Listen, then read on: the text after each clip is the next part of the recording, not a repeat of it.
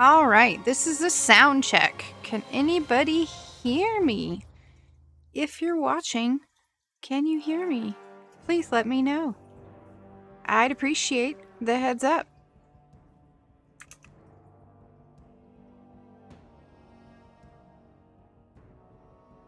Excellent, excellent. So, Art Chick needs to tune out because she needs no spoilers for the campaign that she's going to be presumably playing in.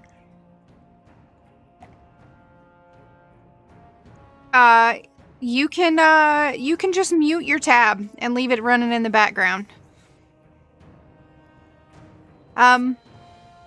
So hi everybody who's here. Thank you for joining me. I am going to be building some maps, specifically focusing on like exploration and combat maps, and kind of talking over what I'm going to be using for this campaign that I'm building. One of the and it looks like I need to fix my Nightbot.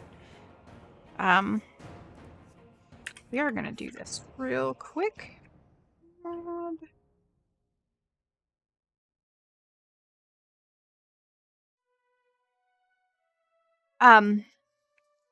So for those who have not been around and this is your first time, welcome.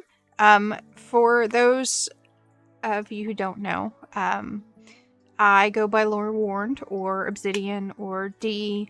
You can find me around Norath a lot. I spend a whole lot of my time playing in the EverQuest and EverQuest 2 books.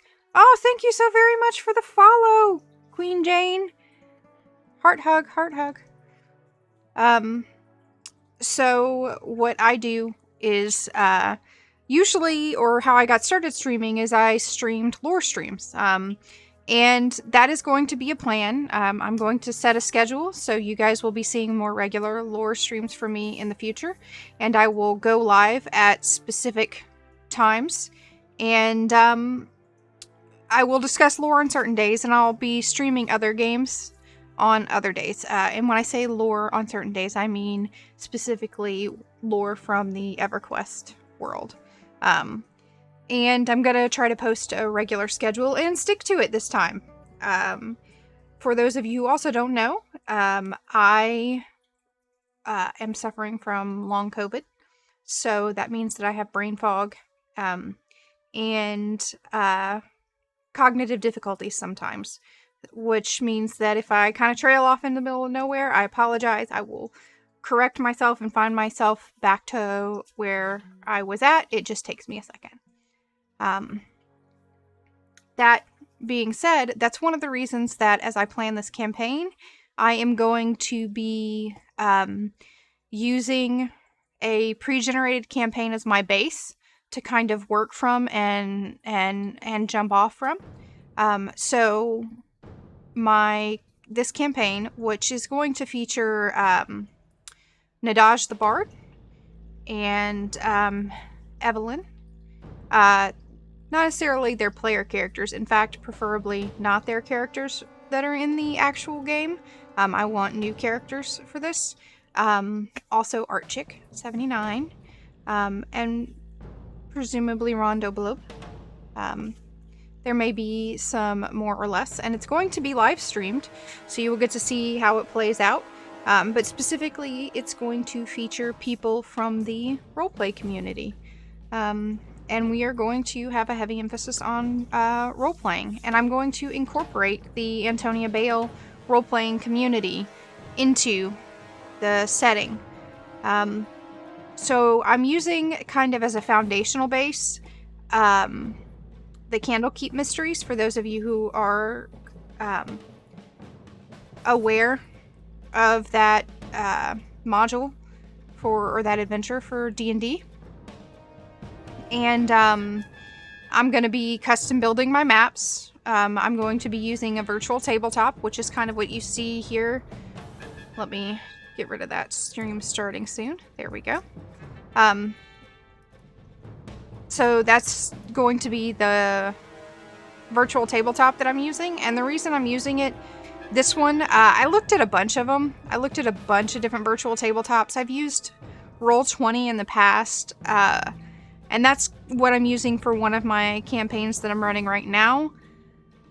The problem is that Roll20 hasn't aged as well as some of the other things, and it really kind of limits some of the things that you can do. The dynamic lighting is still super clunky, and has a tendency to crash. And I just didn't really like it, the way it looked on the screen as much, so I wanted to kind of use something different that was a little more visually appealing, since the plan when I talked to people from the get-go was to live stream this. I wanted something that would be interesting for viewers, as well, and for people to kind of watch. Also, I adjusted some of the stuff on my little avatar, so hopefully she doesn't look super crazy, but she should maybe recognize my facial features just a little bit better. Anyway, so we're using Astral, and you'll see that I have the campaign pulled up here to kind of reference the joy of extra-dimensional spaces, which is what I'm going to use as my kind of core foundation to build from and work from. And we will be starting to build this map. So this is the map that they give you in the campaign. You kind of go into this, basically you use Mordenkaisen's Magnificent Mansion spell, except it's a permanent space. And this is the map that they provide you for the mansion. But I don't really like this. There are some aspects of it that are nice, but I prefer maps to have more variety. I want to create compelling and interesting maps for places where there would be combat. So, for instance, if we're looking at M6 on this map, this is a compelling area because there are potentially multiple places where enemies could come in or come out.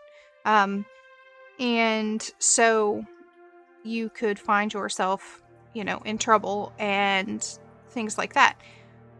But there's not a lot of height, right? There's not a lot of architecture that could create interesting combat situations and things like that. Because if you haven't played D&D 5th Ed, one of the things that tends to slog the most is combat.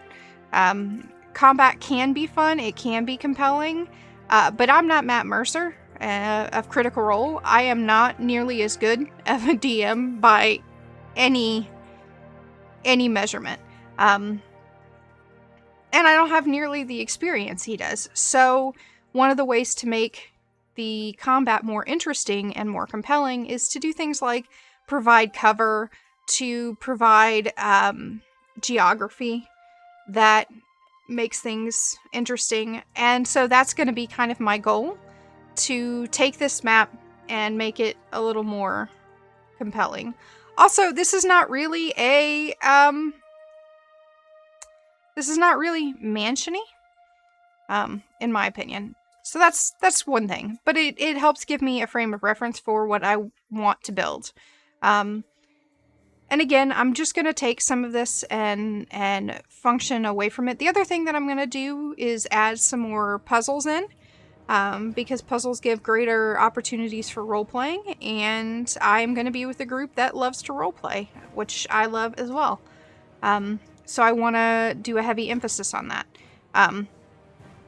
This is one of the monsters they're going to be fighting, this swarm of animated books, which is great because those exist in EQ and EQ2 right now. I actually fought some when I do groups on Monday.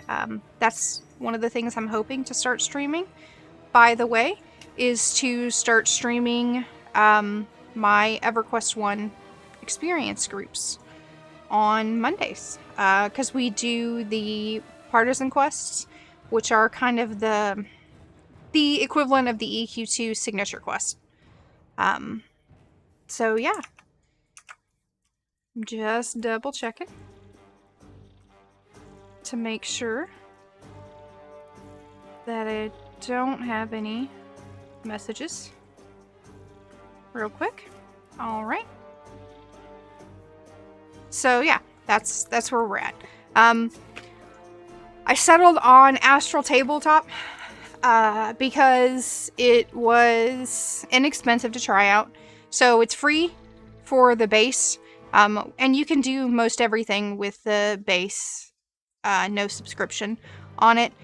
They just give you a lot of assets, honestly, and more storage space if you subscribe, and it's only $6 to subscribe, so it was a good price for me to try out. I tried it out. I built my first map yesterday, and I really liked it. It's really easy for somebody like me who is not an artist to kind of play around with it and build something. So we're gonna go ahead and get started. So when you start, they give you a landing page, a custom map. One of the reasons that I like this too is that I will be able to, it has integration, so I can integrate D&D Beyond. D&D Beyond, in my opinion, is great. It also has really good overlays for streaming, so people can see the characters. And it's very useful, in my opinion, as a DM, because let's say I want to, you know, click on that, I can look at Restrained right there and see exactly what it does and what the condition does and how to use it, right? This is the Beyond 20 app, and I will be able to kind of use these things to roll. So I believe I went here and did that. If I come back over here, I don't have it set up yet, but I will be able to use Beyond 20 to roll and see there's those quick settings, right? And I believe, yeah, it's just because this is a new campaign and I haven't gotten everything set up for it yet, but it will roll all the monsters for me and things like that. You can, with Astral Tabletop, you can actually import and create your character sheets in the game, and it actually gives you like an action bar too, if you wanted to have like a hotkey bar to do things, which is interesting. So there's my lobby background, and we're going to go to Manage Maps and add a new map, and we're going to call this a blank map. And we're going to name this Mansion Landing Ground. So, for my campaign, it'll never topple over. It's magic. It's magic, Faye. It's magic.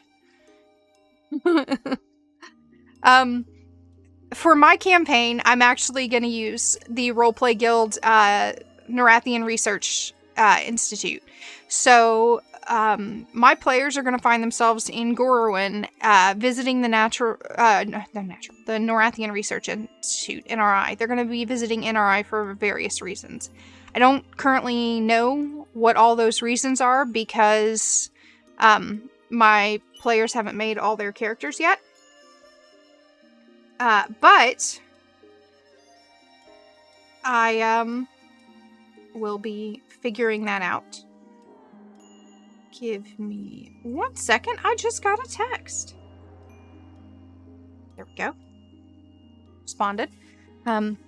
So they're going to be in Gorwyn. They're going to have to visit the Nerathian Research Institute. And that kind of, this is one of the things that I like to do as a DM, is I always like to create the why.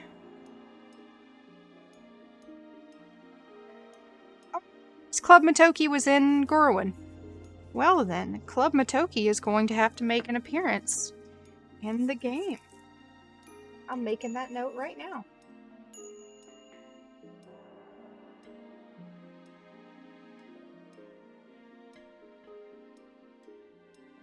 So, one of the things that I also need to do, let me add another note to my notes. I have a notepad right here. Is that I need to put in, so if you watch ArtChick79, and let me do a shout out for ArtChick79. Or if you watch Nadaj the Bard. One night. Exactly. We didn't always have healers back in those days. But if you watch either of them, in fact, the clip that's being shown right now, that is ArtChick79 and Nadaj the Bard making a map of Gorowin for this campaign. They wanted to make a map for the game, and because they're both artists, and I can't let them make my combat maps because then they have spoilers. So I said make a map of Gorowin.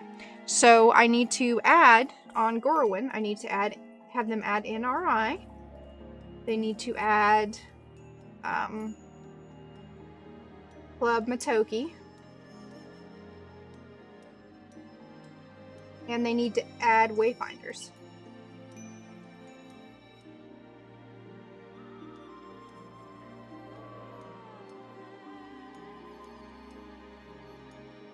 But anyway, they're going to be at the NRI, and the idea is that an NRI researcher has gone missing, and the group is going to be tasked with investigating this missing researcher. And as they are investigating the researcher, they are going to kind of end up inside this mage's domain, basically. So if you've done the Bellinger the 3 quest line, or rather, I believe it's not during the Bellinger the 3 in Kinos, it's after that, because it is the, I want to say, Plains of Prophecy signature quest. Teo Novelix sends you to Bellinger the 3. And you find Bellinger the 3 in the Akashic Never there. You also, in the current signature quest in Visions of Vitrovia, find yourself in the Akashic Never there. Neither of those are the only times you visit the Akashic Never there, and you hear a lot, or not a lot, but you hear a bit about it in the Mage Epic quest. But it is a planar area that mages can build kind of private concrete domains in, right? So in D&D terms, it's where Mordekaisen's Magnificent Mansion would exist in a permanent version. And Bellinger the 3 has one, as does the crone, whose name I can't remember right now, in Visions of Vitrovia. But you go there to retrieve memories in Visions of Vitrovia. Good morning, Ori. It's good to see you. It's very much morning for you. You know what? That's somebody to go look at too.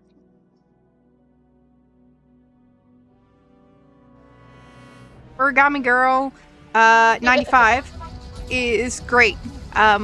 She is a variety of streamer. If you like just chill streams, she plays Overwatch. I got the soldier. She also does Phasmo. But one of my favorite things that she does is she plays all these creative games where she creates these great houses, and it's just a very chill, relaxing experience to kind of watch her. Oh, there's Axie! Look, I've got all these people to shout out. Axie is going to teach me how to play Hunt.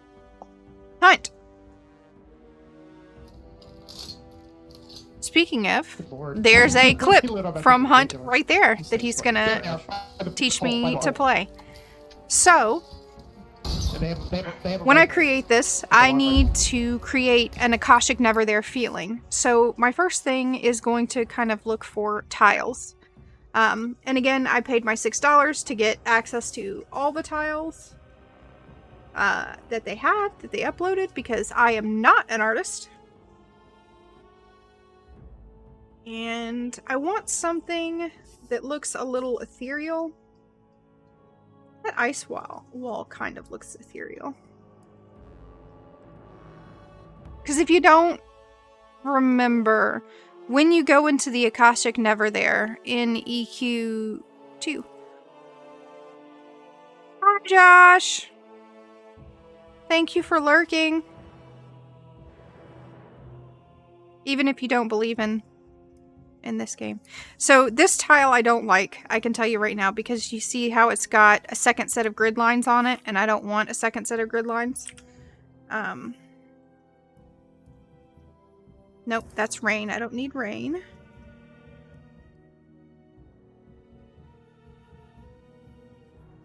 This kind of works, but its color is off. That's close to what kind of the Akashic Never There looks like. The Akashic Never There is more blue. Let's see. That is so small. Oh, I like that one. That I think is the one that we're going with. Let's see how it looks if we spread it out. Oh. Maybe not. Let's see if we do this. We just get it bigger. And that'll work. Okay.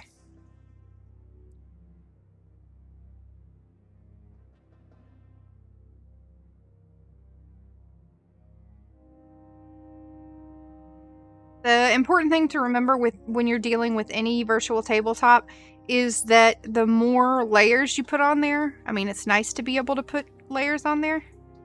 Hi,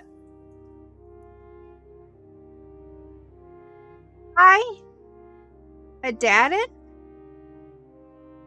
Or Dan? And I'm sorry, Josh, but you're wrong. EQ is real.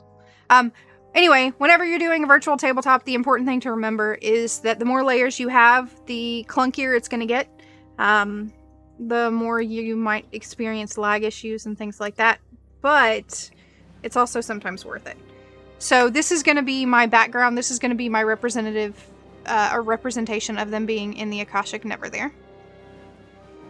And we're going to go back to that map that I was using, which is right here. And we're going to put that in a new tab just so that I have it as a reference to easily go back and forth to. And I'm just going to kind of use some of these as guidelines. And again, my NPCs are going to be different. My lore is going to be kind of different.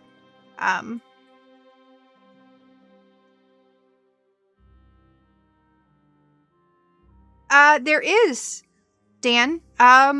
So if you hit J for your journal, in fact, if you hit J for your journal, you should be able to track the quests in there. And Axie is going to teach me to play Hunt too. I've just got to get it and download it. Me too, me too.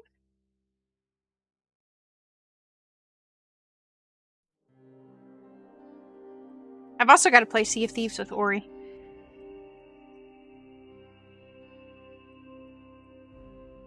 So, M2 is like a patio, right?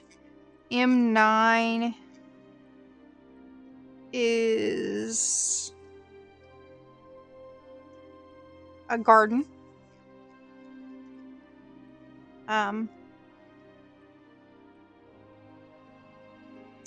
No, everybody's bad at Sea of Thieves at some point. It's fine. Sea of Thieves is fun. You just have to run with the right people and not rush through learning it.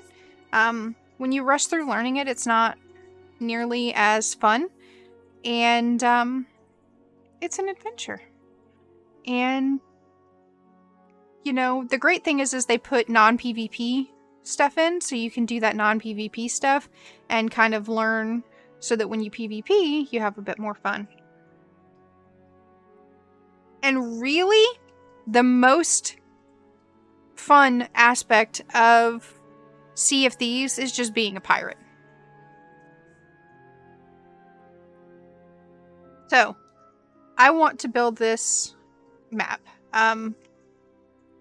And because we're in a mansion, we're going to look for some stone tiles, I think. Not crypt. Let's see. And this is supposed to be a nice tile, or a nice mansion, because it's a mage mansion. But again, this tile has its own grid, and I don't like these things with their own grid. Not a fan. This is Astral. This is a website. This is Astral Tabletop. And it's free. Now, to get access to everything, again, you have to pay a subscription fee of like $6. But they give you a ton of free assets, and you can upload your own assets, right? So let's say I wanted to upload that map. I could upload that map onto it. So let's see.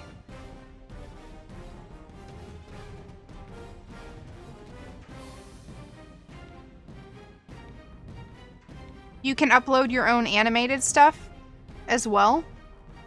So see, you can upload tokens. So one of the things that I'm going to do, you're hearing this music in the background, I'm going to upload some of the EQ music, EQ2 music into the game, and I'm going to use that to create this ambiance as I play. It's got dynamic lighting. I can add weather to it.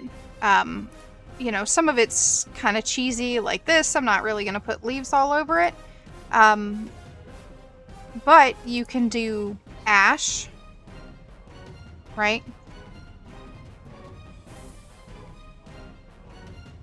So I might do light ash for this, because the light ash is just these kind of little bits and pieces which will kind of talk about or indicate the magic that's innate in the area. You can do snow.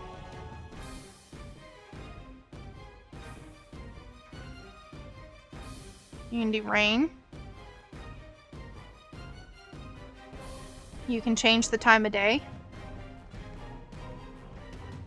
So on another map that I have in another campaign, my players are going to be playing, they're going to actually go visit a place physically in the world that's not in this, you know, mystical realm. So the time of day is going to definitively impact, you know, how bright it is and how much they can see and things like that. So let's go back here. We're going to hit E again. And we're going to go back to assets. And so see, some of this is bonus stuff, but like, where is their basics? See, they give you a bunch of music.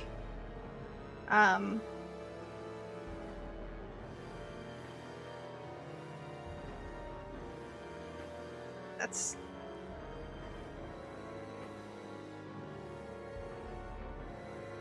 some of these are some of this stuff is included with the free version, which is nice. So I can just kind of build whatever I want and save it. I really like it, and this is why I went to this specific one. The other thing is that they allow animations. Okay, that one isn't an animation. But like, see, if you can see this, you see how the fire actually glows? right?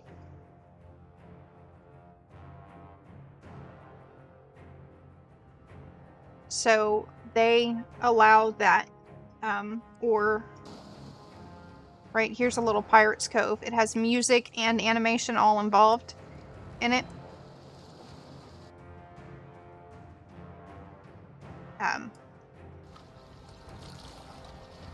And these are, by the way, this is all part of the free maps that you don't have to sub to or anything else like that.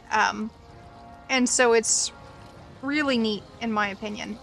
And it's, again, why when I looked at Foundry, I looked at Roll20, I looked at Astral, I looked at like Tailspire, I looked at probably, 15 to 20 different options.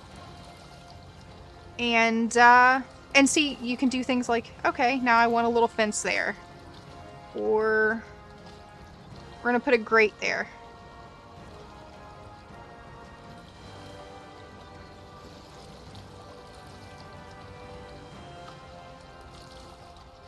Or let's say I want this there, but I don't want it to be that, I want it to be ghostly. Right, now it blends into the background. So, yeah. This is why, hopefully you guys can tell why I, went with this software.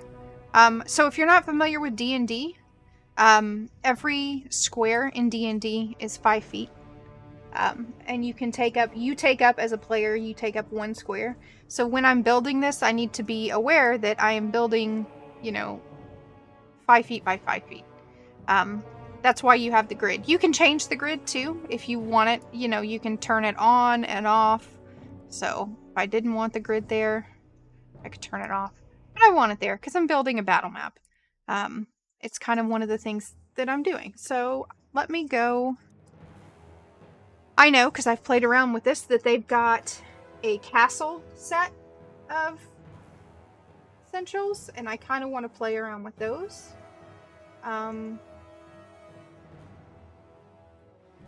Let's see. Somewhere.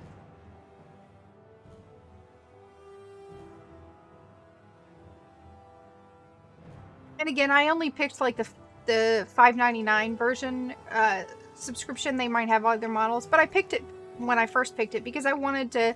I tried it out on the free version, and I said, you know what, I want to see, because I am not an artist. My drawings are not great. And when I decorate, like an EQ2 or an EverQuest, I kind of go with the flow and just kind of feel it out. And so I wanted something that allowed me to kind of just piece things together and feel it out. And this is actually really great because this is going to let me build, like, I plan on building the Norathian Research Institute. And now I'm going to have to build Matoki as well because, my players might start there. So I have to go tour those. Those are homes in EverQuest 2 that people have actually built in the game. And I want to be able to put them into my campaign. And of course, now that I talk about finding, yeah, there's their animated encounters. Now that I talk about finding the castles, I cannot find the castles.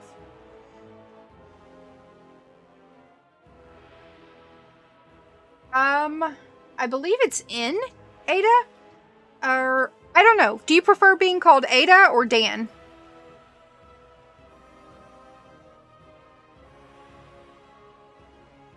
You're welcome. Now I can't find my dungeons or my castles. And before.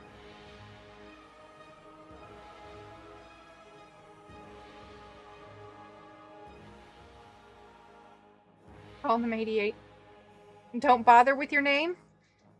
Aw, I'm gonna bother, of course. Let's see. Man.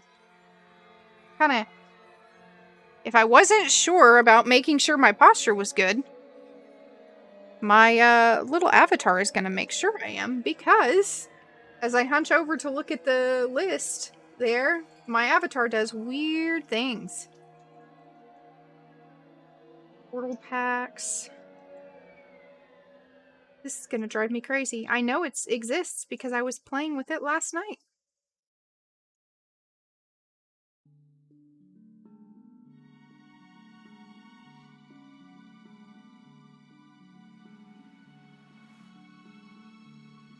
Alright, let's start at the top.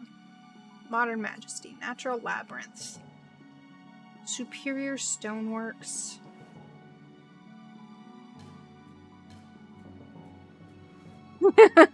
It's magic, Ori, it's magic. I try to customize the little hat that she wears based on what I'm doing. The shirt that she wears, I've been keeping the same. That is what I like to call the Evil Bunny of Doom.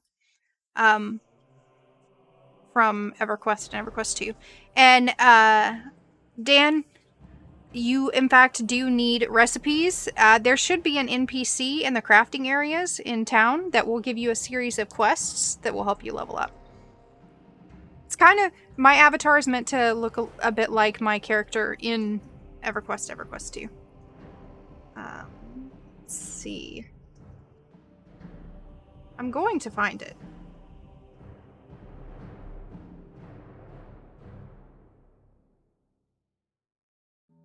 There it is.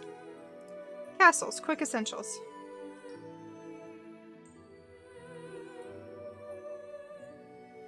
Oh, okay, chat. Ada, or Dan, there is a place the NPC will let you, even at level 9, should guide you through doing crafting. Do I want to make these floors wood or stone? If you were a super powerful sorcerer, a super powerful mage, would you want to have stone, or would you want to have wood floors in your mansion and abode, your mystical world? You know what, Tuco? Stone that looks like wood.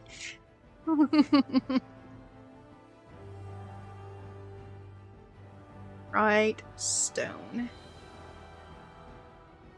Let's see. Do I want that? No, I don't like that. It's not bad, but I don't like it.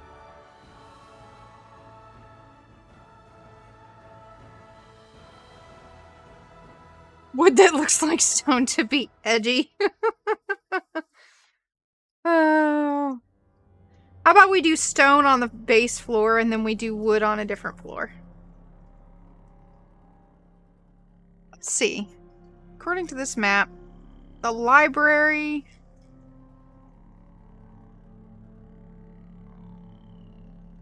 the exercise room, study, kitchen, pantry, all that are on this floor. So we'll do wood on this floor.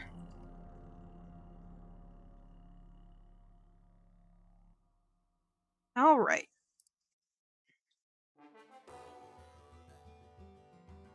Making me... let's see. There we go. So this tile is entirely too big. So now it fits. And then what we're gonna do is if we shift click and drag,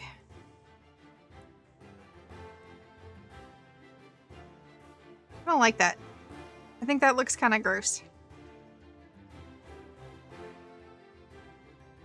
I'll put dirt outside for you, Tuco. I don't like this very much. What do you guys think?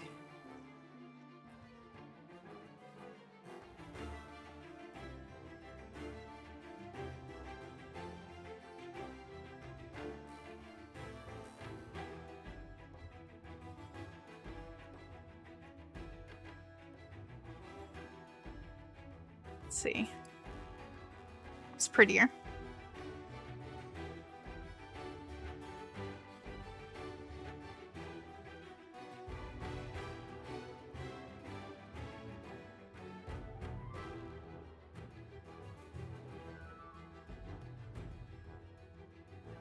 that either. It's gonna...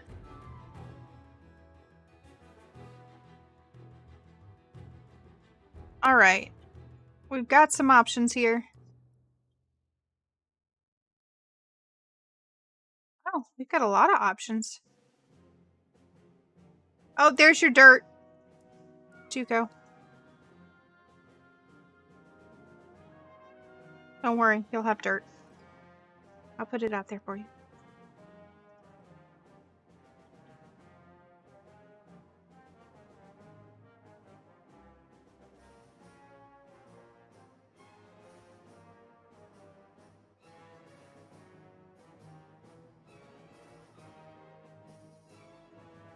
Okay. 1, 2, 3, 4, 5, 6, 7, 8. So, which one do you guys think?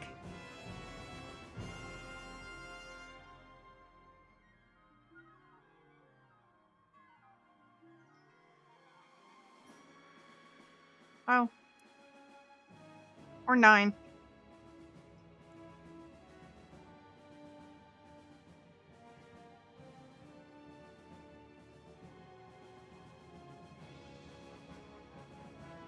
Anybody?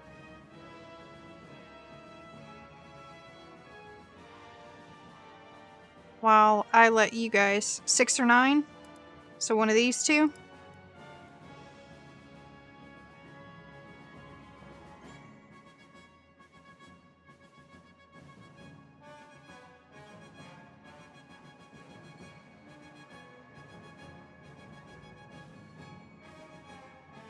So right now,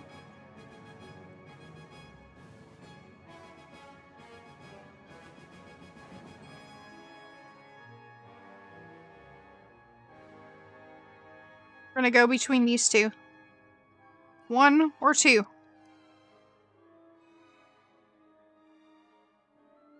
Let's see if I can reach a poll. Create new poll. Which would? 1? 2.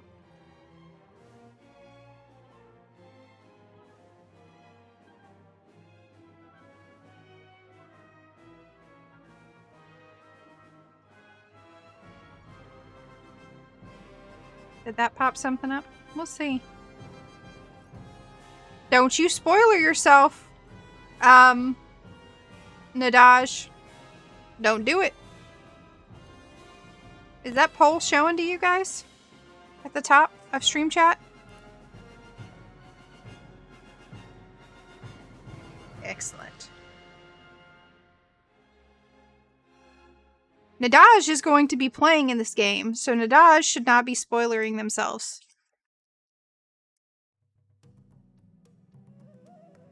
They can lurk. Because it's a classic 1-to-1. Oh, Josh, you're so punny. You're so punny.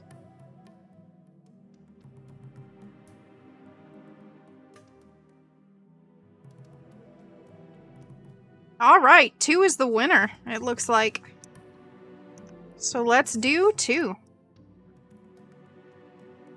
Alright, and what I'm going to do is shrink it down just a little bit.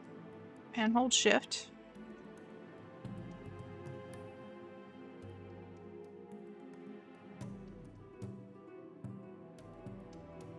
I need to unshrink it a little bit. This was this top, right?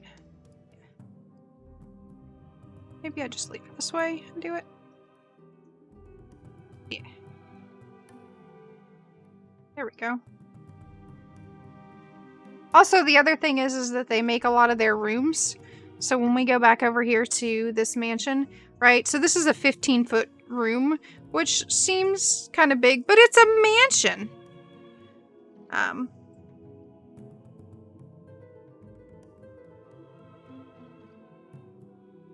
Yeah, I still haven't even gotten on Spotify. Exactly, not a 15-foot room. Like, oh, you like girthy things, do you?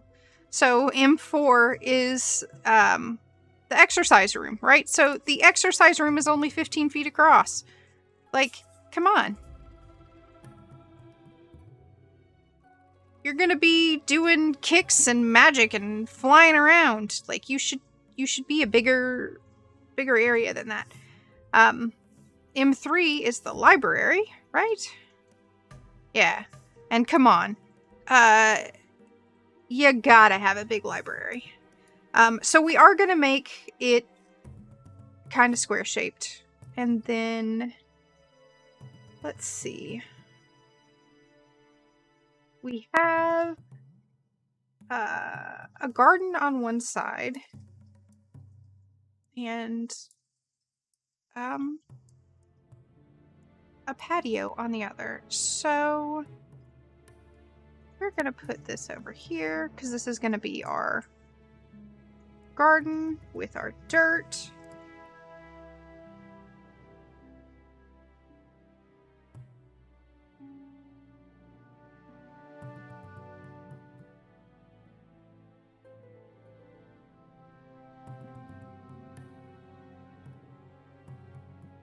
Here's your dirt.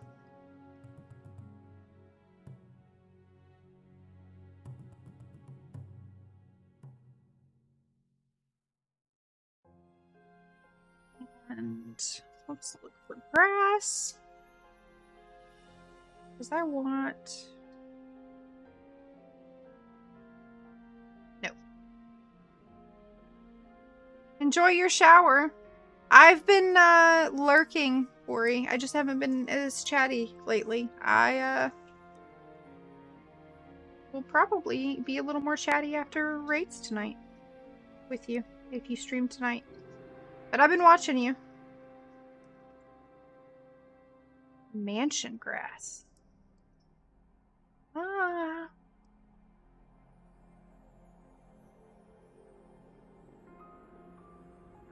No, I don't like the jungle grass. I'm around as much as I can be. Enjoy your shower and your momming.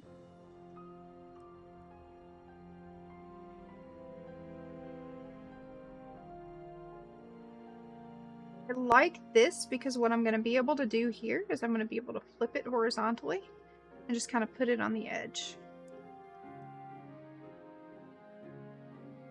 So, there's my dirt.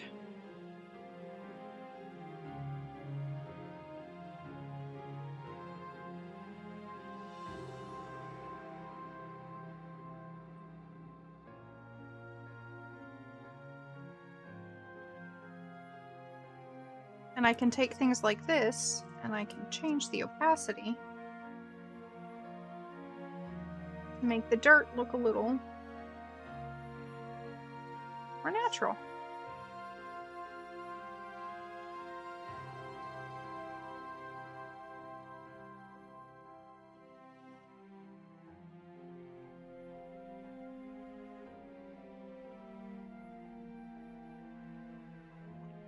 So we're going to bring it over here.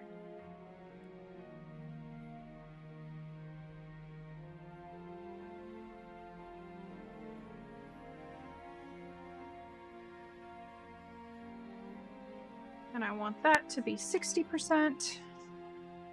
But yeah, so when I do this, I'm going to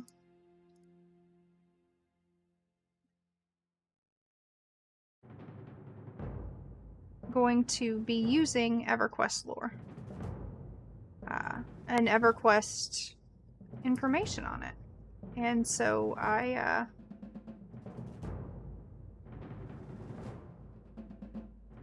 want it to make sense with the game's lore and the game information, and so that's kind of part of what I've been working on. Is how to make it seem logical and how to convert it to where I have something to fall back on if I have some brain farts, because that's what my brain does these days, and how to make it interesting and compelling. And so that's why we're doing, we're going to use people's in-game lore, and we're going to use the actual game lore. For instance, one of the things that I'm considering doing is changing Mordenkaiser to Miragul, because it makes much more sense. Miragul was one of the, preeminent founding mages. Miragul and Arid. I refuse to use Alcabor because honestly, Alcabor made the worst spells. If you have played EverQuest 1, Alcabor is like the worst in terms of spells. So yeah, he doesn't get any props.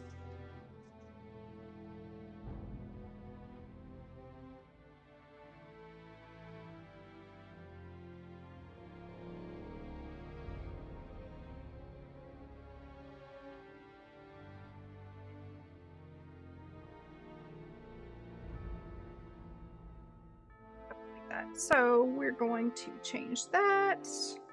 Maybe something like that.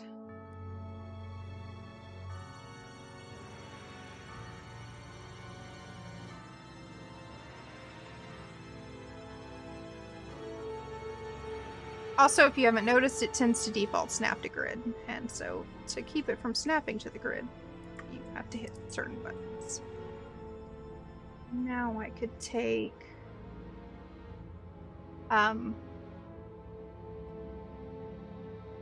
something like that. We can rotate that.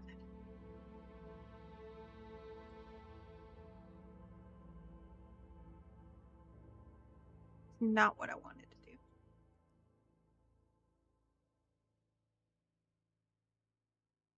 Bring that up. And again, I am violating the rule that I told you guys, which is don't, add lots of layers, but it's how we do sometimes. Size it just a little bit.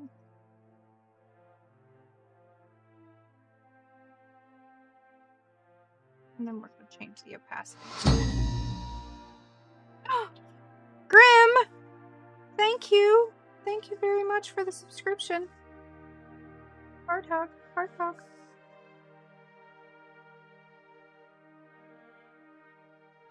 Okay, so number one, Alcabor is,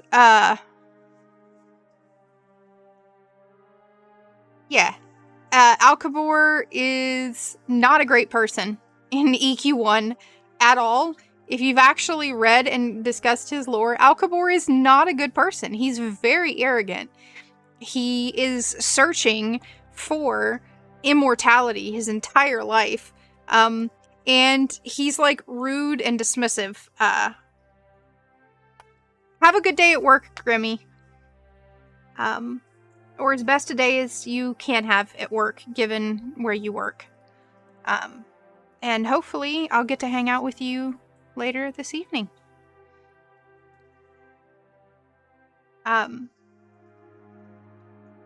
But yeah, his wizard spells, Josh, if you look at his wizard spells, they are so mana inefficient. They are awful. They're completely awful. They're mana inefficient. They don't kill very well. They aren't useful. Almost no wizards use them. So yeah, he sucks. Thank you for coming to my Alcabor Sucks TED Talk. I don't know why we trust him in EQ2. Probably because we're idiots.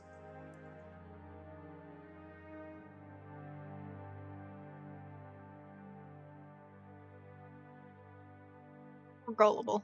Same difference, really.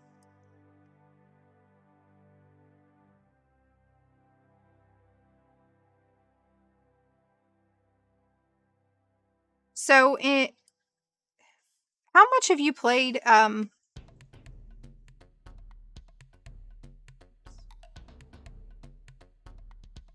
lock this back layer. How much have you played, EQ2, Josh?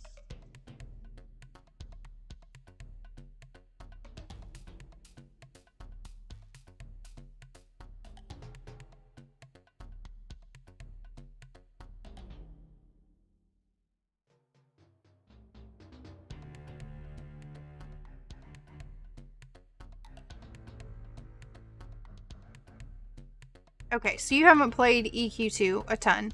So you do not know, for instance, that Alcabor is the duality. Thank you, Axie. Alcabor is the duality, and he has actually done like, oh, why am I doing this? I'm making this way too big. Gonna have to figure it out.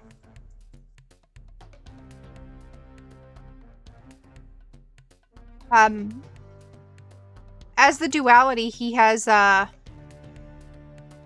he's leading us on all these quests in EQ2, and like everybody just follows everything he says and does for literally no reason. Like, it's like, hey, here's this guy. He's not a good guy, y'all. He's not a good guy.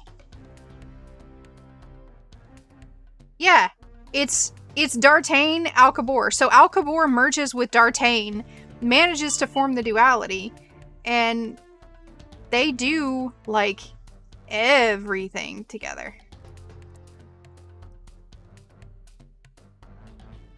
It's not great. Let's send this to the back.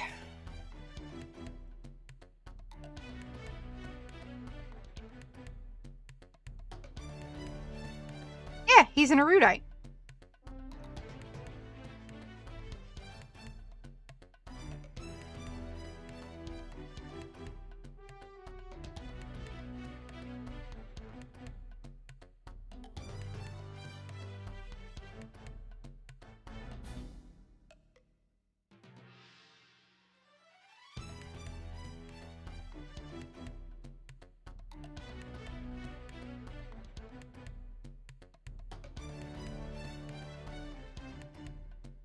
And D'Artagnan is supposed to be the bad one. D'Artagnan is supposed to be the evil one here. No. D'Artagnan is the good guy. Is completely and totally the good guy. And people just don't realize it at all. Sorry, I've got a couple people who went live on Twitch, and even though I'm live, I'm gonna put them in the background because I gotta support my people. And lurk on him. But yeah, he is the bad guy. He is not good. Not great. I'm gonna take these. Actually, yeah, we're gonna take this. See, Kobe. And we're gonna. Aw, it should have copied all of it, but it didn't.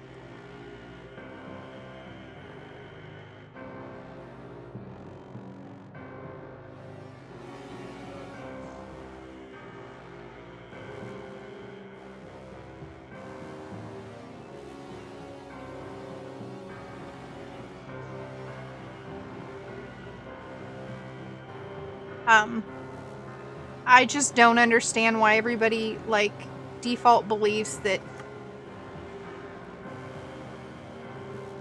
it's fine. Everything's fine. He's fine. You know. Don't worry about it.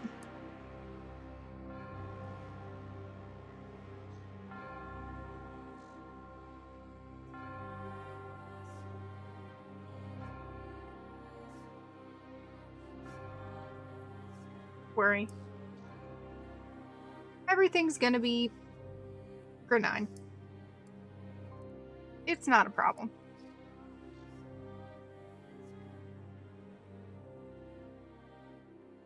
He's totally trustworthy. Totally and completely trustworthy. No problems at all. He's not gonna just completely screw us over.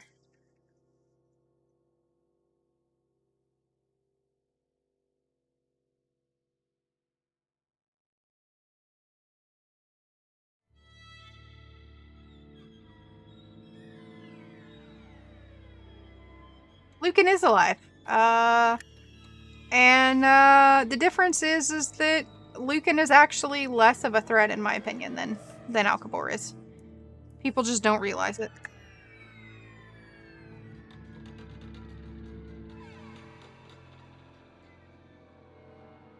Oh yeah, Lucan is still alive in EverQuest 1. You just don't realize it because he just gets better.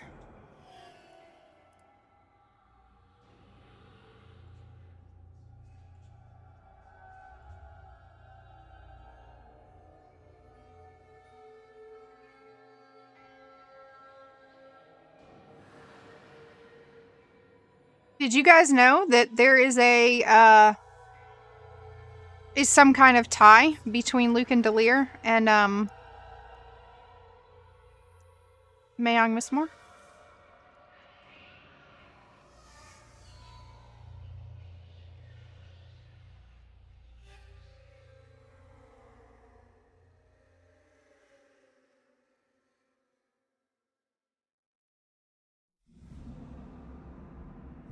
I mean, to be fair, Lucan Delir deserves some good murdering. Lucan Delir, by the way, the NPC in EverQuest, and not my cat. Yes, I am that big of a nerd. I did, in fact, name my cat Lucan Delir. I have both Lucan Delir and Opal Darkbriar, and as you would guess, they don't get along.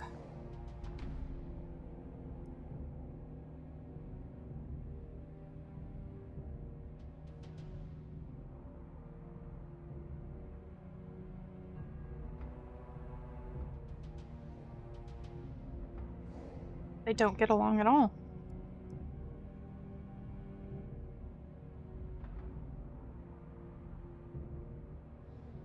The dirt tile.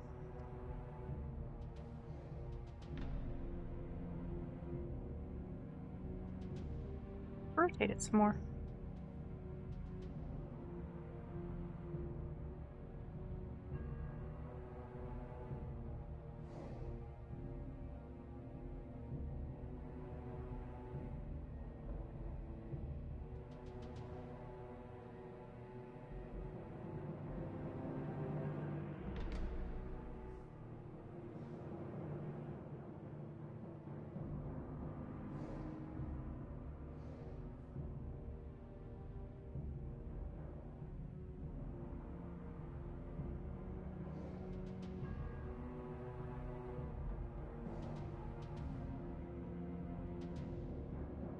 Yes, I am intentionally having this fade off into the Akashic Never there.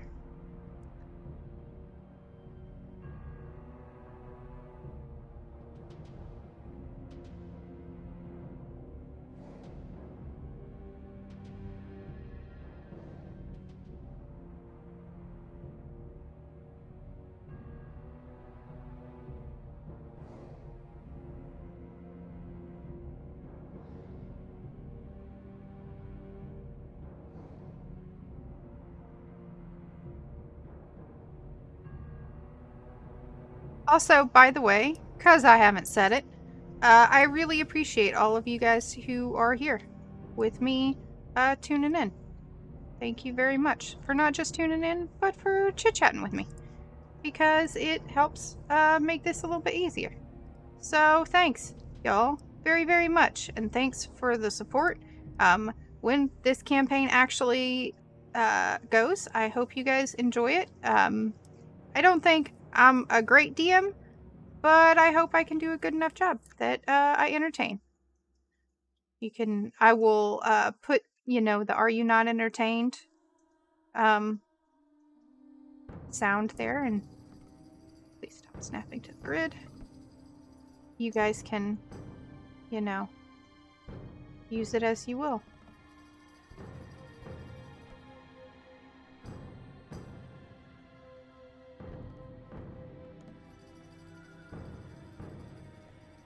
Need just a little bit more.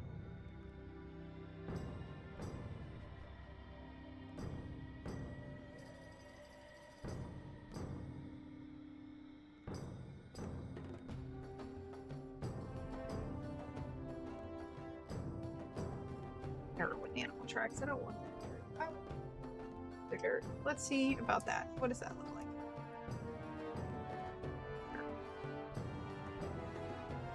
Yes, it is in fact.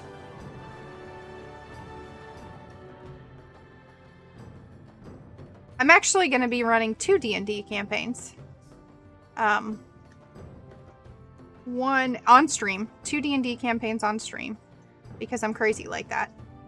And one is going to be EQ themed, and the other one is going to be some newbies to D&D, some not so newbies to D&D.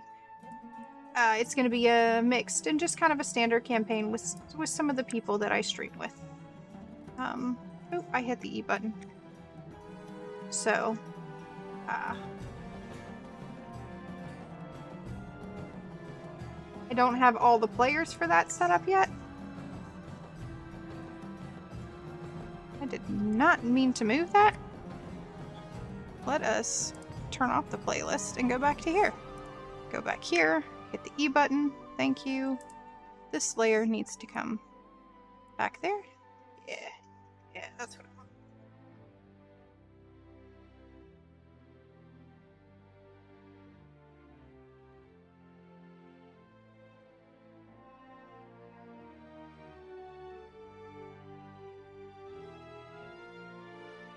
Right now I have 3 players.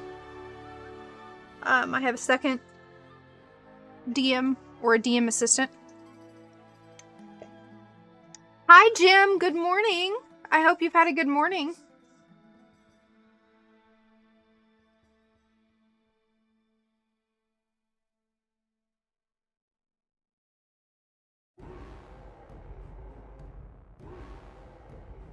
What's your morning been today so far?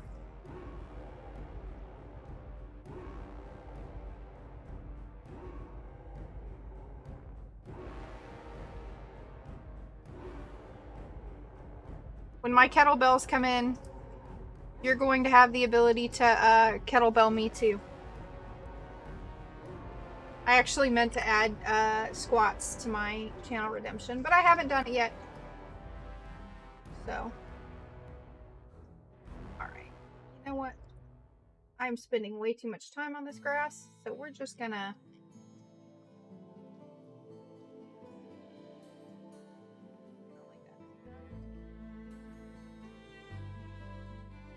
Was the Badlands grass. Let's look at Badland.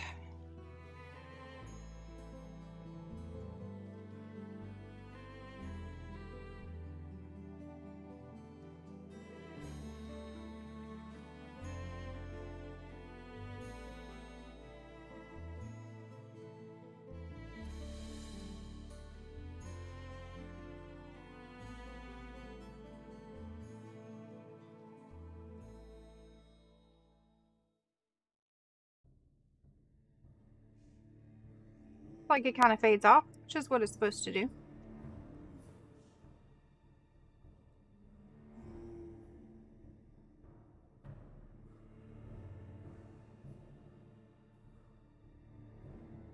I could put some mystical effects out there too.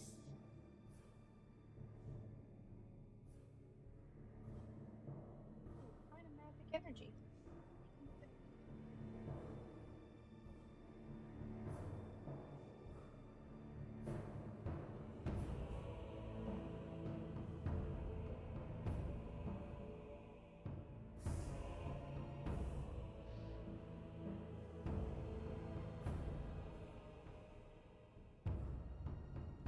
No, I don't like that. Oh, that's going to be useful in other things.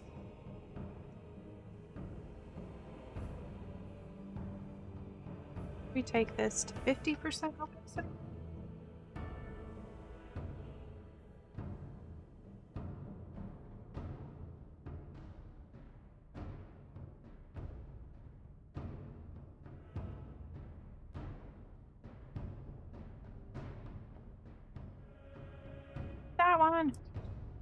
Move that one. Thank you.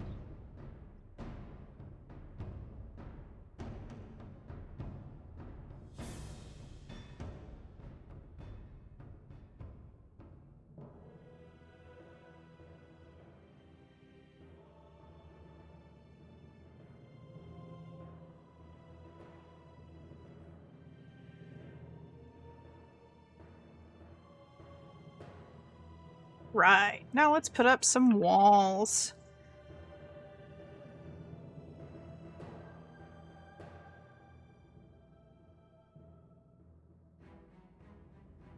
Wood walls?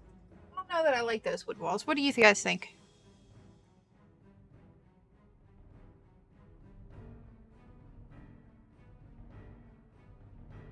Bad. You can read them pretty easily against the tile, which is nice. When we start in our room, we start in kind of a foyer, so we need a little bit of a... Do we need a foyer? It's magic. I think you just appear in like an opening hallway. What do you guys think? I'm saying...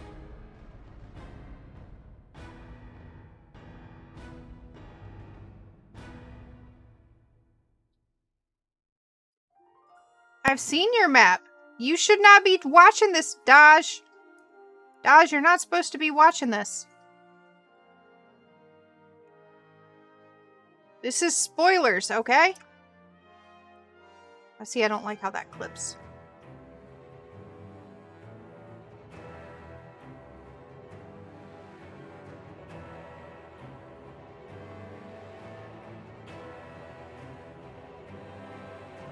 I'm gonna do stone walls.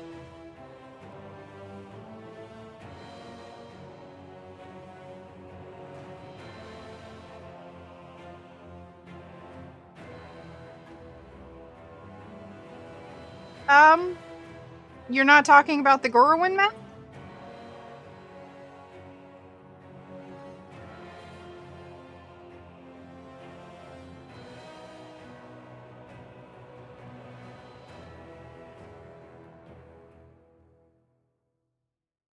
Somebody's trying to spoil their, experience. That's what they're doing.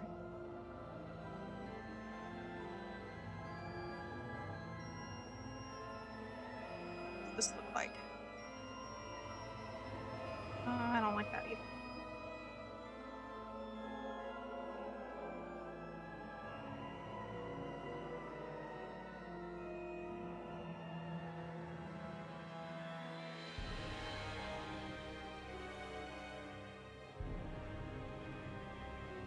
If it's a different map, then send it to me. Or link it to me. You've got a work in progress channel.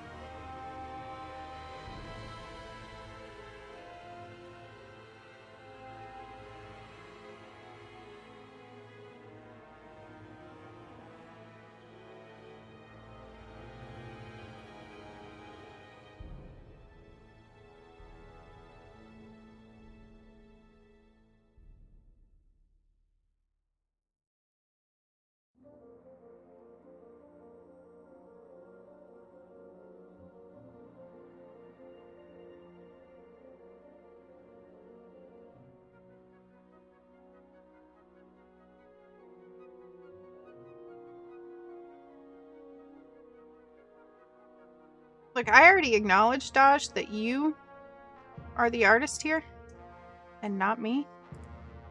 So, you know.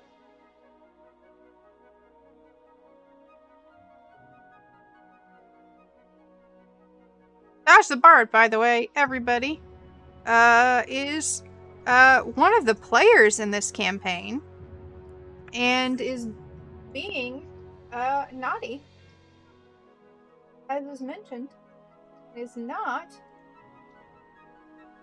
tuning in for things that they shouldn't be tuning in for.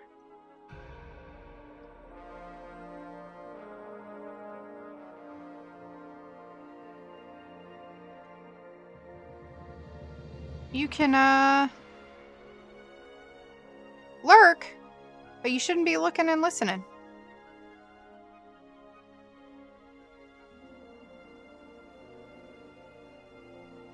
Because this is spoilers.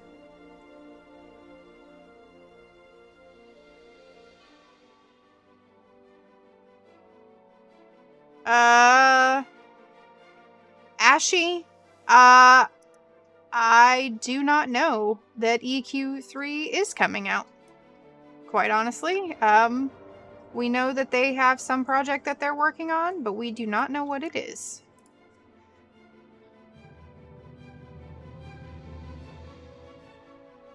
Alright, I'm going to look at the collab channel right now.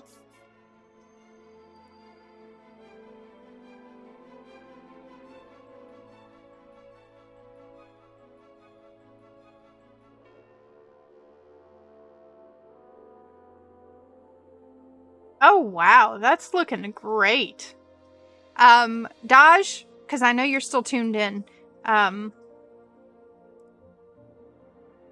gonna, yeah, this is the Gorwin map that I told you guys that Daj was working on. Daj, I'm gonna need you to add, the Narathian Research Institute, Club Matoki, and Wayfinders to that map, okay? Okay.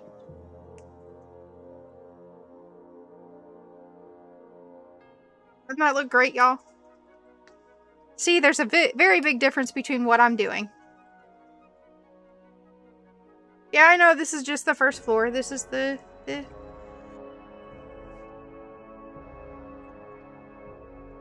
But this is what Daj is doing. Now, Daj, tune out.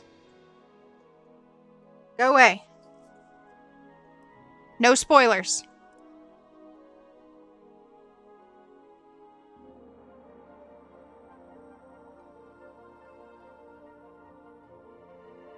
You're getting all these spoilers that you're not supposed to have.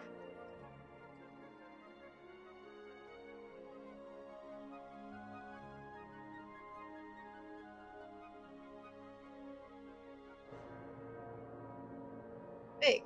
Some pretty...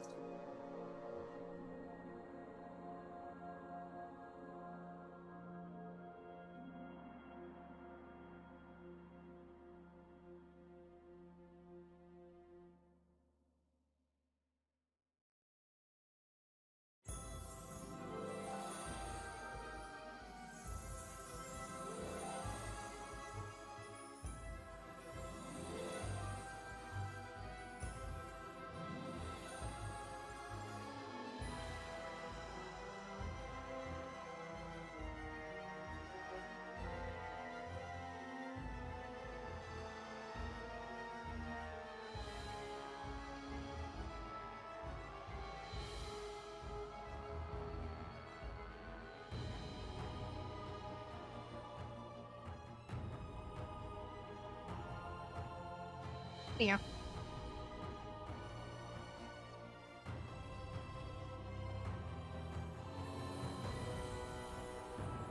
Y'all, I'm calling it right now. Daj is totally still tuned in.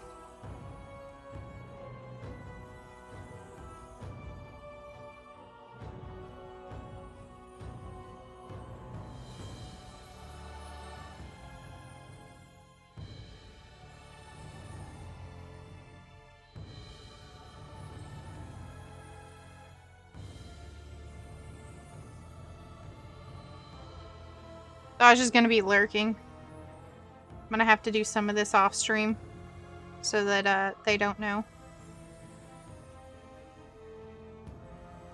Okay, I'm going to work on a lot of the puzzles.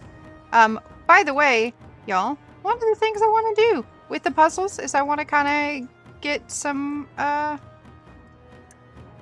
collaborative help. Oh, that did not work out like I intended. Let's do this.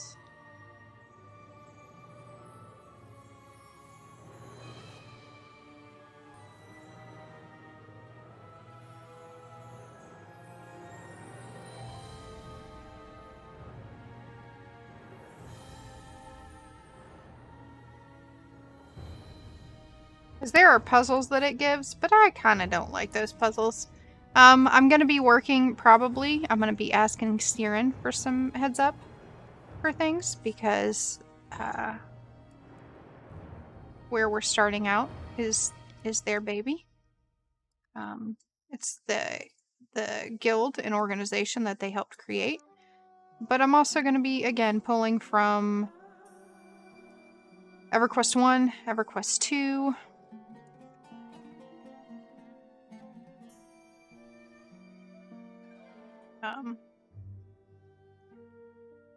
For stuff. There are actually some different puzzles that you encounter in EverQuest 1 that I'm considering kind of tying in. There. Now let's lock this back layer again.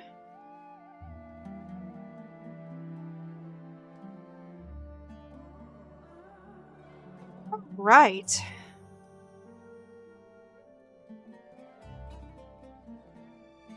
And one is the foyer and the hallway. We're not going to have much go on there. We've got the patio. We need our library. So one of the things that I like about this is, again, I can create, like I can do something like this. Right? So here's a library. This is an amazing library. I could just drag and drop and put this in there if I wanted to. I probably won't, simply because this is for 2 mages, so they would not have that many tables for their library. But here's this one. This one is a little bit better and a little more reasonable, but I still don't know that I want to use it.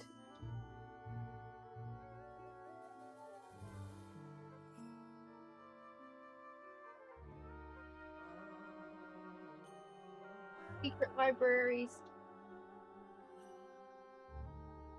Oh lord. Look at that. That is huge.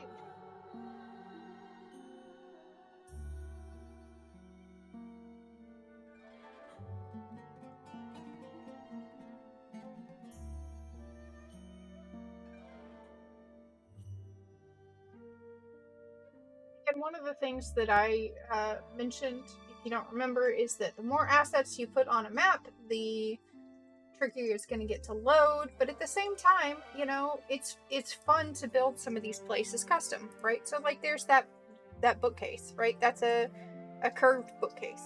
I can take stuff like this and I can shrink it down, because again, remember, each of these is 5 feet.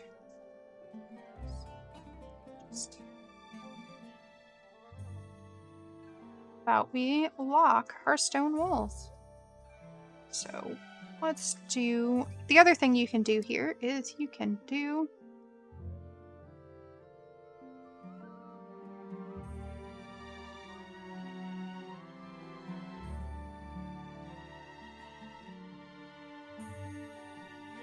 group layers.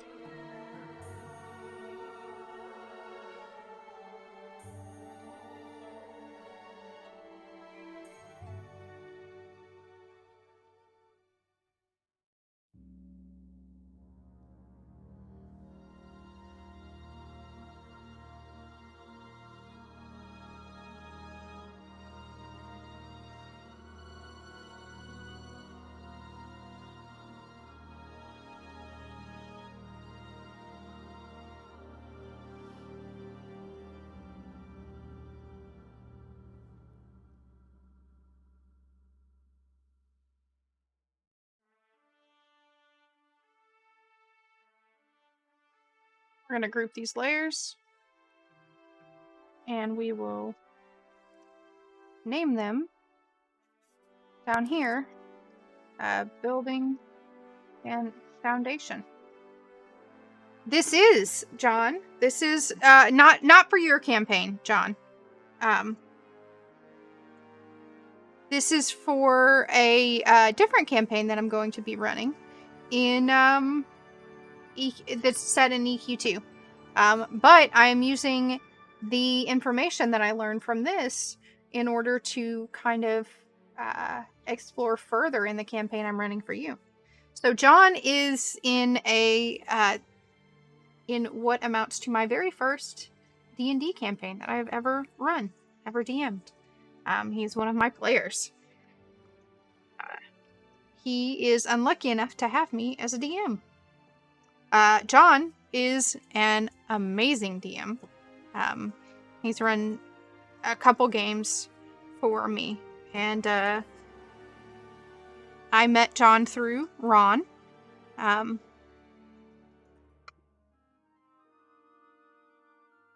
And Ron does nothing but brag about John's DMing capabilities.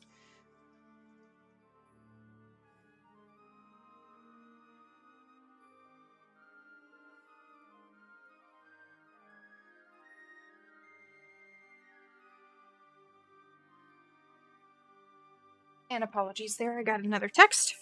Alright, now that I've locked those pieces, let's take this bookcase. And it needs to shrink just a little bit more, because again, 5 feet, right?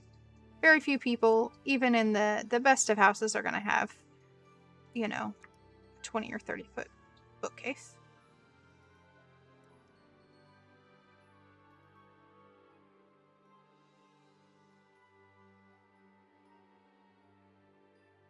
So, we're going to have a curved bookcase in that corner.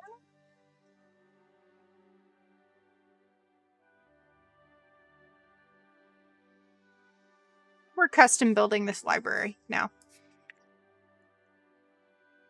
So, again, according to this campaign, there's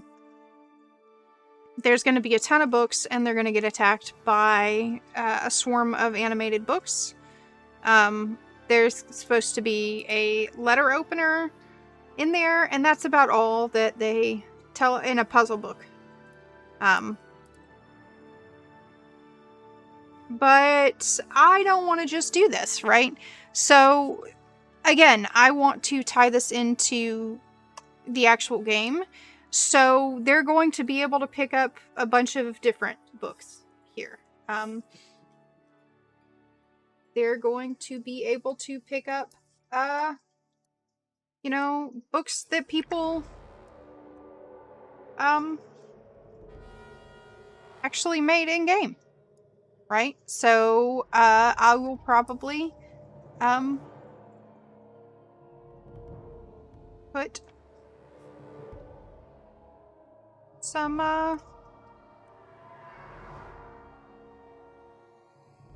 EQ 1 and EQ 2 books in there. And it might not tie into this, part of the adventure, where they're, here, but it'll tie into other things, right?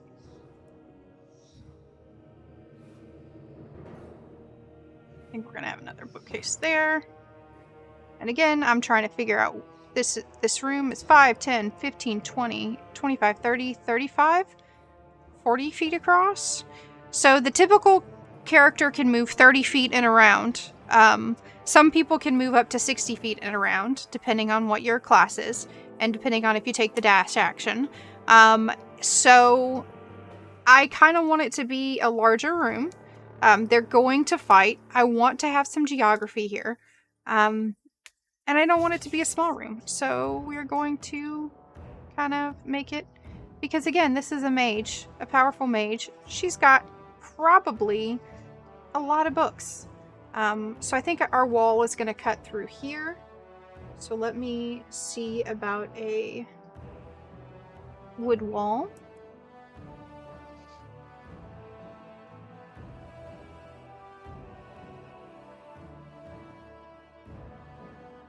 That would look, oh, ooh.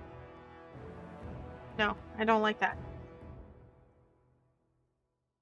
Okay, that's reasonable.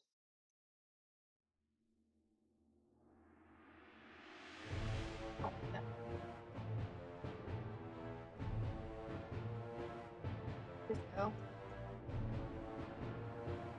What does this look like when you extend it? No, it looks bad. So many of these tiles just don't look great when you extend them.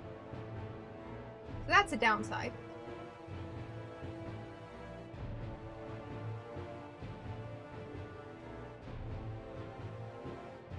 Also, I would like to point out not getting all the walls because I probably haven't it doesn't filter necessarily the best. So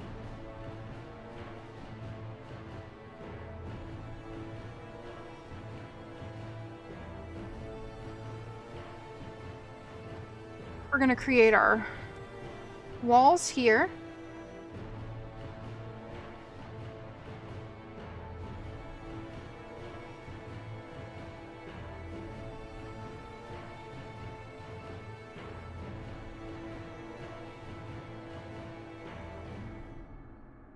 Also, John, I will totally share this with you later. I freaking love this. I just found it. No, don't move my floor. My floor is supposed to be locked. Did I not lock that group? Let me lock that group. There.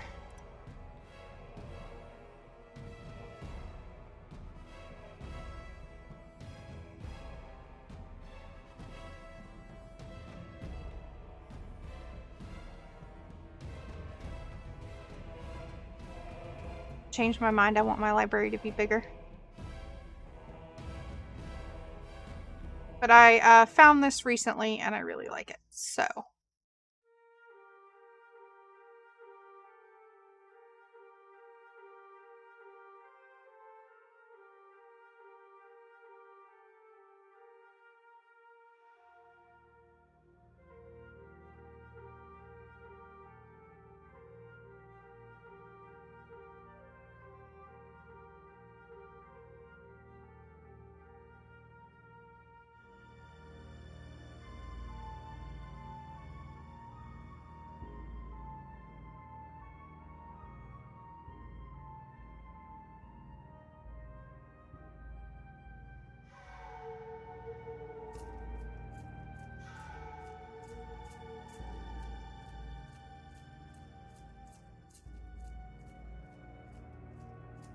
Let me check my viewers. Alright, Grim is at work, and neither Kenny nor Oz are here. So, I can tell you guys that, so for instance, with the other campaign that I'm going to be running, I am running a campaign, and in it, you know, they're going to get near a magic mouth, and that magic mouth is going to, you know, spout things at them, and it's supposed to be kind of intimidating.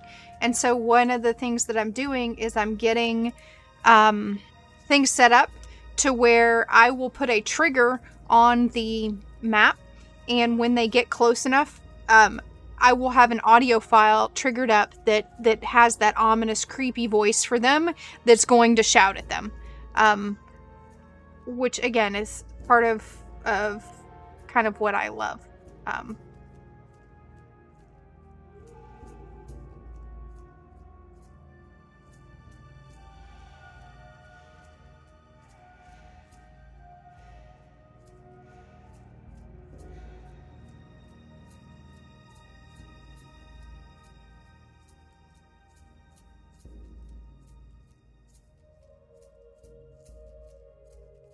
Shelf is still too big. Thank you. Most people do not have 10 feet shelves. Even super mages, right? The other thing, so now I gotta decide where my doors are gonna be. I've got to put more shelves up. Oh, that one is dirty. We aren't gonna do dirties. Let's do a couple different shelf types. Got that shelf in there, so let's use this shelf.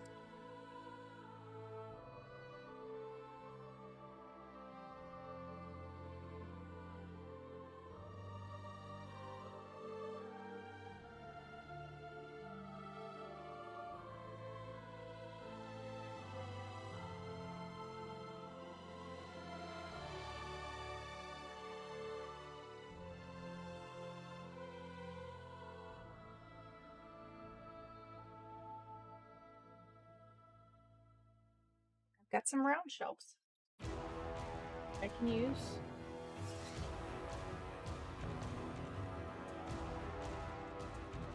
My mage to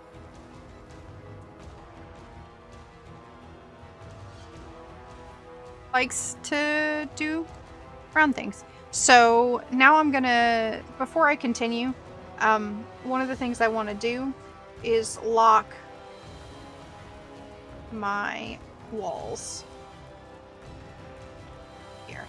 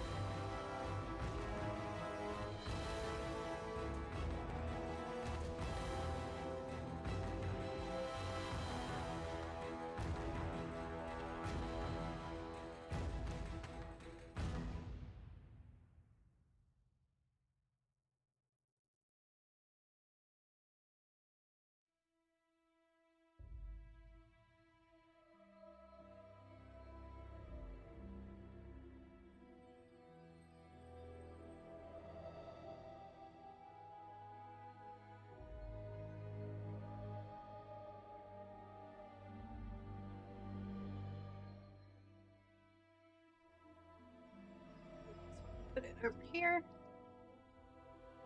And see, one of the things that it's doing is it's trying to snap to grid. And so I have to disable that by holding down a hotkey.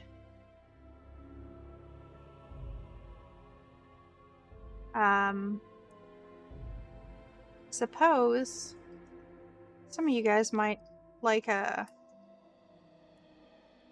link to this, which I can do in just a second here.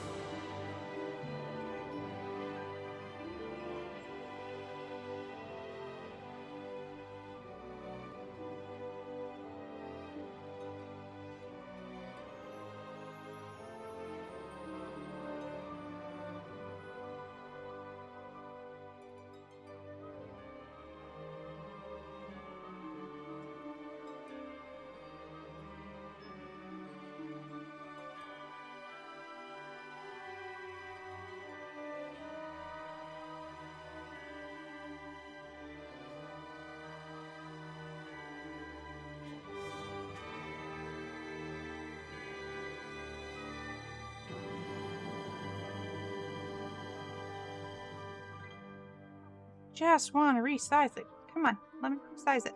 Thank you.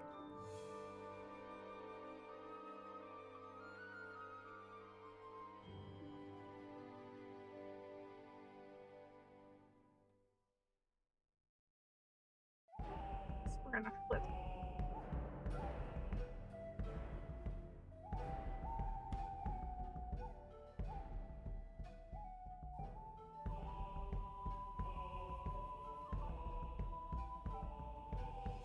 And we're gonna put this behind the wooden walls.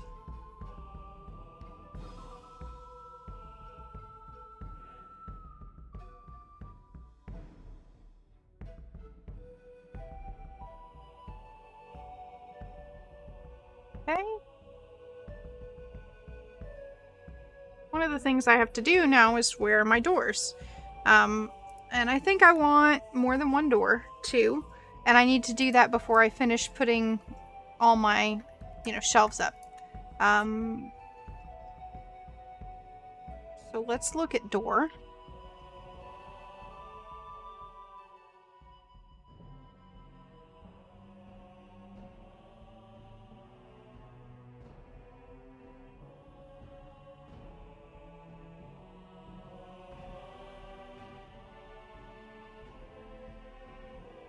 Double doors should only be maybe, 10 feet, right? Most doors are maybe like 3 or 4 feet. So in D&D, most doors are 5 feet because that's the, you know, the square size.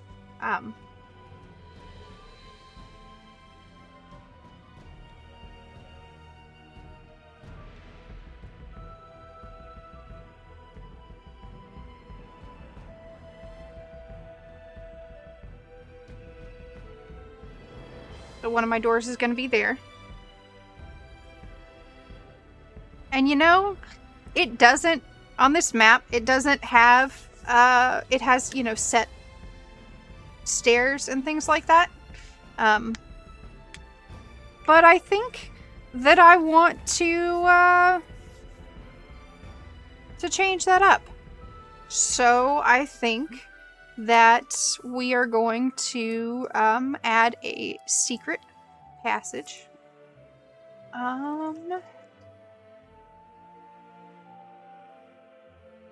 Here. Let me add a couple more doors. This door is this door is gonna go over here, and this bookshelf will just rotate just a little bit.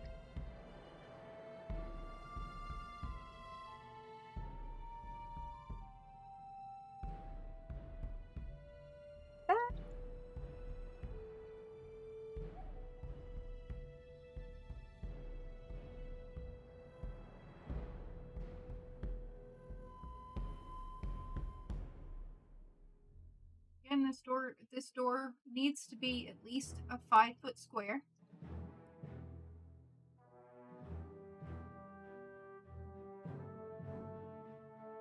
Go. Put it right there. The other thing we're gonna do is, since this wall is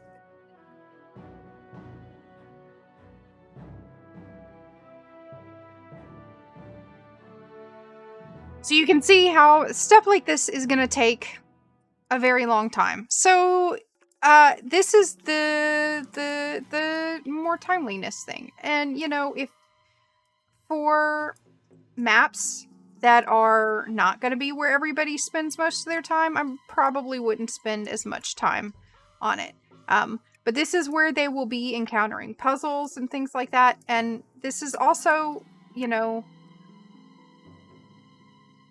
where I just don't like that door like that. So let's see if we can do... There's a stone door.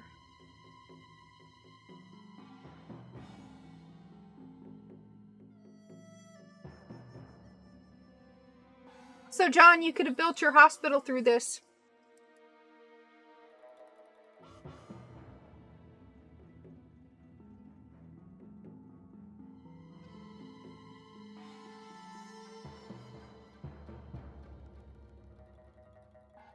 Like that. I think we might take these shelves, move them over here. Like that. Take this door.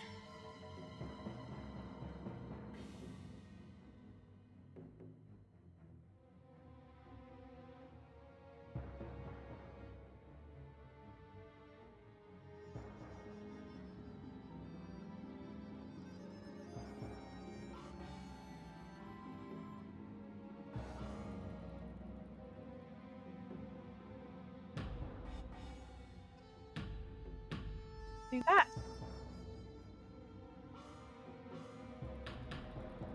So yeah, thank you guys again for all of you guys who are viewing me and lurking and sitting here. I appreciate it. But I want to incorporate the world of Norath, so there's gonna be information about the Julos. Are they gonna encounter Julos? No, they're not gonna encounter Julos. I can pretty much guarantee that they're not gonna encounter Julos. But they'll have the opportunity to do it.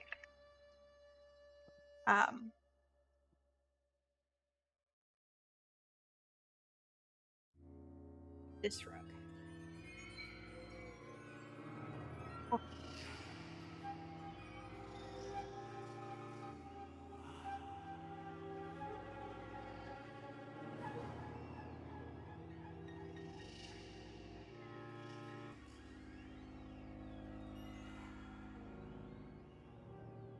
So anyway, Mirgul is going to have, created he's going to be I think the creator of the spell. Or at least the modern equivalent of the spell. What's interesting in EQ is that most of the magic that we have now is done by humans, even though maybe it's just that humans are the one who spread information. But for whatever reason in EQ and EQ2, magic is a human thing. The spells that we have are human things, which is kind of interesting if you think about it.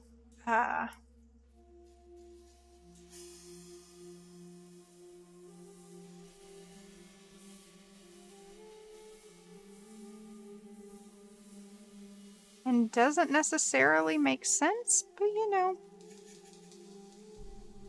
whatever.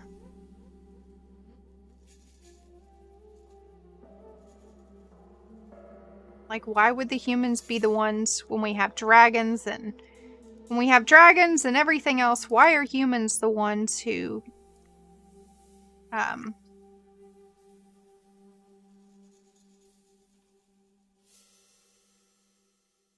provide all the information, right?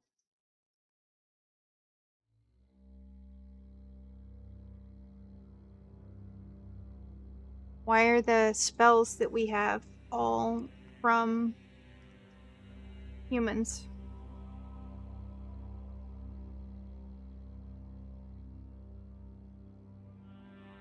They are.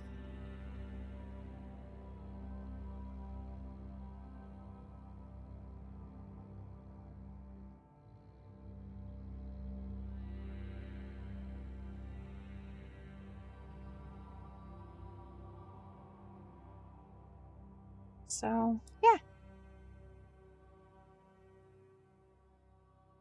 Know what I just pasted? But I just pasted something. You know what?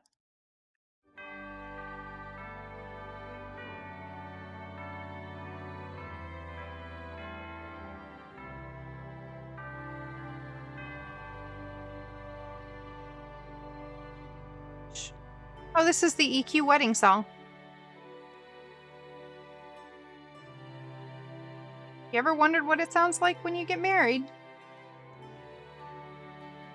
In EQ1.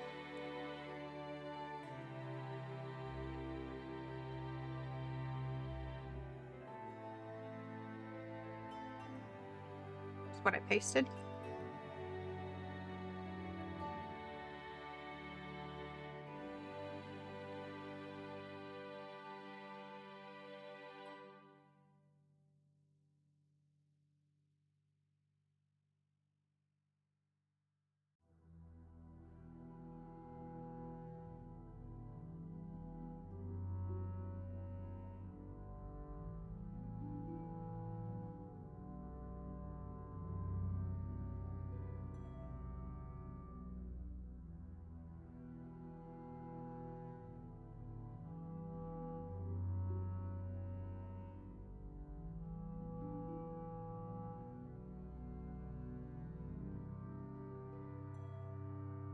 My goodness. One day, I will stop grabbing the wrong thing.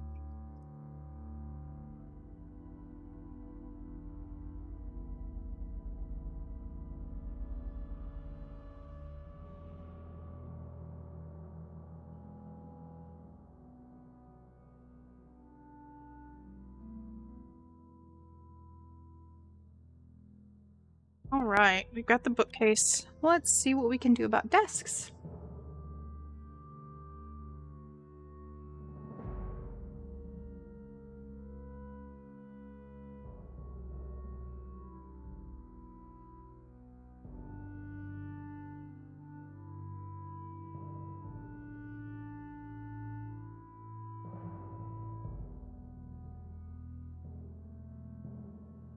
like this one. What do you guys think?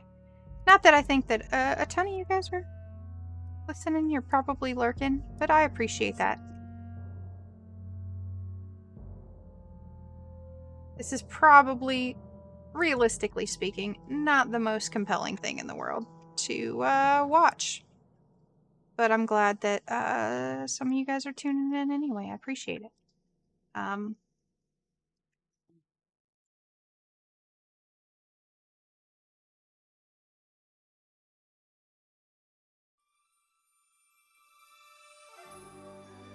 Entertaining than your work. Well, I very much appreciate you being here. Thanks.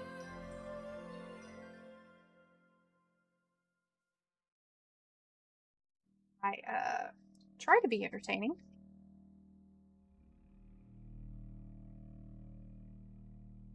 Look, you are doing something that I cannot do, Aaliyah. I cannot sew for the life of me, and I have tried.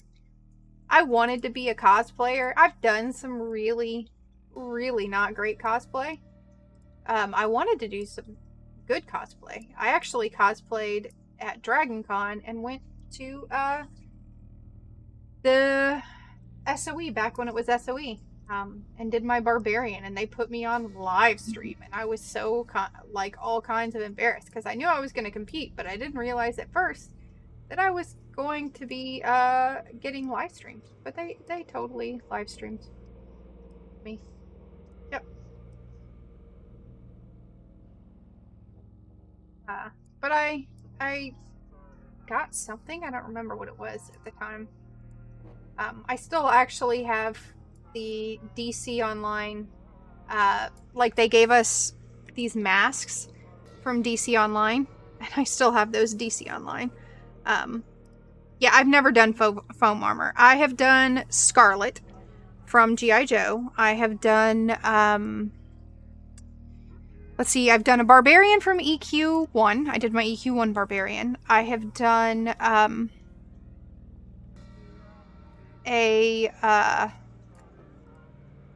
done,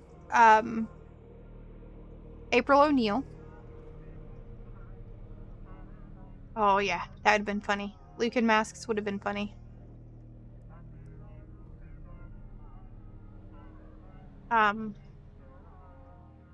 I've done Scarlet from G.I. Joe. I've done Sona from League of Legends. I've done,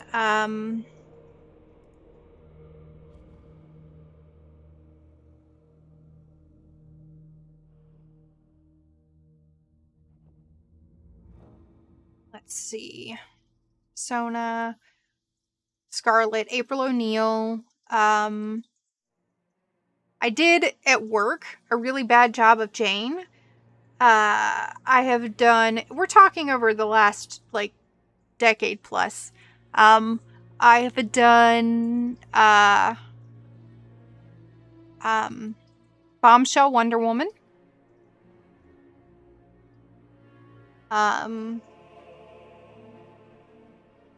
Rainbow Bright. Using a costume that one of my friends actually made.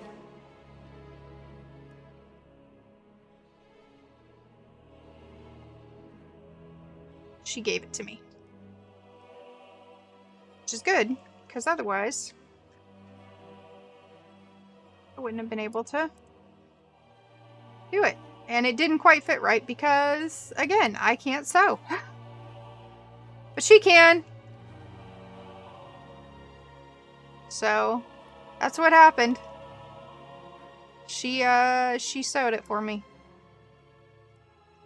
And, again, she sewed it for herself, really, and just gave it to me. Yeah, I've done a bunch of weird stuff. I don't know. I always wanted to do different EverQuest cosplay. Like, if I knew what I was doing, oh my goodness, you would see me as Lannis Tiville. But I don't know how to make armor. And I certainly don't know about,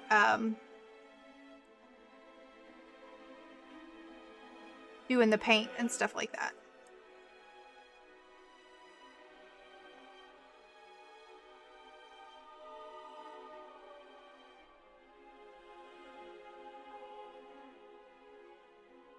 This is a secret passage down.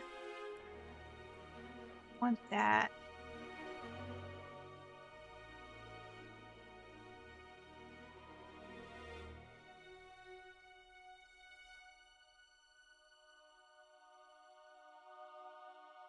Lannis is one of my all-time favorite characters in the franchise.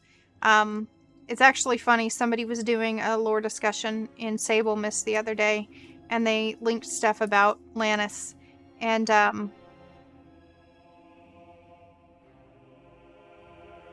was like, yeah, I wrote that way long time ago, because I fangirled over her so hard. Oh, Aaliyah, you better share that. Like, oh, see, hey, you can see how I tilted my head way. Look at the books, they're staying up. I really want you to share that when you get done.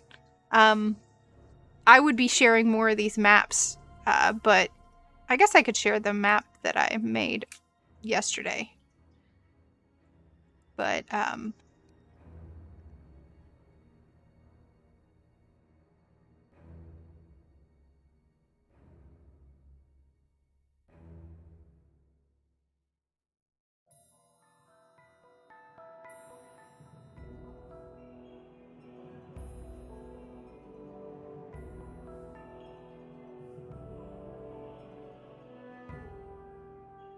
okay, so see, oh, that is so big.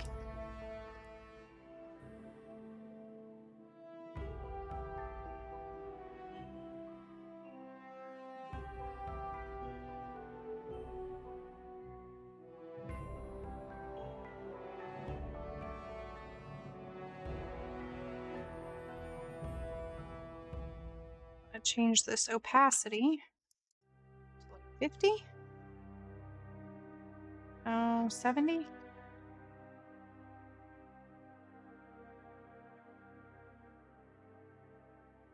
70 works. Drag it a little bit. It's gonna go right there, and then we'll put the ladder on top of it. No. We'll put the ladder underneath it. Now, so I'm gonna create a layer here. Layer group. And this is gonna be, this group is gonna be called Trapdoor. Okay. And, you know, I'm not going to set the DC on this yet because I don't know what my group is going to look like. And if I have some really observational people, right, I have people who are very perceptive, then I'm not going to make it a low DC because that's no fun. If you always succeed, if your passive perception, let's say you have a passive perception of 14.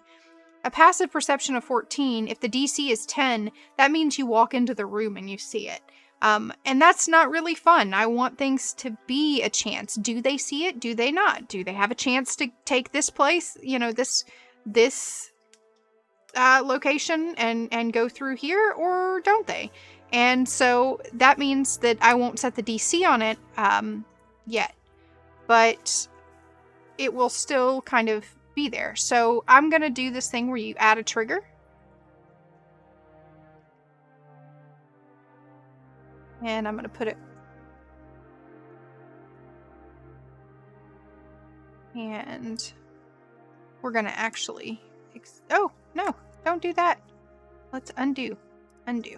Let's try that again. Let's add this trigger. Click here. Now we're going to add a trigger.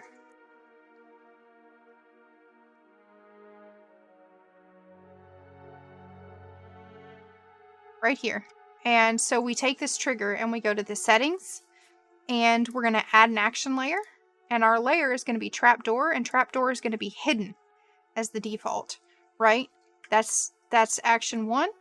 And now I'm going to add an action layer, and trapdoor is going to unhide, right? And we save that. So a player who comes in this room, right, they will have to pass their perception check, and then when I click that, it'll appear, and they'll have that opportunity, right? And I can do that for all the different little things, right? So, you know, one of the puzzles here is a this is so big.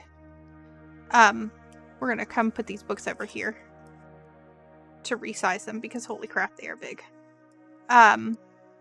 Is to get out of the mansion. Once you get into the mansion, you have to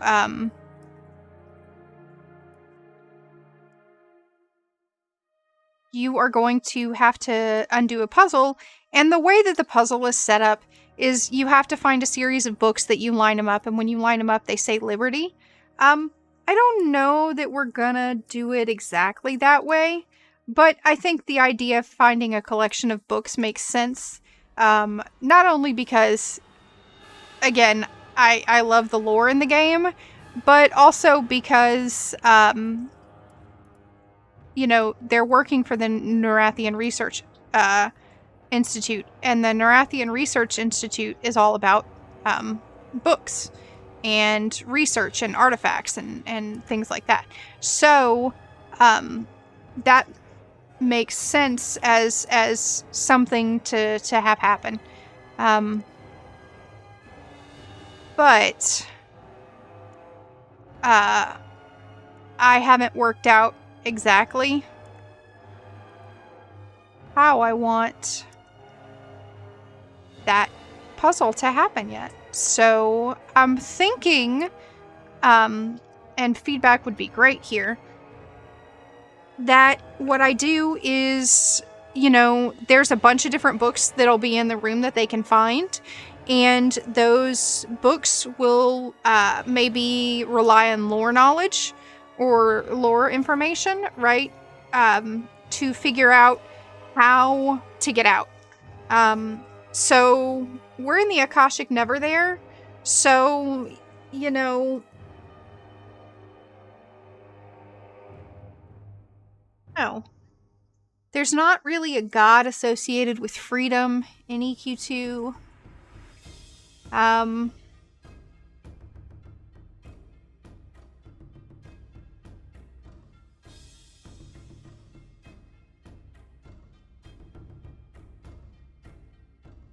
It's kind of hard to say exactly.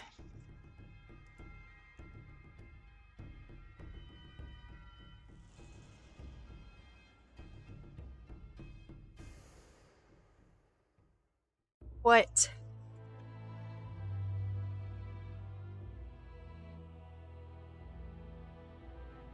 would be like the equivalent of liberty or exit?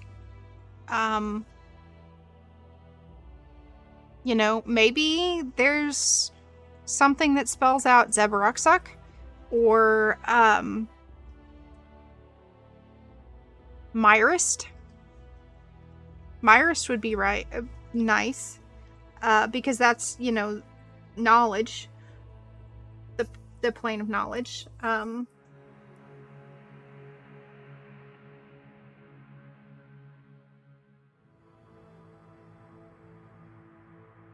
What do you guys think?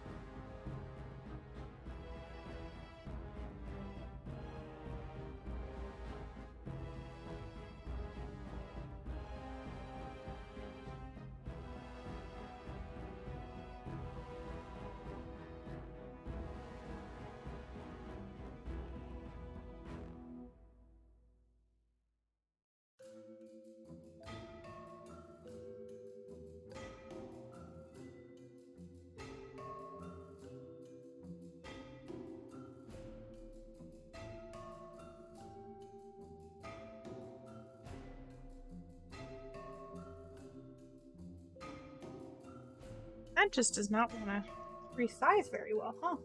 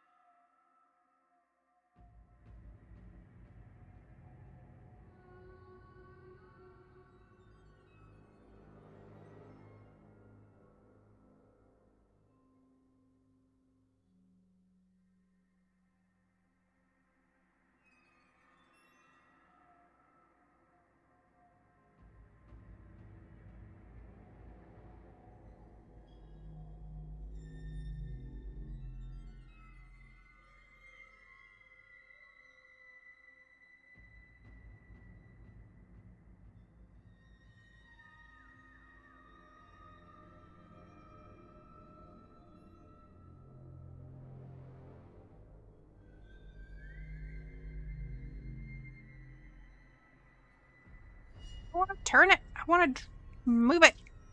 Oh my goodness, let me move this book.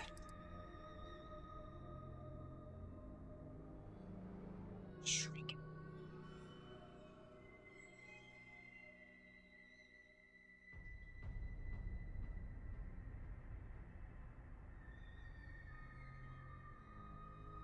And sometimes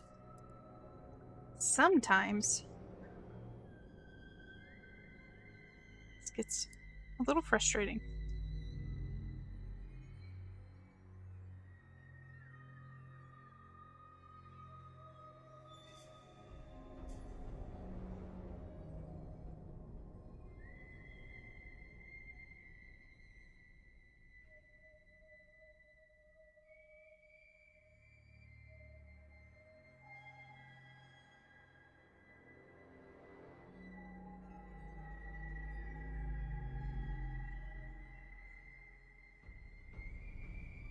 Oh, that book disappeared. It's okay, we'll move it over in a minute. Let's finish getting our shelves in and about.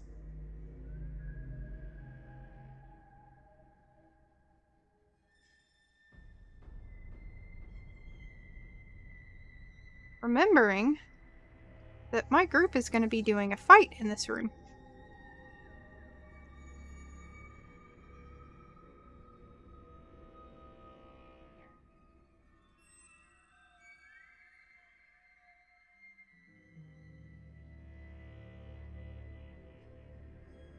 And this is what I talked about when I said I wanted to make some of the geography interesting. I want there to be, choices that they have to make about where they're going to stand and how they're going to stand. I want them to have to make sacrifices. I want there to be half cover. I want them to get advantages because they think of doing things that are clever.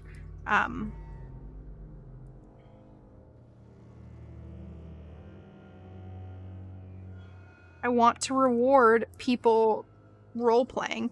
And, in my other campaign, I have somebody who, quite honestly, perpetually makes questionable decisions.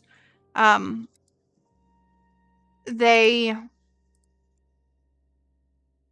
in-character decisions. They make sense for the character, but they are not good decisions from the standpoint of the party, right?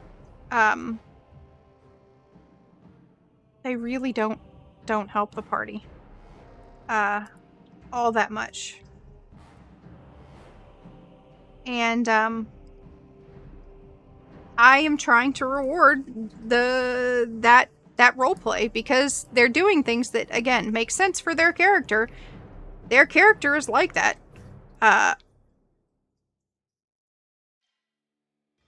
But they do things that completely and totally screw over party at times. So, for instance, also, what song is this? Ah, this is Plane of Innovation. Man, I had forgotten that. Anyway, so they do things that screw over the party. Like, the party could have gotten 1,000 gold, the other day.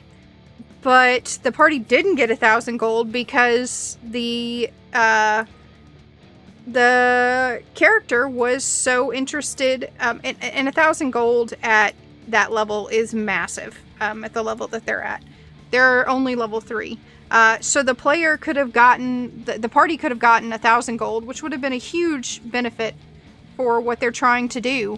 But they didn't because this player was more interested in rescuing dinosaurs than they were in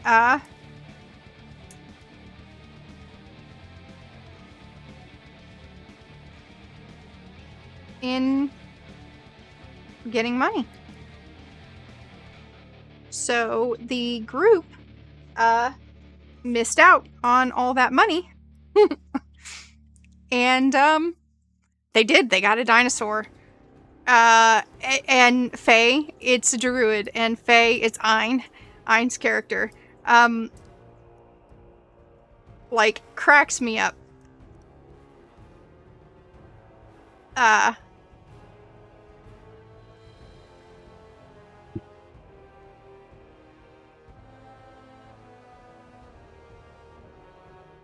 Rescued the dinosaur, but they could have gotten the dinosaur and 1,000 gold. Could have had a dinosaur and 1,000 gold.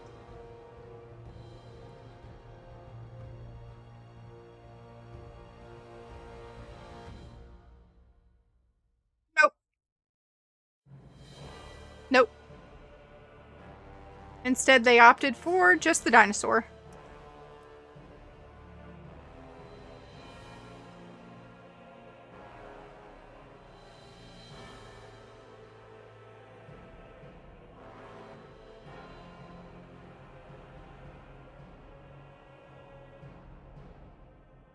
They did, but you could have bought a whole lot more snacks for Jungle Princess if you had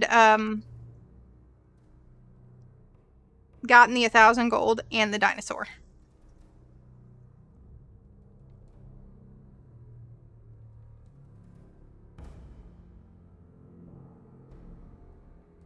They are also, this group is also trusting, like, what amounts to, like, the rogue of the party.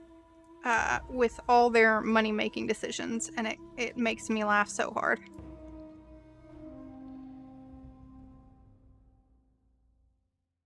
He's the manager.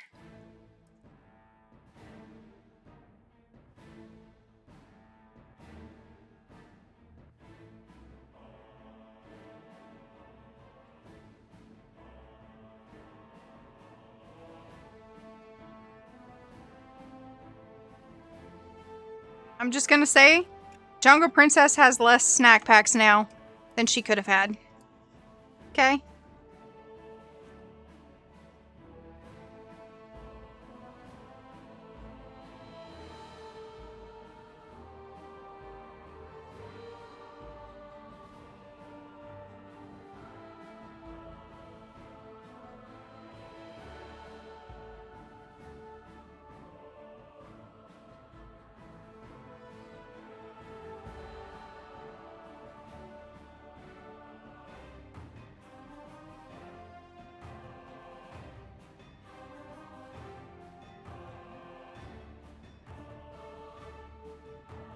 Oh, you cannot be here yet, Art Chick.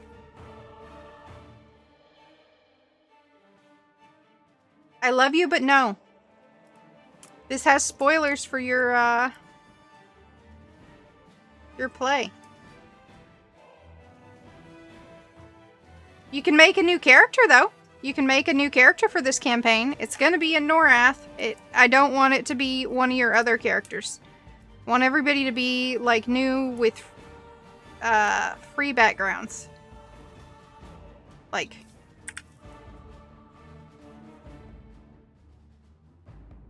I'm gonna be mean and make everybody pick new characters.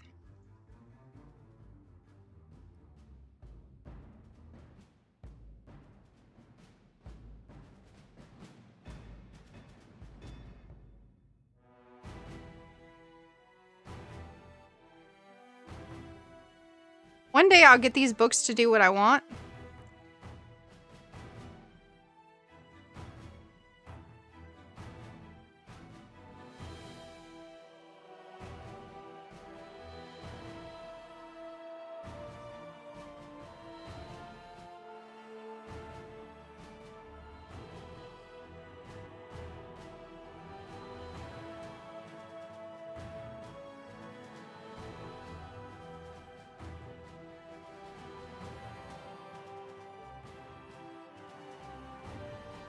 So, as my players go through, they can kind of zoom in, and they'll be in these rooms. No, don't move that bookcase. Right? They'll be in this room, and they can zoom in, you know, to combat, and we probably will zoom into combat around this level, right? Because they'll just be able to see in this room. This will be what they're looking at on the screen. And I am trying to put in things like books. I'm trying to put in things like that to kind of act as clues and to encourage them to look a little more deeply at things.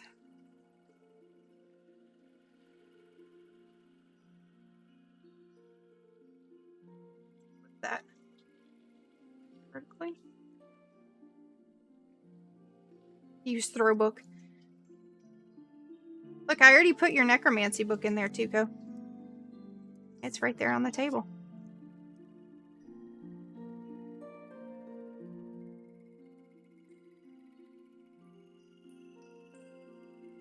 I'm gonna put some bones in too in a minute here. But we have some skulls. See? Some skulls with some gems.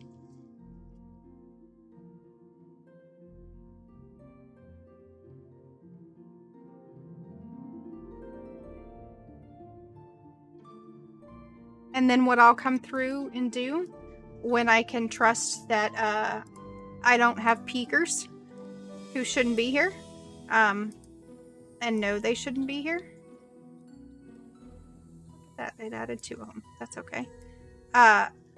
Is I will go in and I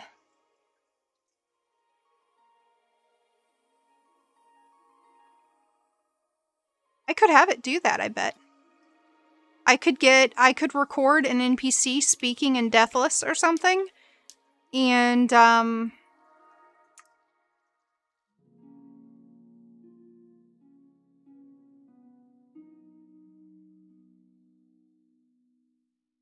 that happen.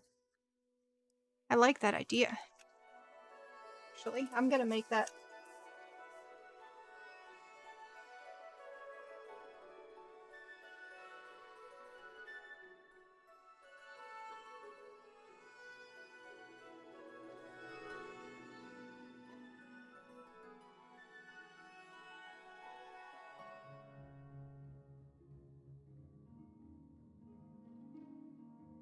You have more than one good idea. Thank you very much.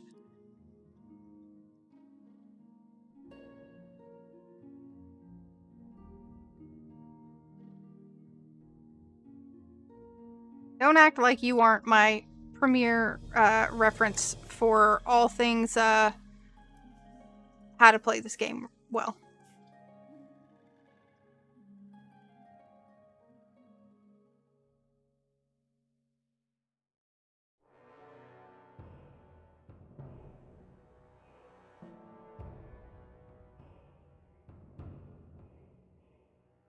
Because really, you know, I'm not all that great at it. I'm trying. I'm getting better, a little bit better every day. But yeah. Where's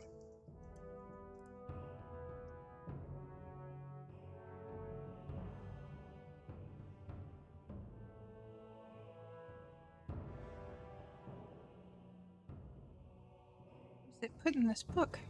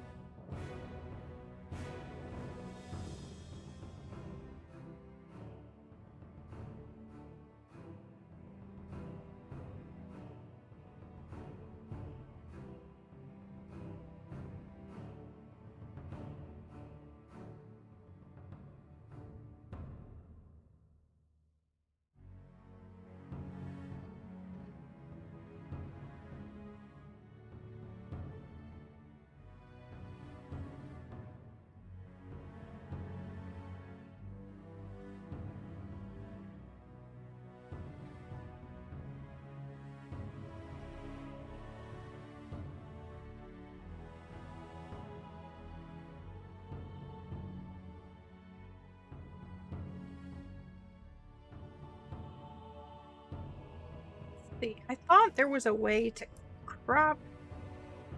No. It is. Excellent.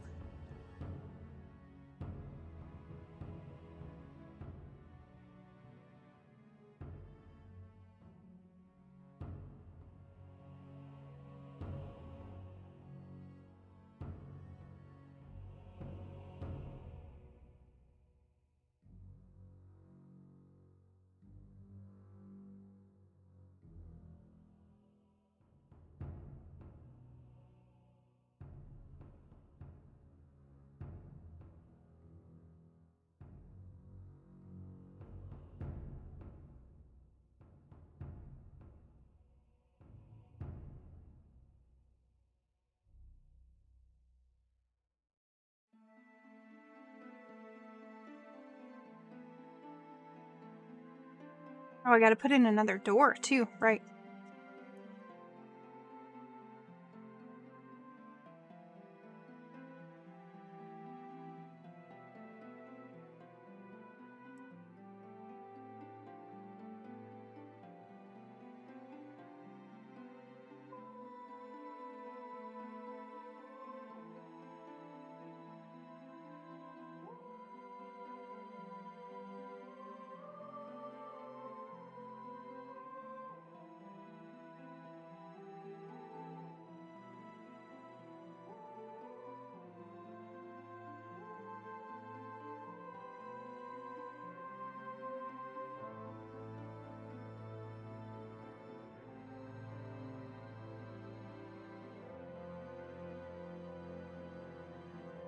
Skeleton.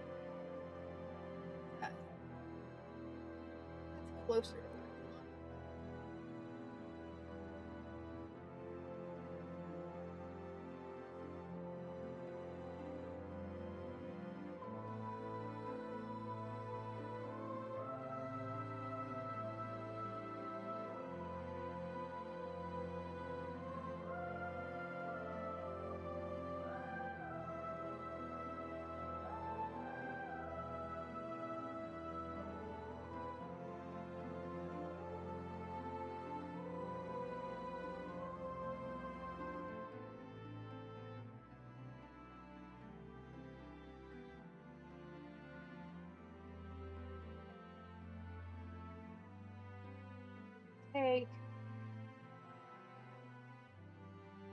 Take all these bones over here. Layer that I have locked.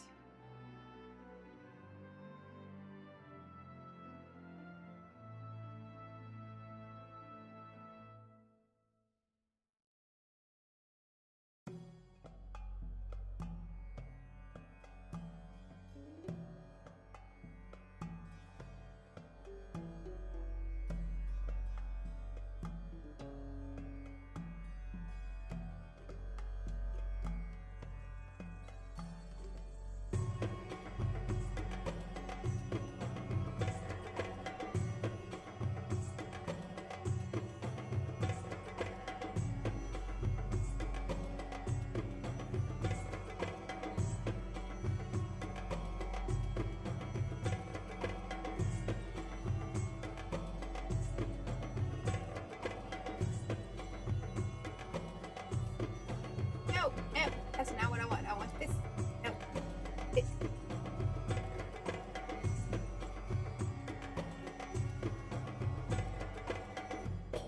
Smoky bones go over there. Bones 1, 2, bone 6. Oh my goodness. This bones is supposed to be on top. What bone is that? Oh, that's why. They're way down there. What are they doing over there?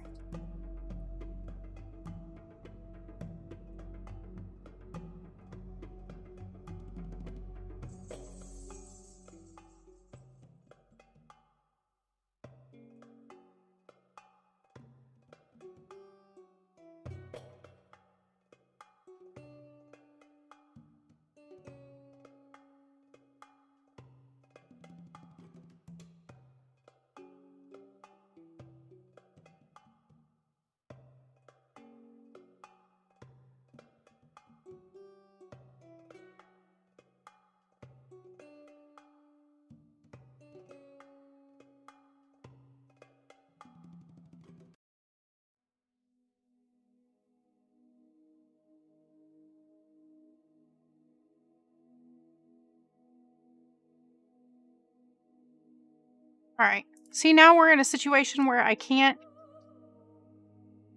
select multiple players to move.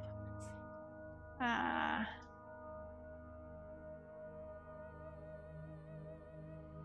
know I can do it. I do it all the time without meaning to.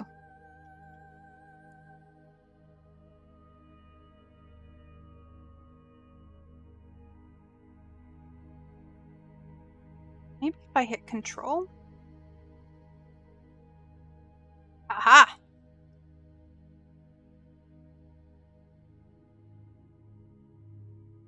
That works.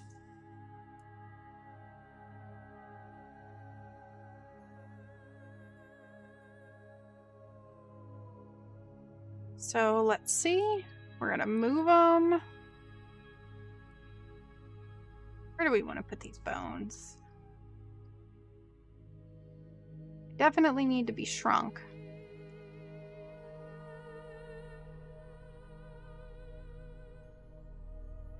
I think I want to put them on this shelf. Hey, why is the whole thing not getting shrunk? Like, the whole thing should be getting shrunk. Instead, one of those bone sets is just being huge.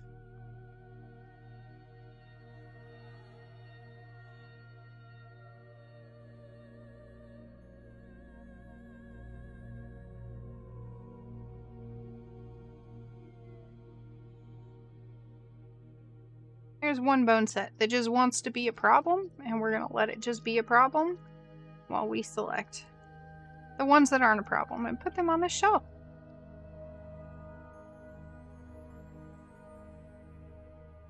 Oh, you guys are hearing Zoe in the background. Zoe was named after a couple different characters.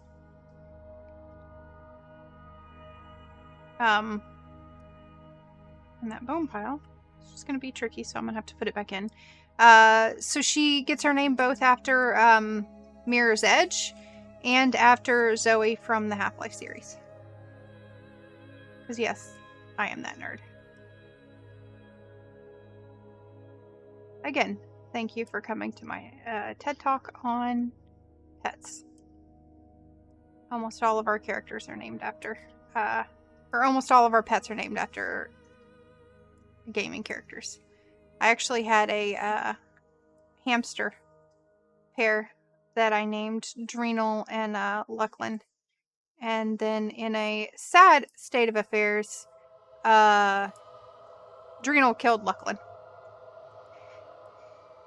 Which, to be fair, Drenal probably would love to kill Lucklin because Lucklin is violating his rules, as it were, because she is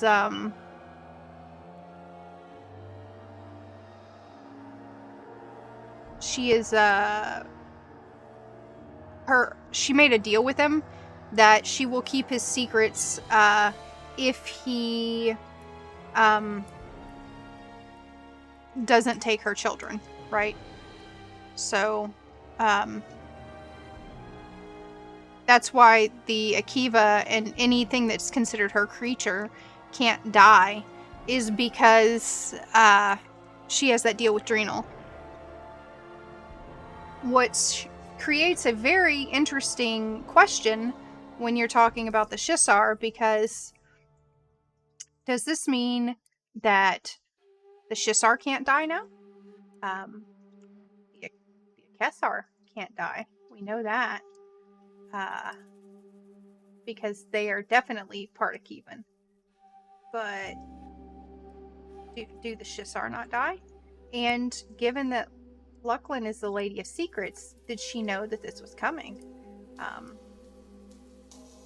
And some of that is some of the stuff that I'm kind of puzzling out for my next lore stream, because in EQ2,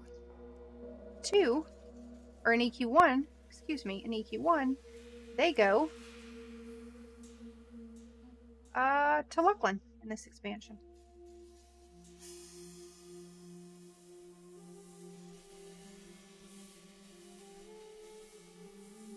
And I'm going to surprise you all, but guess who? Important there. Mayong freaking Mistmore. Because he's always important. He's never irrelevant. And see, Bones did it again.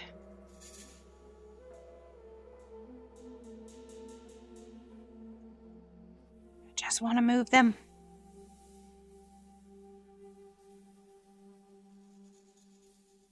Let's go here. Astral BTT. Hotkey to move layer.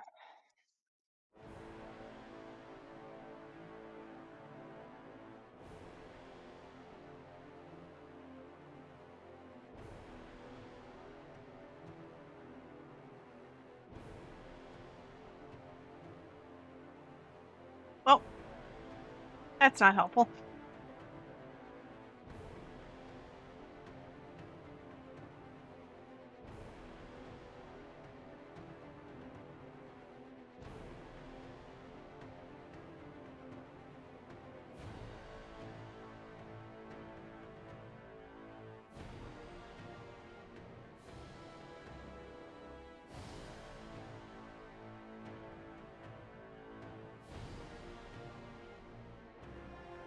Bone 6 just keeps getting in the way.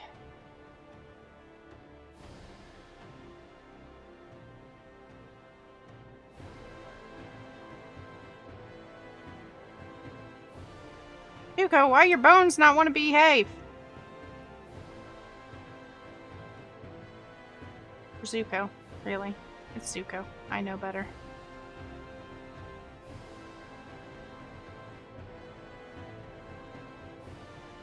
I gotta take a peep at Zuko's profile again and see what he's doing with his adornments. See if what I'm doing with my adornments actually makes sense.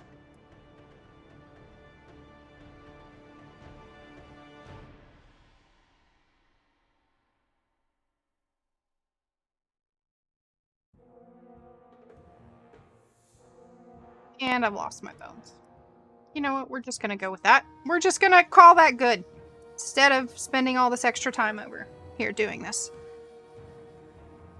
Alright.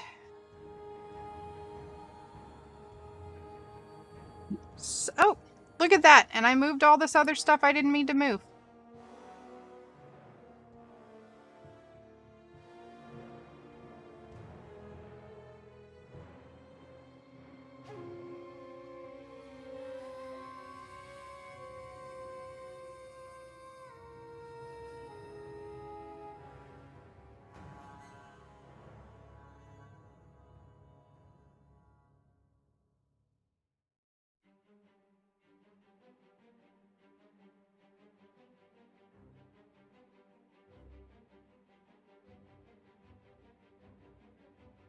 Oh, the whole carpet came over. Man.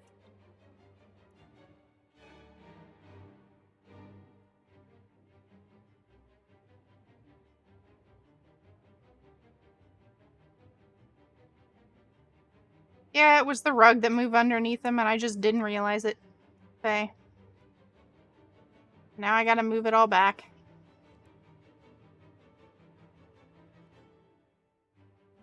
If I actually locked my layers, I'd probably have an easier time, but you know.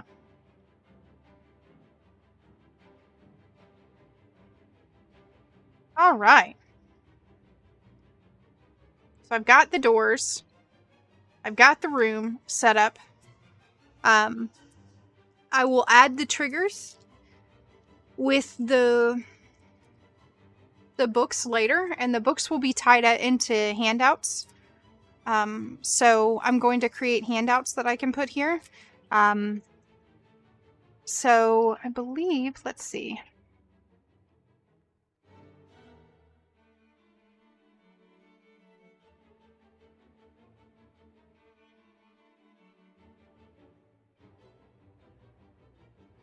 Yeah. So right here, you in the home brewery, you can take stuff.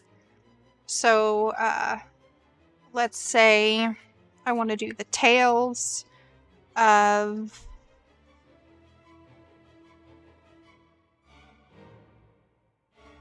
Let's see.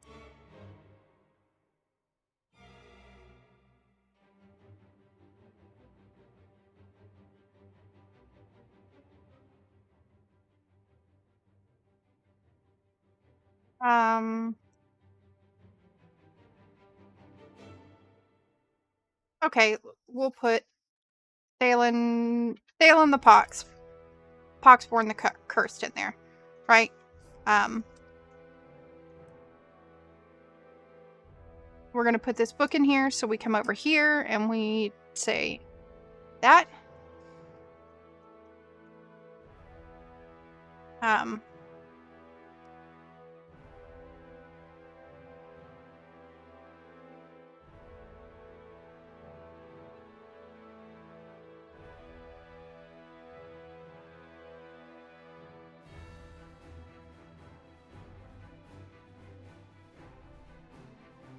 So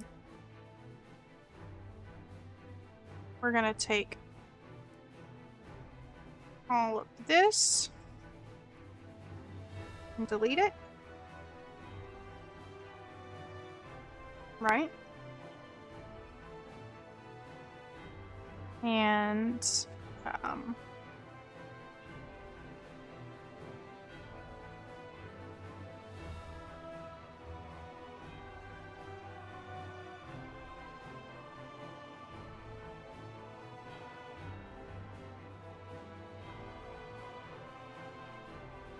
take this.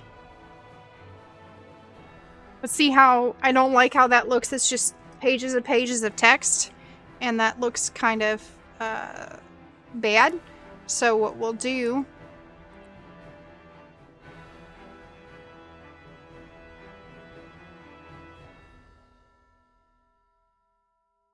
is if we should be able to do this and this and then oh no, that's not working.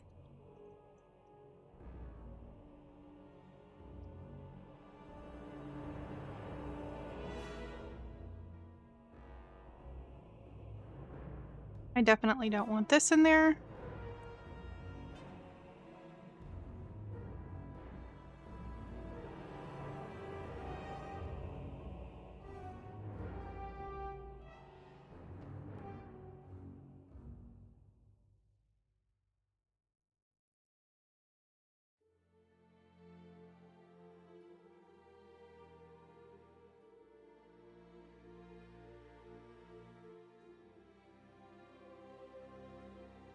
So I would have to look up what this looks like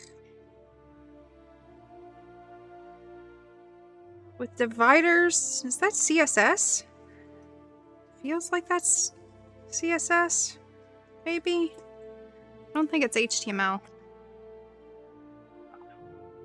Oh, it's PHP? Okay, nope. Don't want that. Okay.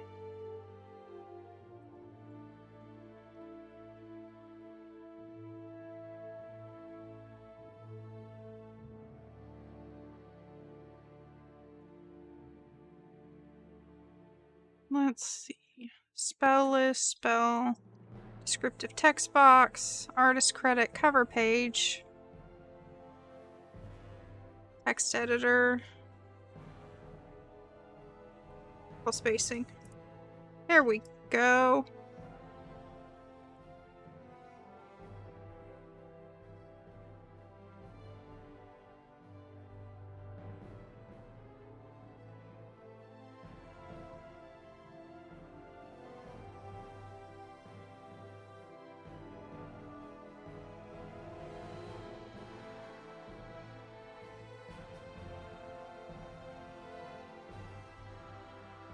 So let's see, I want to do that.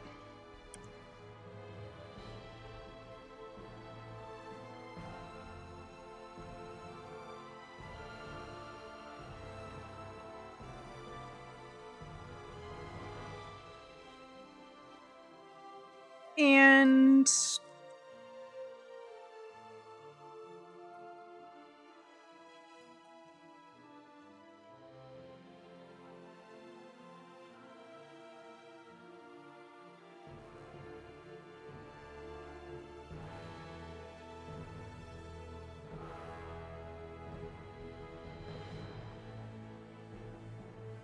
So we want to, let's say we want to put a picture of Salen Poxborn. Let's see.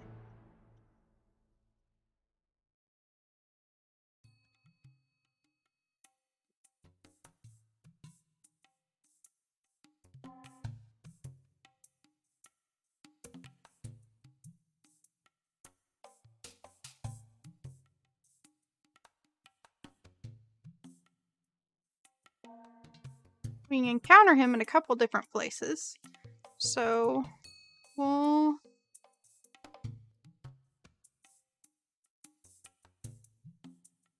copy image address. We'll come in here, do that.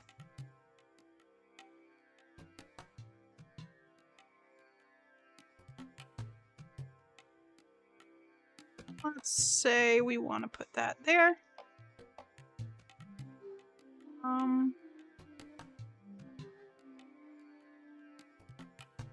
Yeah.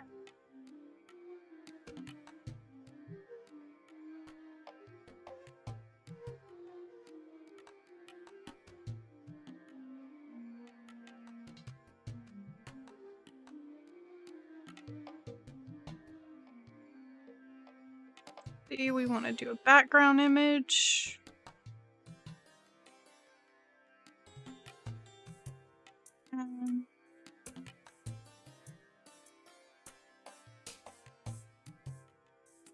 Make that our background image.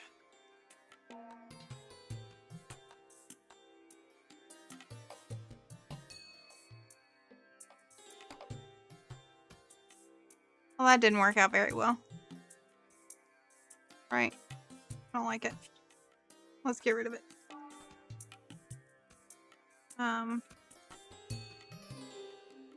Let's get rid of that for now, too.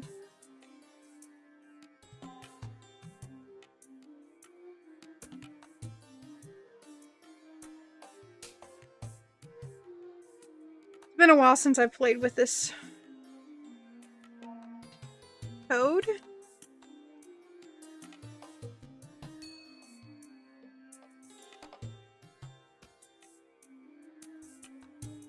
But let's say we want to do... I want to put an image here. Let's say image. Oh, look at that. They gave me a cute little image. Let's add vertical spacing, but not that much.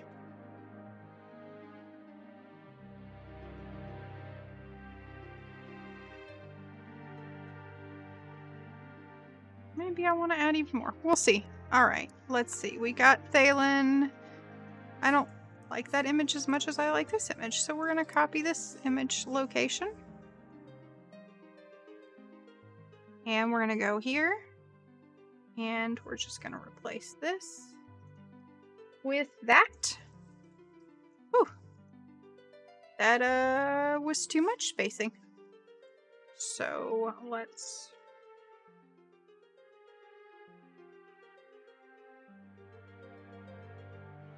$20 pixels? I don't know. And let's not have that width. Let's have a width of... Don't need that credit. Don't even really need that style marker in there.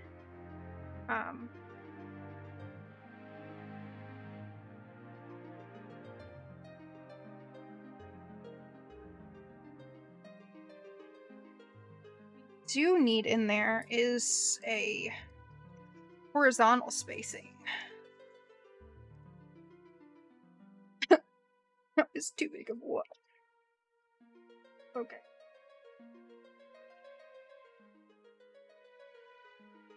It is CSS. I was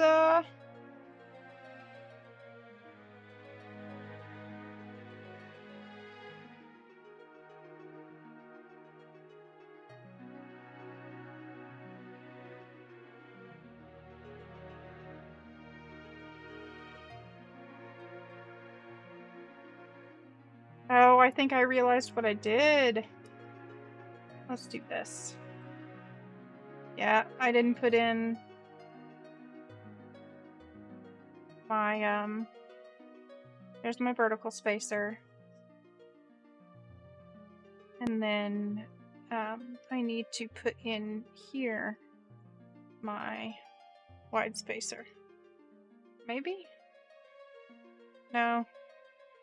That wide spacer is too wide. So let's look at CSS, horizontal, align.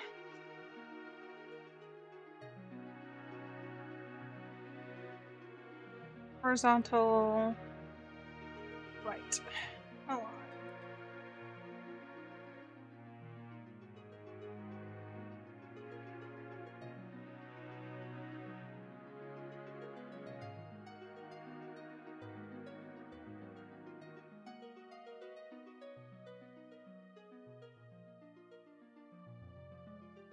Let's see if this works.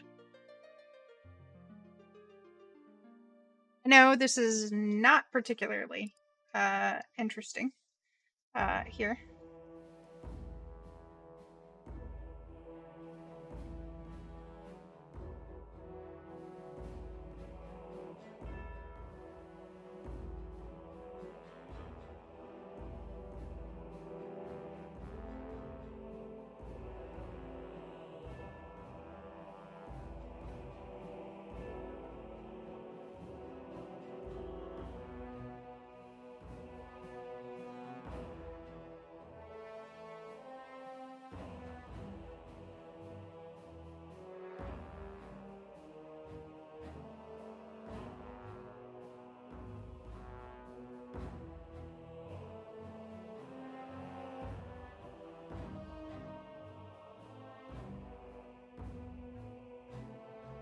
So let's do CSS image size.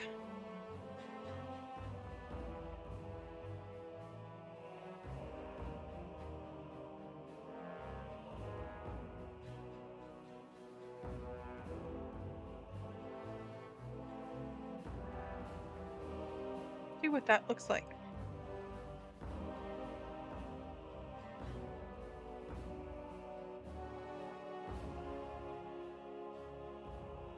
Oh, that goes right. Nope. We need to go back over to here. I put that in the wrong spot. Let's take that right back out.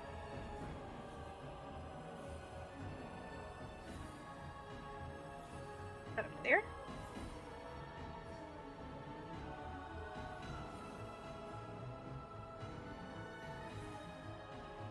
Nope.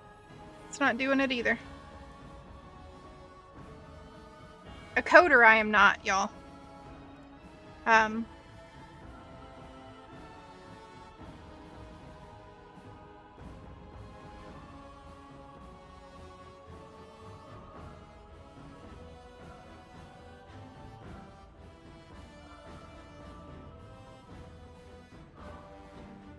Definitely want to do some opacity.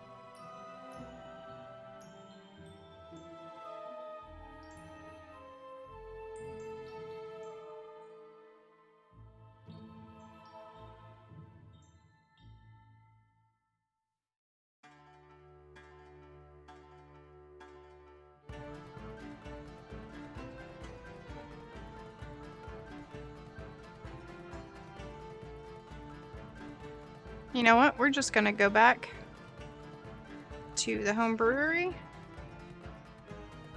and do image and copy its code.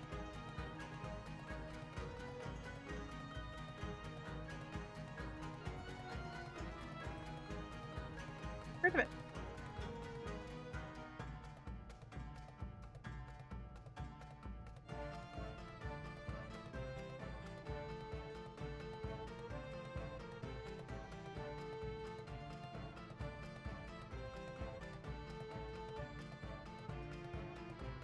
Oh, that's much better.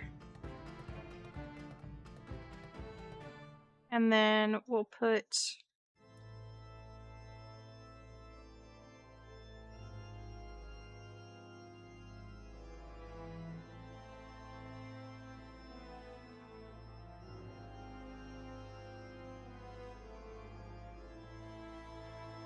I think I want a little more there.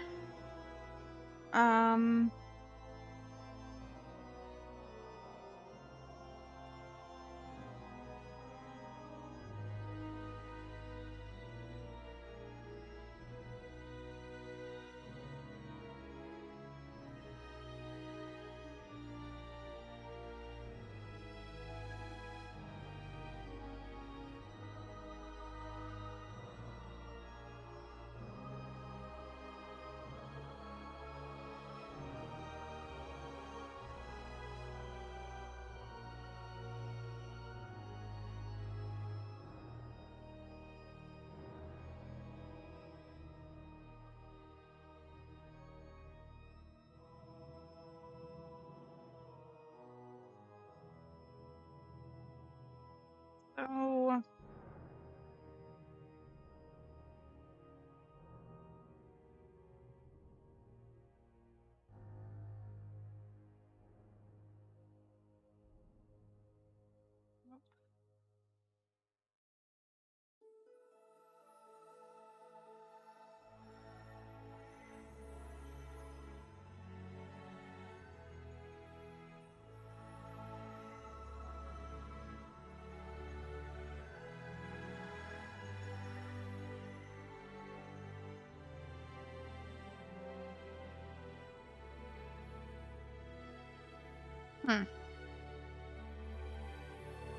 now I done did messed up stuff.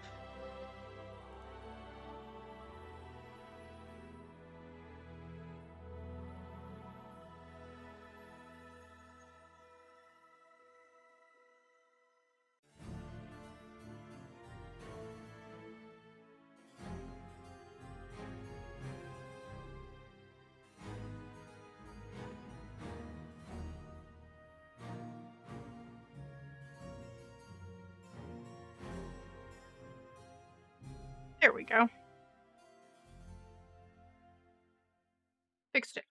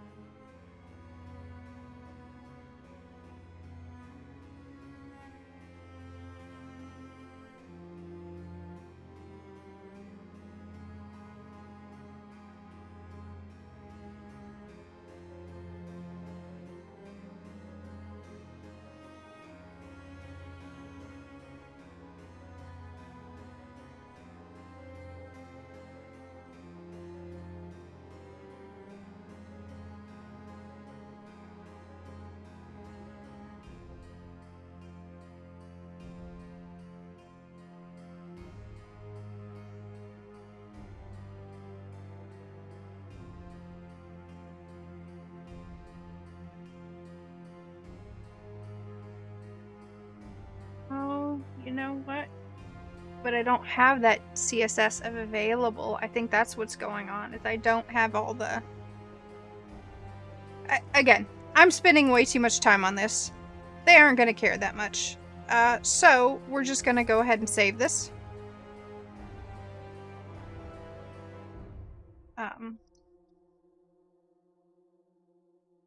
Which it should have downloaded. double check.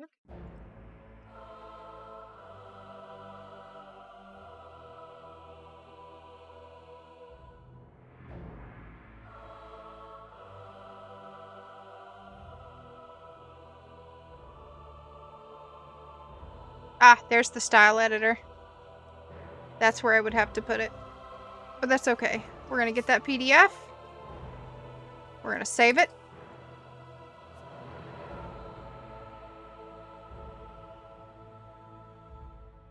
You guys can't see it, but I'm making a new folder, and this is going to be the Norath campaign. And I'm going to make a new folder in that, and it's going to be the handouts.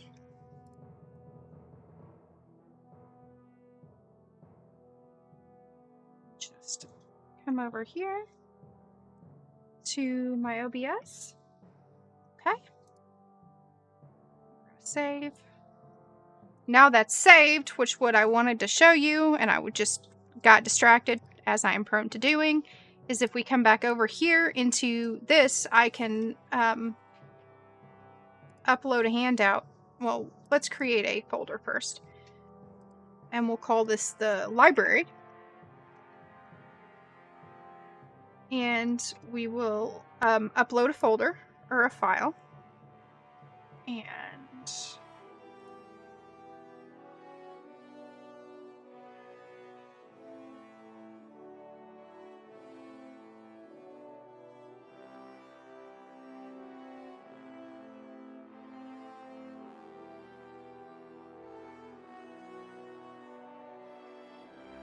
so go to my library. And this is a handout. So now I can hand this out to my players, right? So this is what I mean when I talk about I wanted to include lore. So here, my players will be able to take this. I just hit it to open in a new window, which is not going to work. But let's do that again. And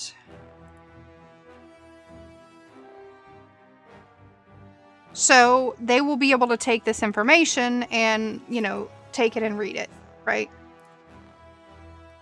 And that will be part of what they do. And so I'm going to have books like this all in there. And one of the things that I'm probably going to do is there's going to be, you know, hidden things. So maybe it's the M, right, in every document or something. There's going to be, maybe it's that first letter or something like that. But there will be something in there that gives them the puzzle answer that they need to get their information. So yeah, I have now been working for several hours and I've only gotten, you know, my base map and a single rune done. So yeah. But that's okay, because that's how this goes sometimes. The other thing I would like to show you guys, so let's get out of documents and let's go back to editing the map. Hit E. First, let's take all of this. I'm gonna take all of this that I just did and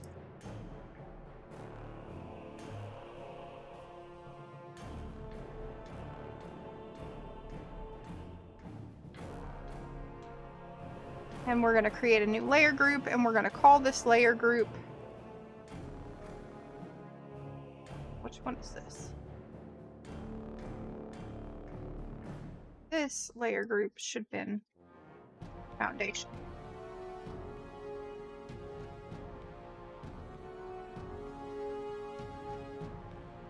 This layer group is going to be library. Or anything else happens, I'm going to save it. Okay. So we're going to lock library. And now I'm going to take my dynamic lighting pen.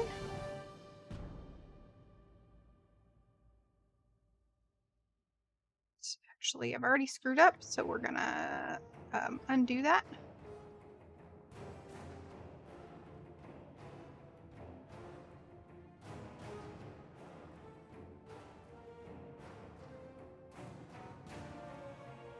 So we're gonna go here to there to there.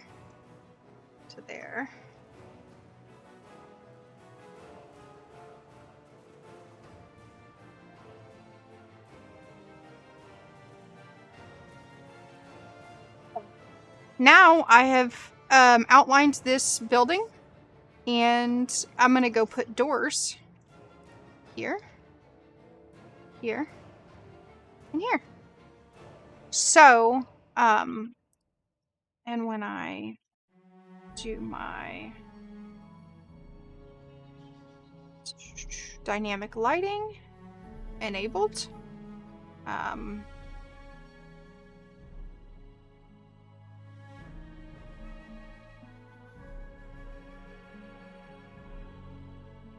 and let's just come to characters, and we're just going to create a character, a level 1 barbarian.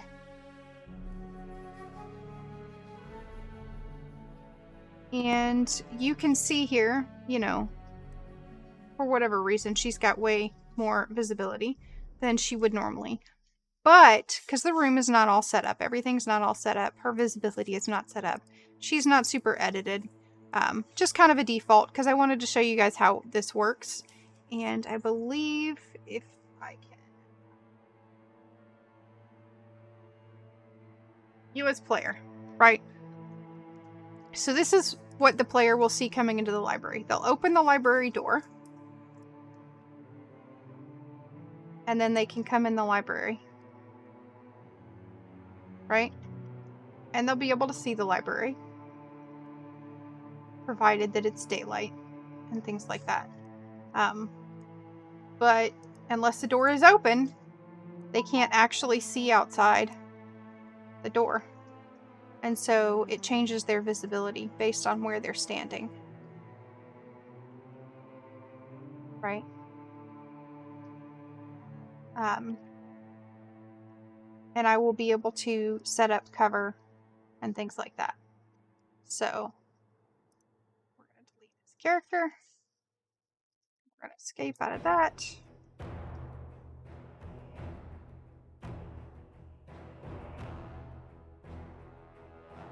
You're going to make me do that. That's fine. Whatever.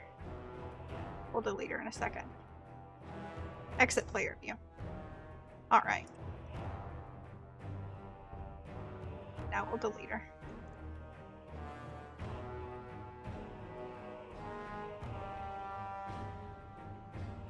Yeah, the dynamic lighting is really cool. I really like it. And that's one of the reasons, again, why I wanted to use this, is because I will be able to set that up. And then some of the other things that you can do. So we made it visual effects. So it's dusk here, right? It's a gloomy area. So that is now going to change. Let's do create a character. Let's do our level 1 barbarian again.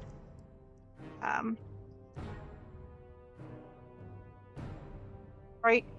It's harder to see. I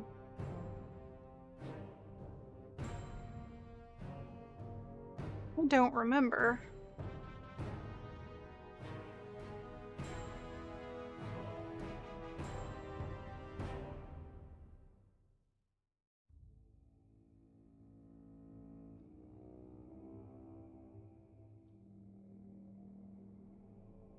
Is this vivid?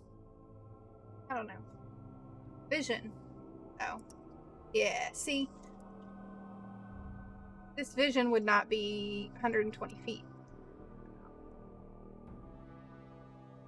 Right?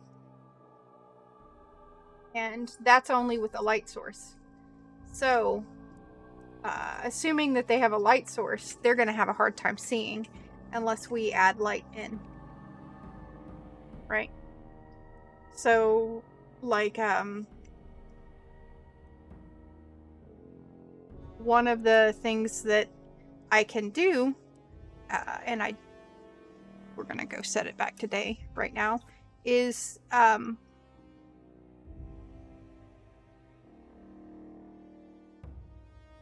E again. Let's say we're gonna have a light.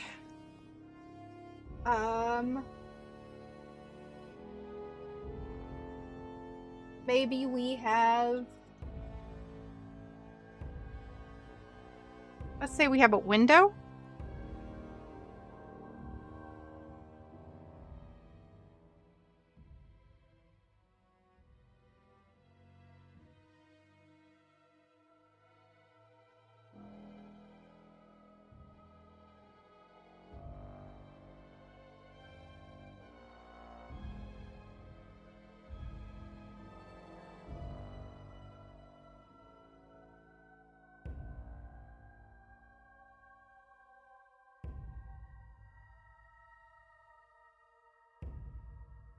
All right, we're gonna put this window here.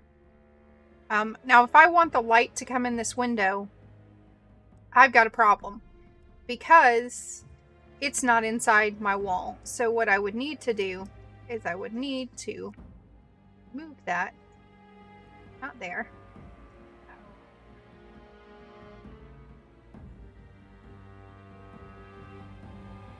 There. And then I would need to take this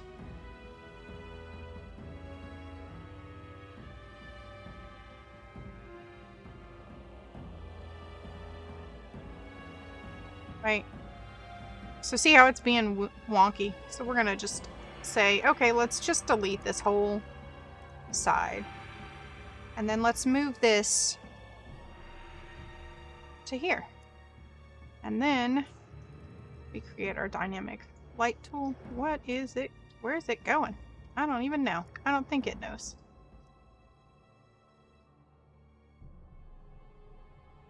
Let's get rid of that. This pen tool.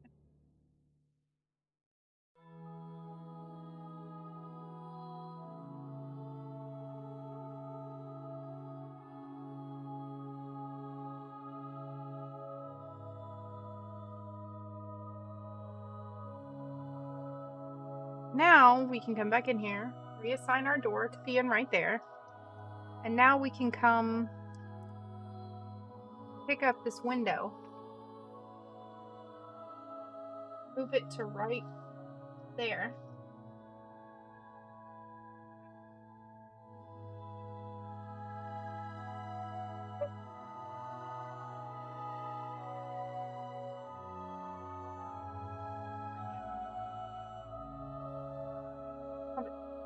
Giant window. They just have a wide window.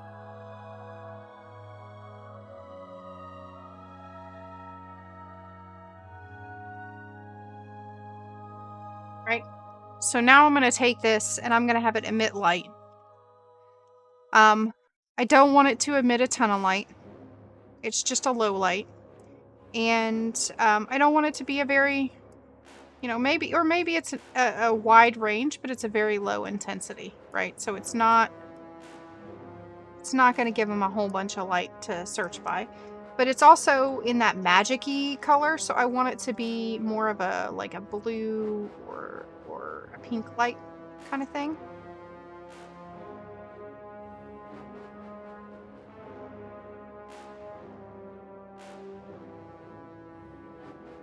There we go. See how we got that purpley pink in there? And now they'll have a light source coming from outside. And I can change this. And again, we have these magic glows. I can go back and take each of these magic glows and give them a light source glow and have them make sense to shed into the house. I've got it locked right now, and then we're going to take this and we're just going to put this straight double window into the library group, and we're going to lock it.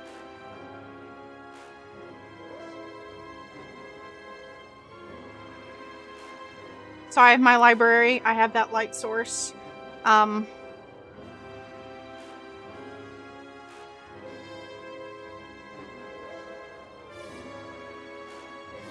Now I can put other lights around. So let's say I want to put some of these lamps in here.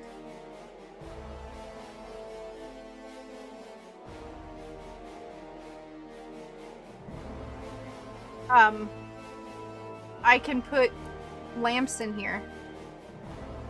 And then I can add a trigger where if the players turn them on,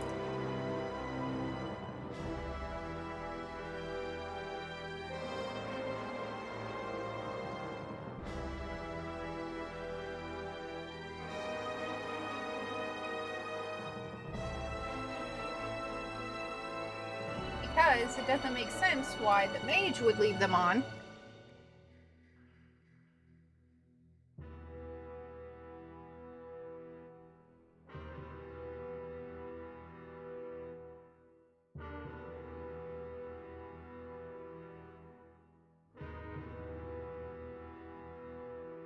So there's not going to be one up there.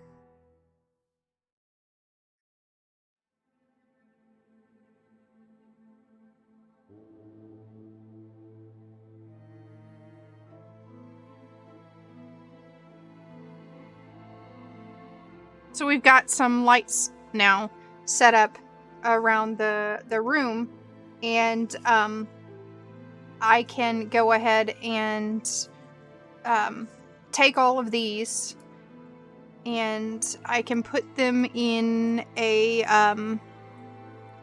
layer group.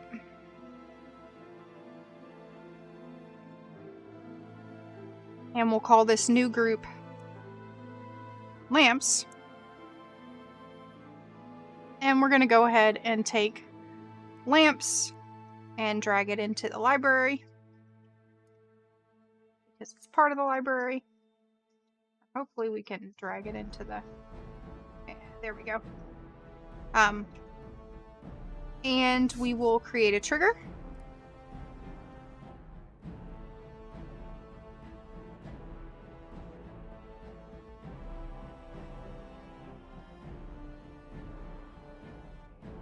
We put that trigger right there. Right, and we're gonna go in here and we're gonna add layer action, and we're gonna add the lamps.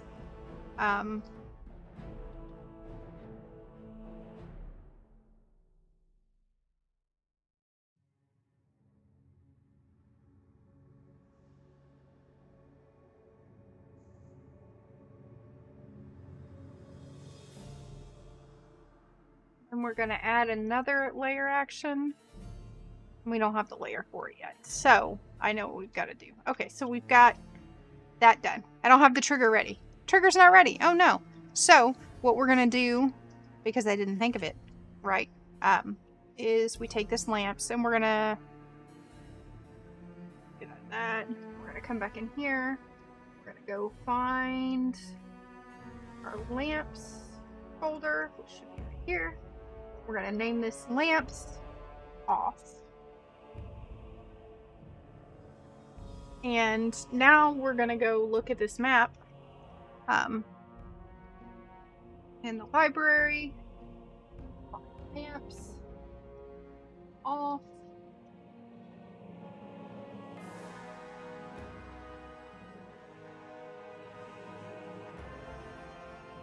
Trigger for the time being. So now we can see all the lamps that are off. Now I want to take these lamps and I want to make lamps that are on. So, and we're going to copy this. We're just going to put it right on top of every single one of those lamps that we had. If I could see them, huh?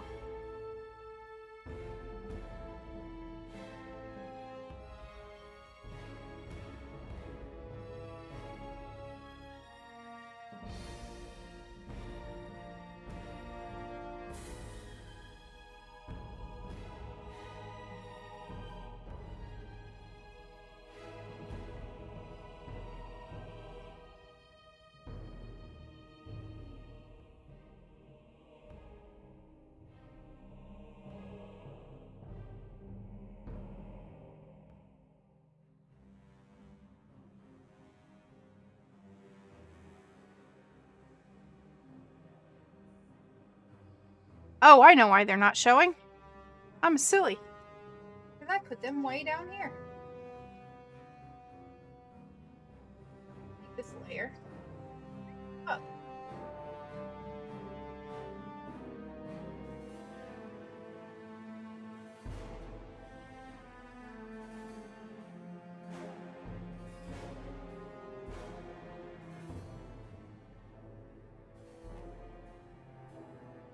Work like it's supposed to. On.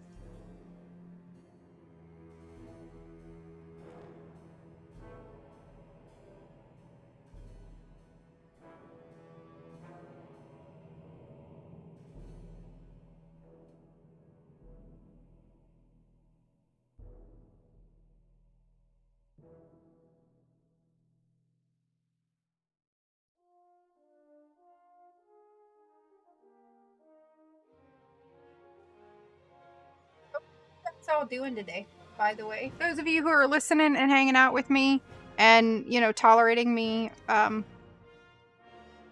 doing this, how are you guys doing?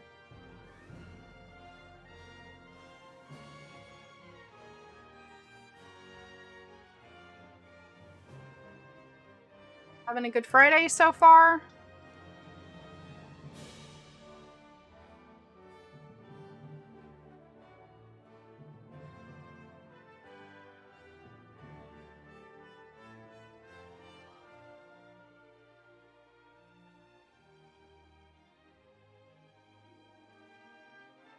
Or are you almost off?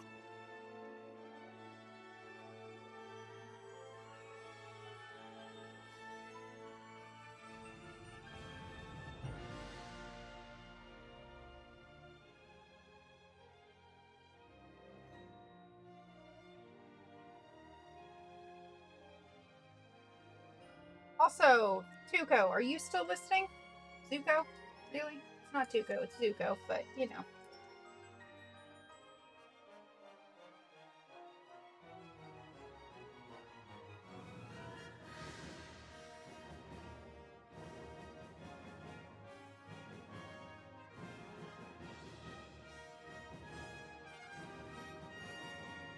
Right here. Do you raid on Sundays, Zuko? Sunday evening?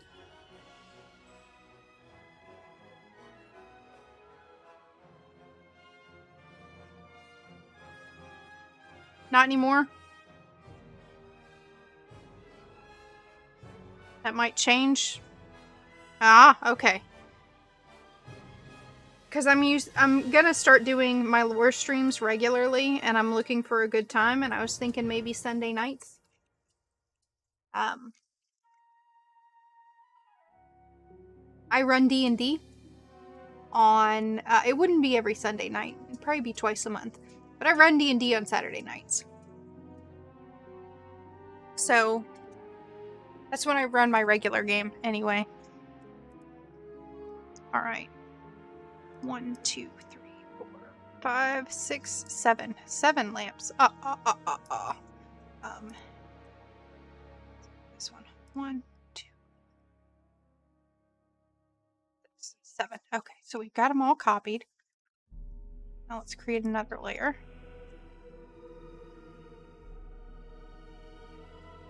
Group this, and we're gonna call this group. It's on.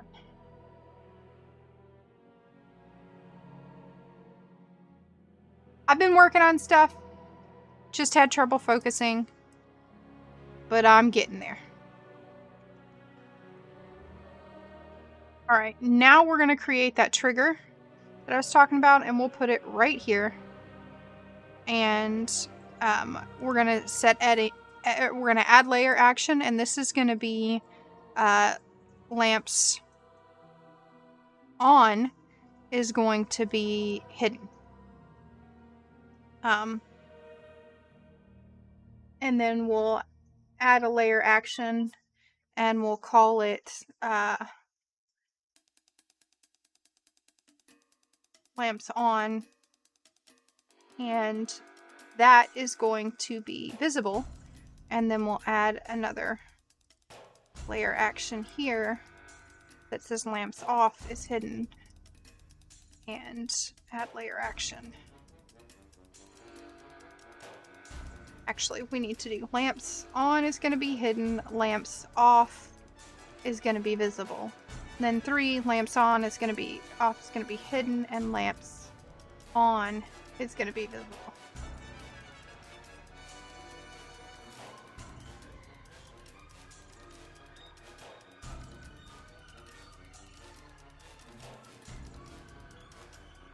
And then if we come in here to lamps on and take these, we should be able to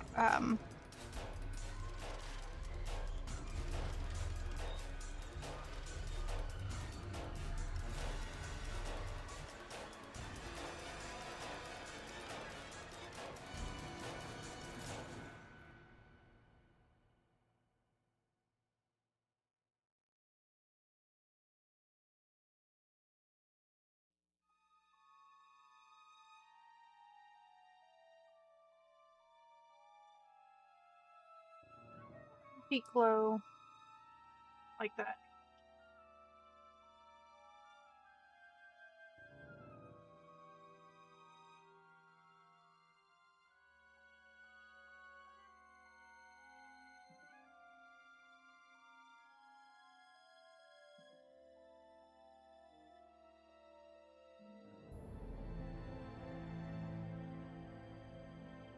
I want that trigger to emit light.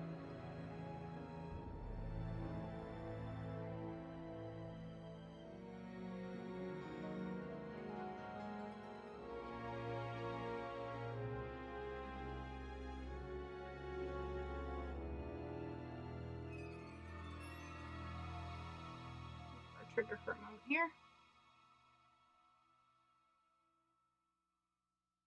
That is way too bright. We're gonna go back down 10 feet. Here. Oh, it needs to be yellow light. It needs to be much less intense.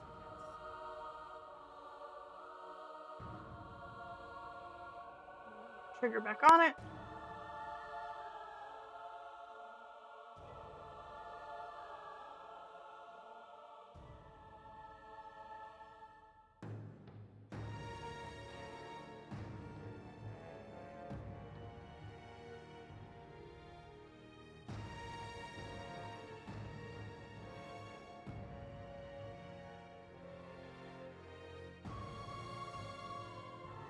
I don't know if you guys are noticing this or not, but see, because I have that dynamic lighting wall up, it blocks the light, so the light won't go through the wall, so that if a player is on the other side of the wall and a player is in the room, that player outside the wall is not going to see. It forms that kind of lock. So this, I want this one to emit light as well. Come on. Emit light. And I do not know why it wants everything to be odd colors, but that's okay. And this is a 10-foot lamp as well.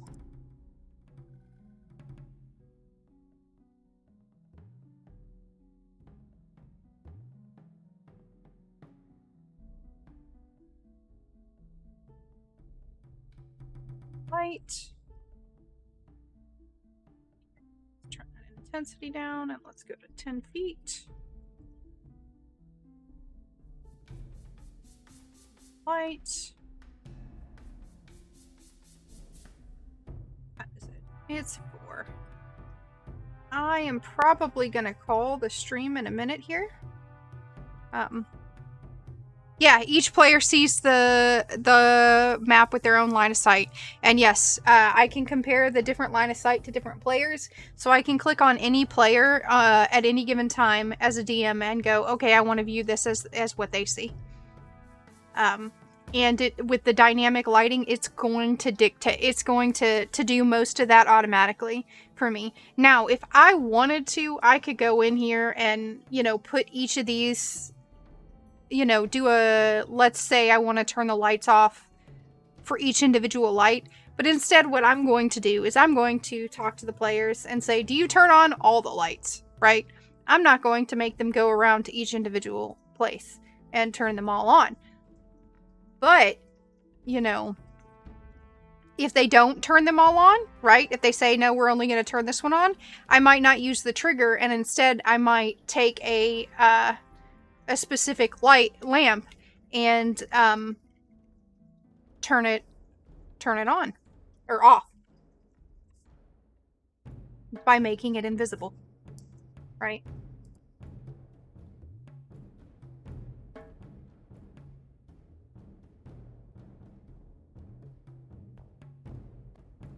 And again, you can kind of see, hopefully, why I liked this option, and I picked this option. So 1, 2, 3, 4, 5, 6, and 7.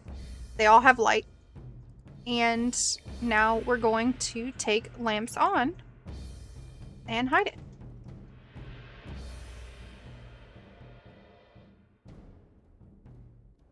Of course, it's visible to me. But again, if I wanted to see, hey, is this working, right? The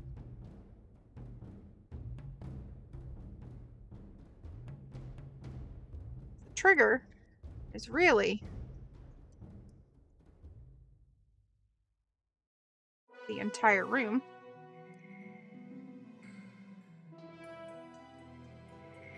And the way that I've made it. We'll put it in the library, because that's where it goes. And I'm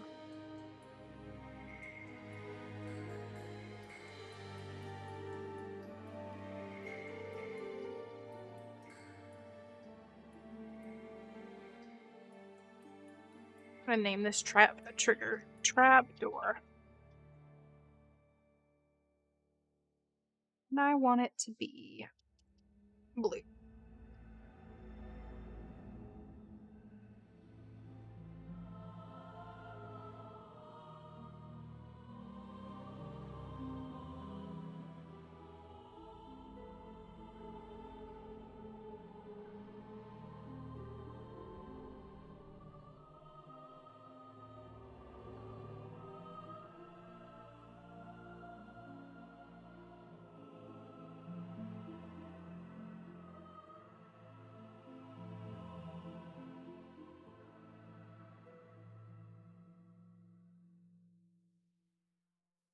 But yeah, if I want to test this out as a GM, I can always, do it from a player perspective. So yeah, I've got one room done, and I've got 1,000,000 rooms to go. So today is Nadaj's day to stream usually. Usually they start about now. I'm running a little bit over. So Nadaj, are you there?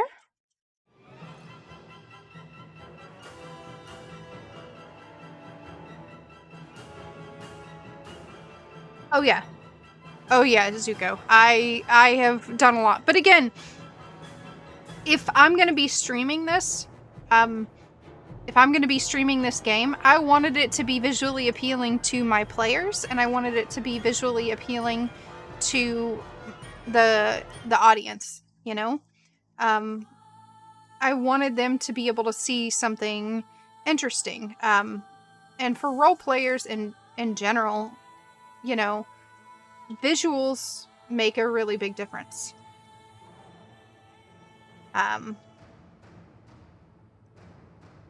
I usually don't. If John or Ron were here right now, they can tell you that I usually use things like this. I use a lot of pre-gen stuff.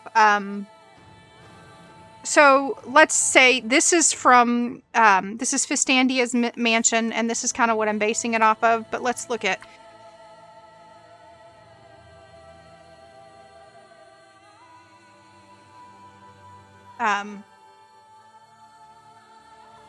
So you can see a ton of people have made the map, right? They've just taken that map and they've done it their own. And let's say that I didn't want to do what I'm doing right now, right? I just wanted a prettier map. right? So I don't know. Let's say I liked this one. Right here.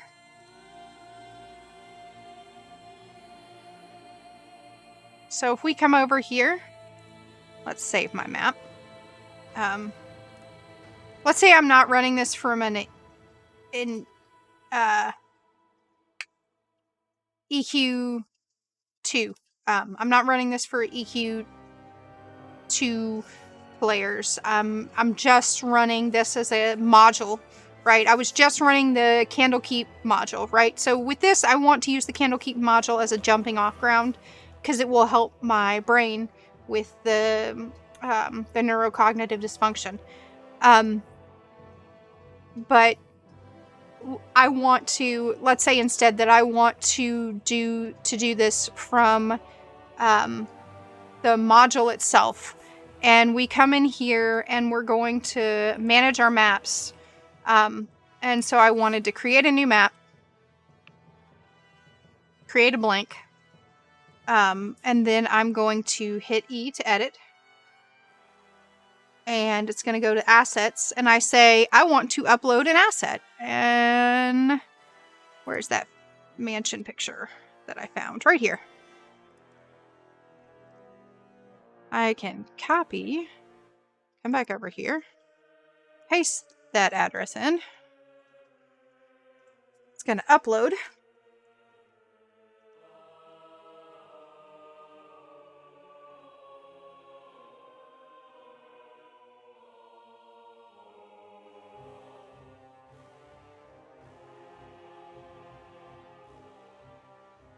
And one of the things that they did when they made this, so I should be able to crop that out, just like that.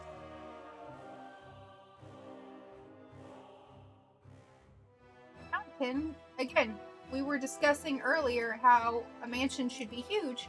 So if I want this to be massive, I could make it massive. Or I can try to do, see, now I'm lining up kind of with what their grid is innately in the map. And, you know, now I have this, if I wanted to use this, and I could just add all my pieces on top of this. So I could add, you know, I don't know, I want an extra book, right? I can take that book and still add that book in. You know.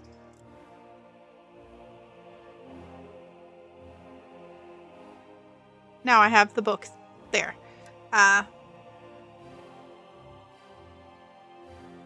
And I would probably do that.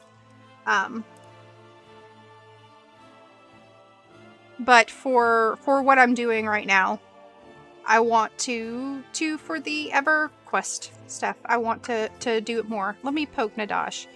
Hey, are you streaming today?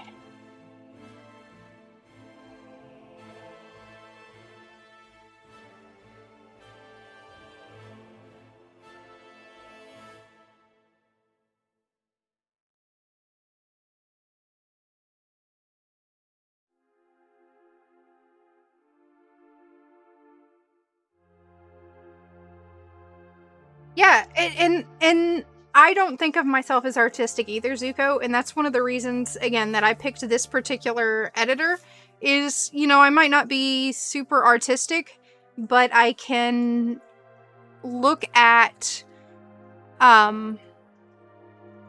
like, I can decorate a house in EQ2, right? Because they give me the tiles and stuff like that, and I will admit I get frustrated. I have a ton of projects that never got finished, and I piecemeal it. I will work on one room at a time, right? So today, you can see how I over-obsessed and kind of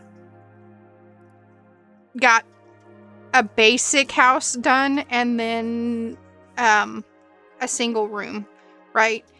But part of that is also I'm talking to you guys, and the other parts are that I am figuring out as I go along what I want these rooms to look like, because I am not just mimicking the game.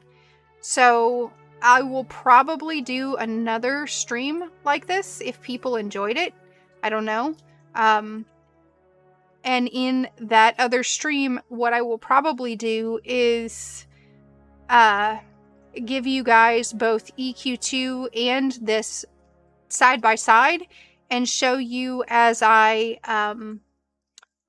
take like Nerathian Research Institute and try to recreate Nerathian Research Institute as a battle map.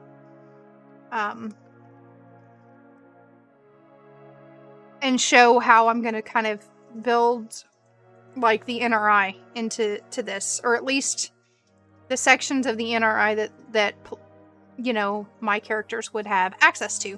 Club Motoki. I'll probably try to create Club Motoki in this. I might create Wayfinders, don't know. The other tool that I've been using again is D&D Beyond. So D&D Beyond does not pay me for jack shit. But I really love D&D Beyond. My household owns through D&D Beyond, we have a single D&D Beyond account that we own all of the content, all the official content on, so all the official source books for D&D Beyond on. And what we can do is that gives us access to 6 campaigns that can have up to 12 players in each campaign. And those 12 players can access all of our content. So it allows us to share all of our source books with up to 12 people times 6. So we have games, you know, we have a game, for instance, that is nothing but here, have access to our campaign books, to share our campaign books for friends, because it just is so useful to look things up. So let's look at one of my characters.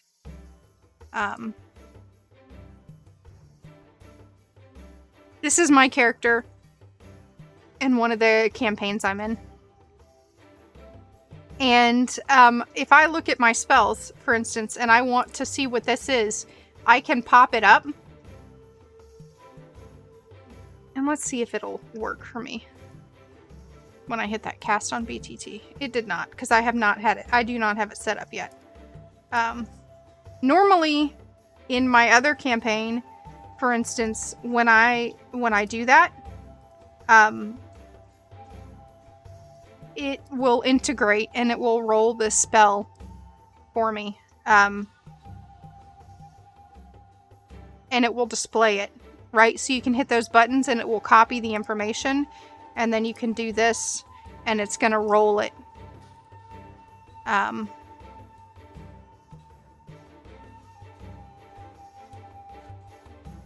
You can also see, you can send it to Discord. You can do all kinds of stuff with this. Yeah.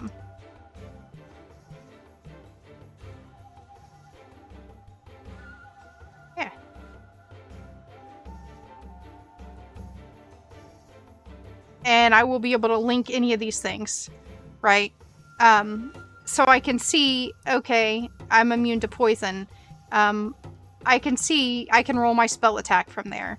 I can, you know, cast this, and it's gonna see how it automatically, I cast it twice and it clears my spell slots or uses my spell slots. So I know exactly where I'm at. And I, as the DM, can then turn around and go look at my characters' profiles. And as players, for instance. So let's say you want to have a full description, right? So I want, as the DM, I want to know what my players are about. So this character is a double agent. So she's a spy, an operative. And I want to know what her ideals are, her personality traits, and everything else. Because to me, that is compelling. And, like, let's say you have, you know,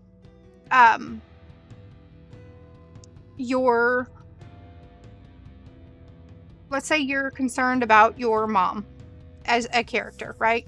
Your mother is a ideal, a tie that binds. See, right, there's a bond, right?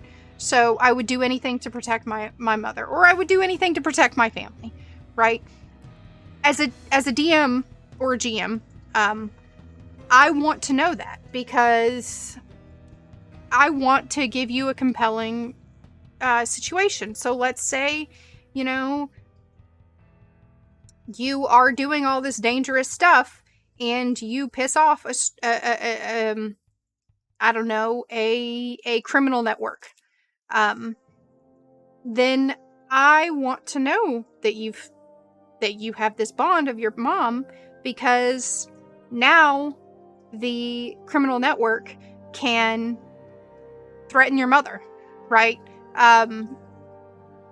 And try to use that to manipulate you, or something else. You know, that's just kind of a off-the-cuff example. I want to know your personality traits, because I want to...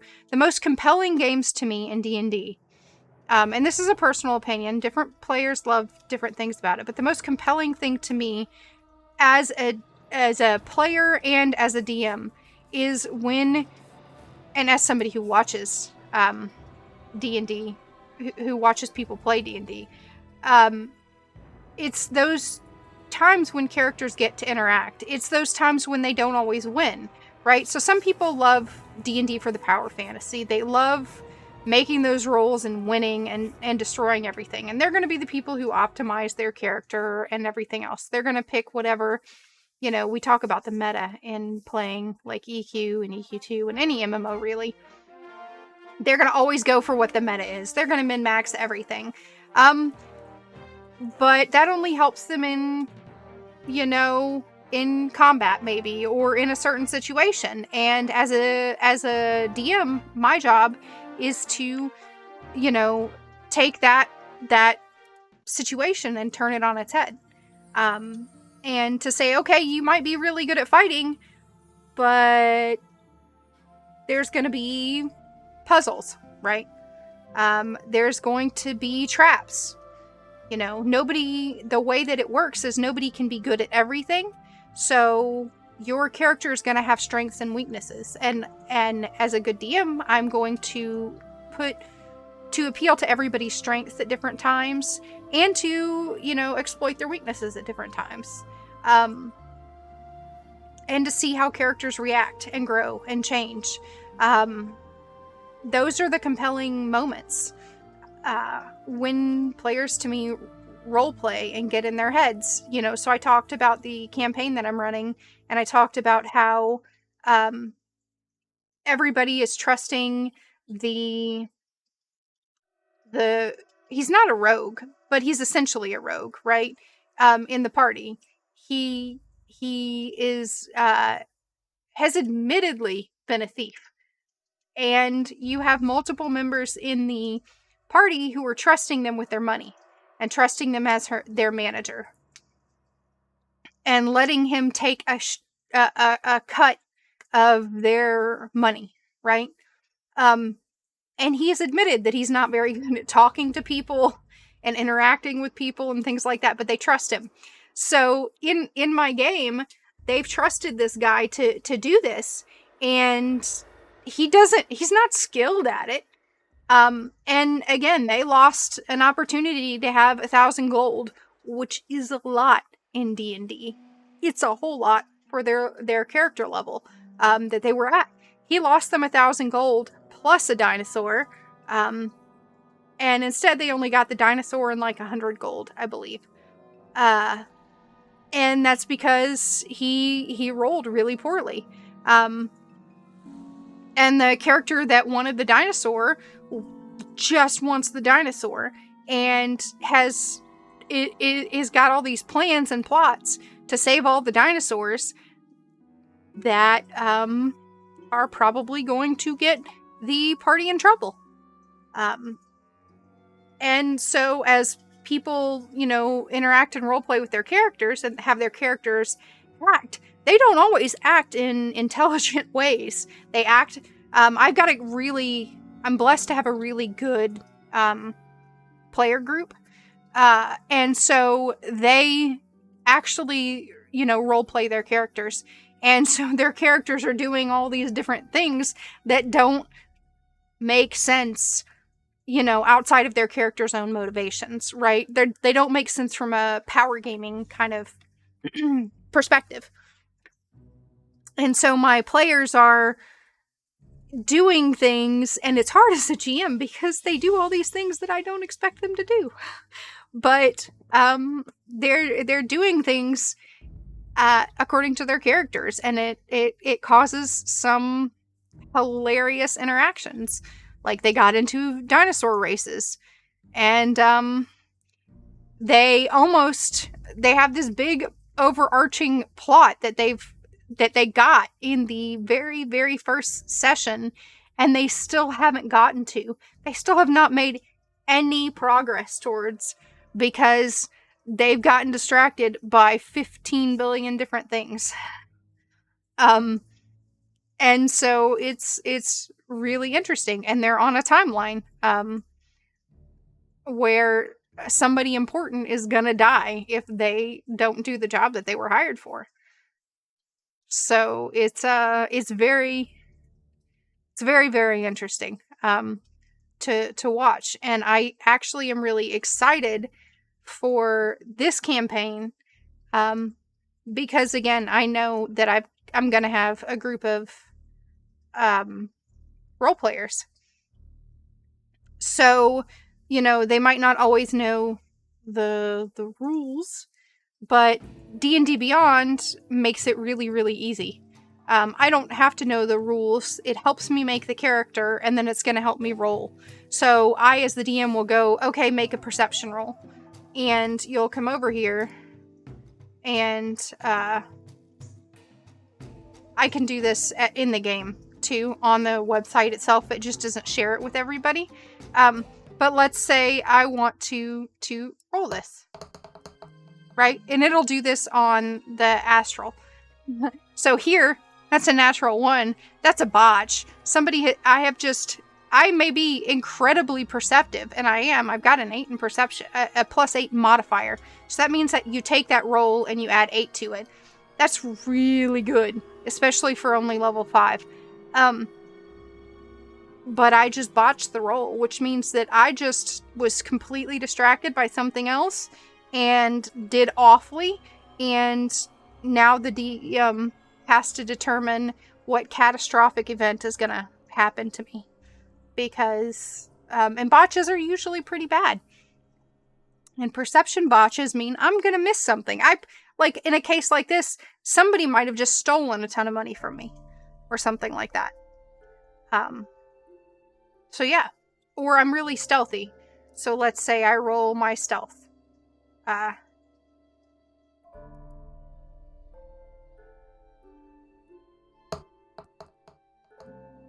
So that was a 13. That was also another low roll. But yeah, this will happen. Astral Tabletop will do that for you as well. I guess the last thing I should do, I still haven't heard from Nadash. Or maybe I did there. Haha, haha.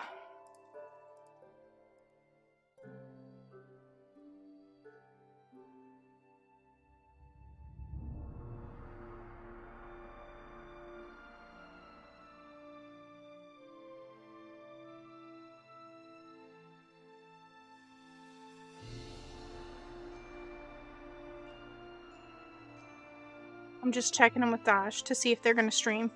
I just don't want to kind of step on their toes. Because I can keep going, because I'll keep going working on this. But, my characters are going to be made through D&D Beyond and not through this, for this game, for this campaign, specifically because D&D Beyond gives an overlay that you can use on stream that's very interesting. But let's say you were just playing a D&D campaign with you and your friends, right?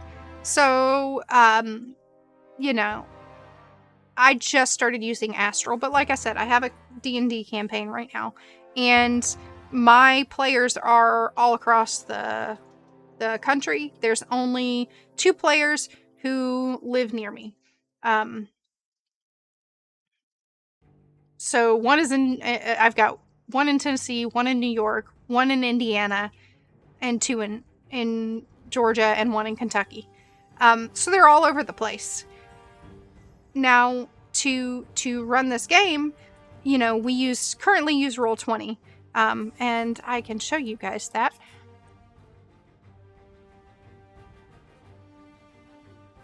Do this for just a second so that my information is not shown out there.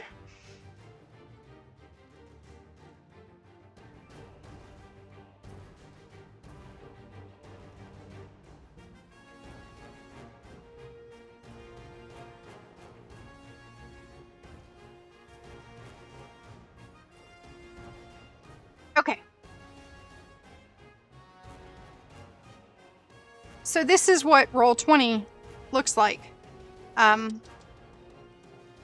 This is a map that I have set up in Roll20 where my players have just finished. They're at a bar. And, you know, I've got lots of NPCs in there with the players as well. And you can kind of see over here our rolls are shown through there. And that's, you know, how it goes. But I've also got, you know, all these different maps, you know. Give it a second to load. There we go. So this is the place that they're at, right? They're at Port Nyanzaru. And, you know, I've got, you know, some images thrown in there for when I want to, you know, give them an idea of what they're looking at, and what the port looks like and stuff like that. But you can see it's not quite as graphically pleasing as Astral is, in my opinion. And you know, there's my characters. I can move them more. That's one of my players. And you've got, you know, tools here to do a whole bunch of stuff. You know, let's say I wanted to come over here and I wanted to say, hi. I can do that. Or I say, oh, no, I don't like that. Get rid of it. So if your players wanted to take that map that I had a minute ago and they want to write notes on it, they could write notes on it, and that could be an in-character thing. Okay, Daj isn't going to stream today, so I will probably keep streaming for a bit.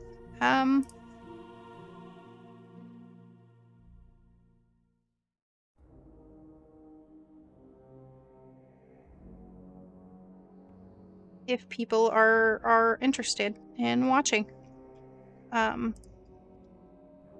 go until another 15-20 minutes, something like that. And end at 5.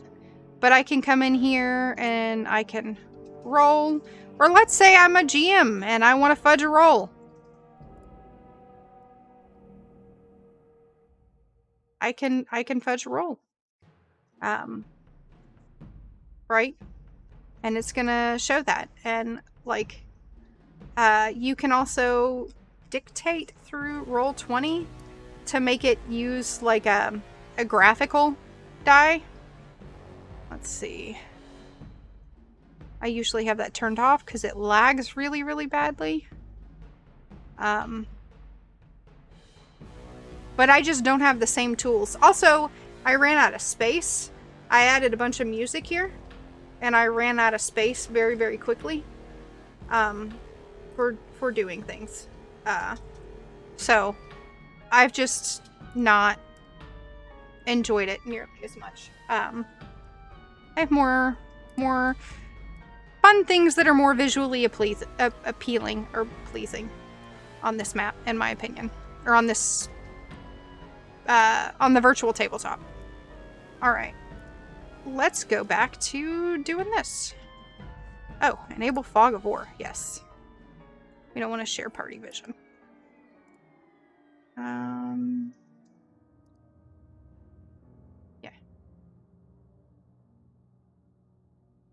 Okay. So back here we have the library. I think M4 was the training area. Let's get rid of my D&D Beyond. Oh, except I needed to be on D&D Beyond. Let's close the Thelen Foxborn. Close that. Let's go back here. And we're going to go to sources. Like I said, this comes from Candlekeep Mysteries. This is the Joys of Extra Dimensional Spaces. The other thing I've got to do is I've got to take these books, and so I'm going to actually create some graphics. Figure out some graphics. And, you know, take something like this. So right now that graphic, maybe I do use this graphic, right?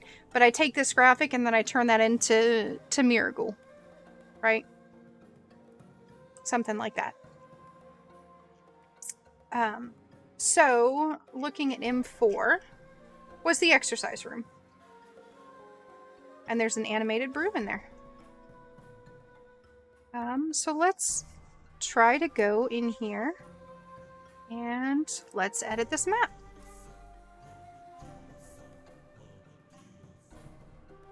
Actually, I want to see what they have for portal.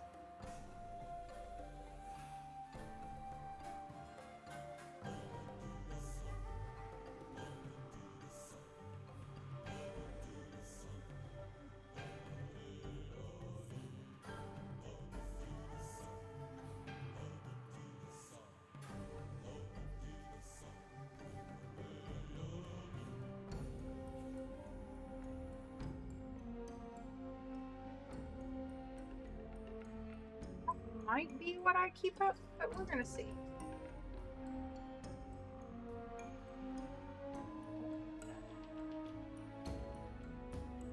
The other thing is that you can make and stuff like this. Oh, see, I can take these. That was another thing I was gonna do, is start putting up some of these portraits. But we'll do them in other rooms.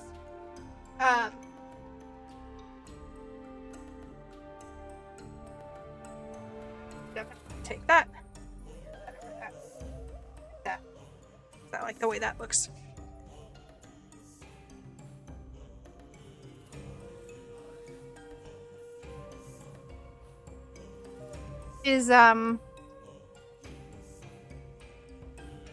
Oh, I lost my train of thought. I apologize. Yeah, so this is portal. This will be where they enter into. And in fact, that's not enough room now, looking at the door. So we're going to take this, move this over here. And you know what? Let's say I like the idea that this is going to be over here. The portal's going to be in the corner. Not where they thought it was supposed to be. Or not where the thing. And they show up. And that kind of reminds me a little bit of the portals that we get in EQ2 as well. So that's our portal room. And let's say training.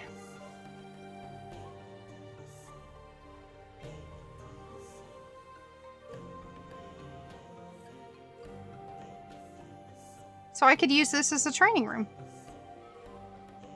And then just replace some things. Which we might do.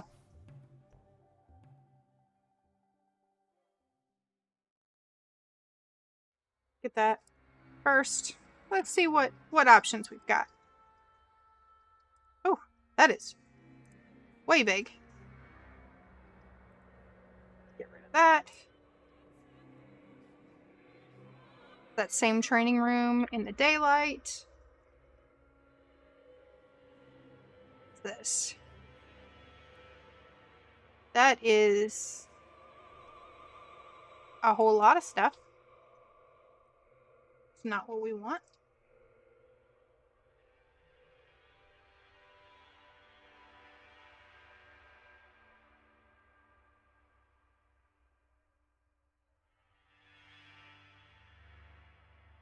Mining outposts that are not what we want. This also has integration for more than just D&D. It's got a multitude of games, and you can, do your battle maps with all kinds of things in mind. I can turn the grids off as well.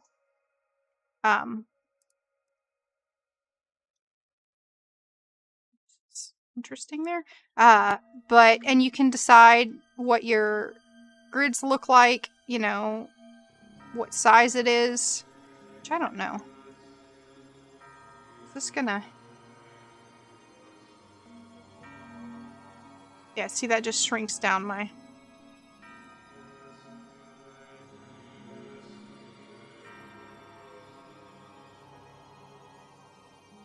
Let's say I've got this and I decided that this is way too big, right? I've gotten it done. I'm super happy with it, but it is way too big. And I don't like that. Now if I make it 80, now everything is a little bit smaller, right? So you can kind of fudge it after it's done. Let's see. I don't want to go with that room. So let's take this room and let's flip horizontally.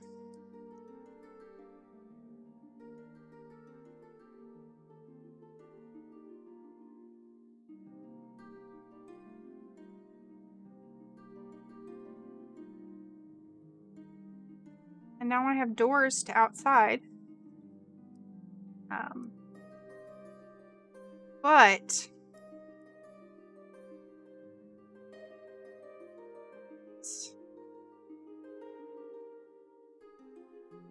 and that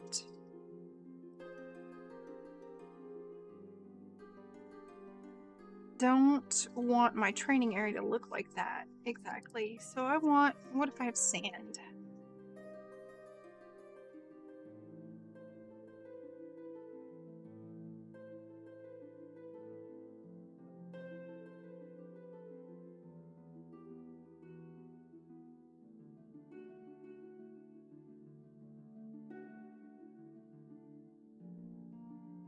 Shrunk it down some, maybe?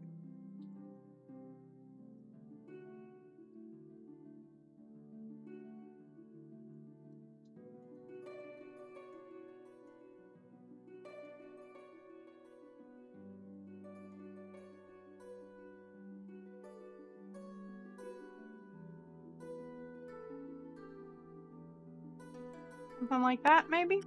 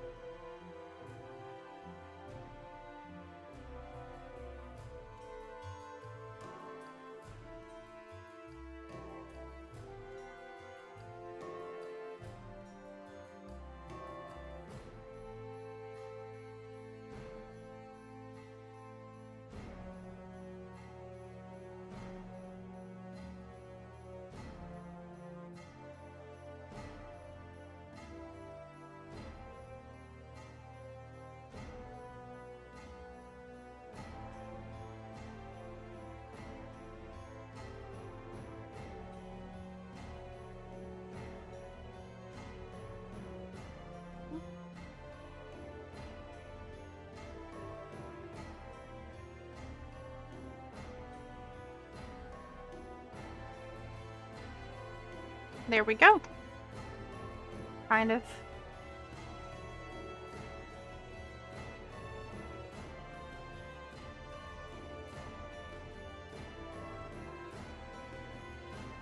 Take this way.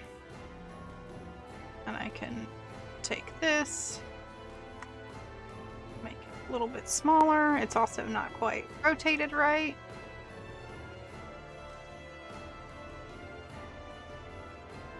Go.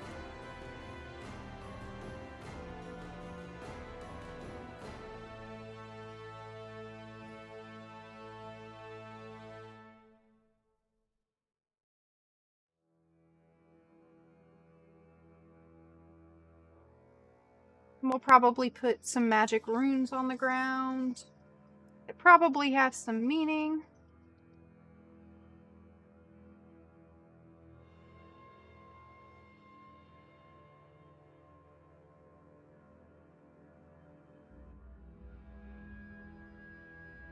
Let's take this, and I kind of want to put that one below that. Give us some waves in the sand.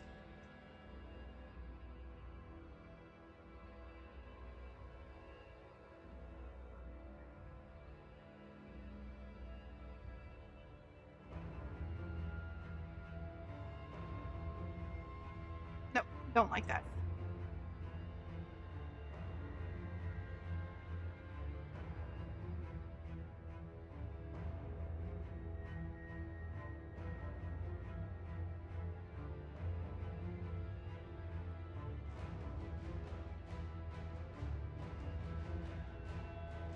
Those of you who've watched me since I first started streaming have probably noticed that I haven't actually been streaming what I used to stream, which is the EQ2 lore and EQ1 lore. That's because honestly it gets a bit tricky at times to do that. And my brain is always not always my friend for it. So I apologize. But I am getting back to it now. I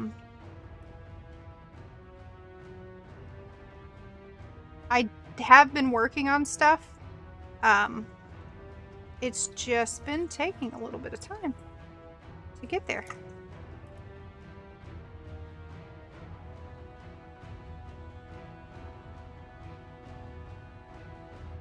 I think we're gonna just do that, and then we'll put a wall over it.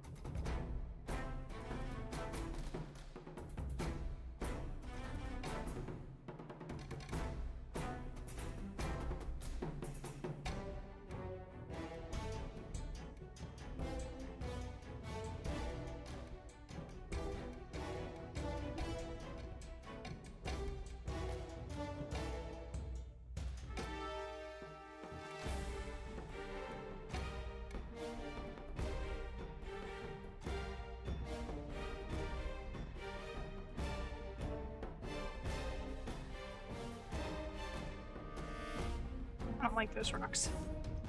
They look very fake.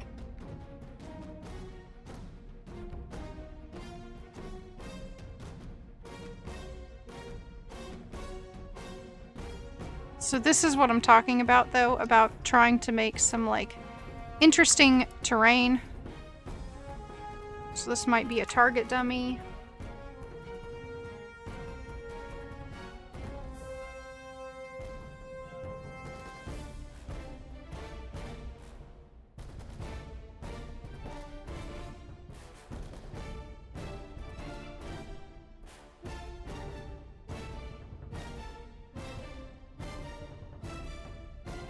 That might go there. And these are going to create places for players to get cover behind, or partial cover, to kind of take shelter. It's going to be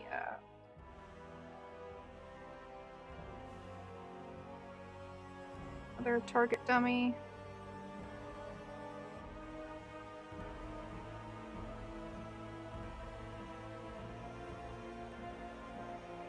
And it's something that, you know, you could kind of expect.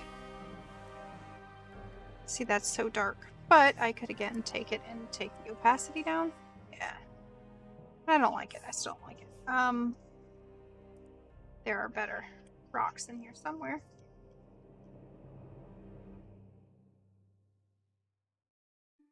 Want to make a compelling, you know, map for players. I want to give them reasons to think creatively in their combat.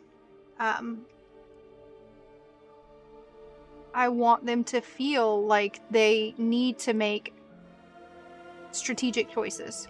I want to both threaten them, but not threaten them so much that it's, you know, frustrating for them.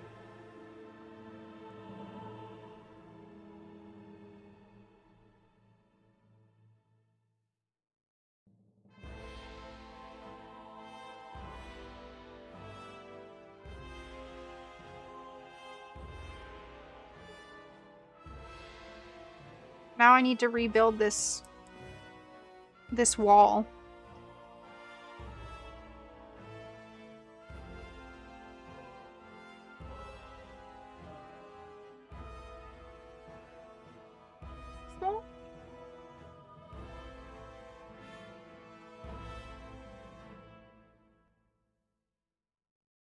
Looks right. Let's shrink it down. See if we match it. Yeah.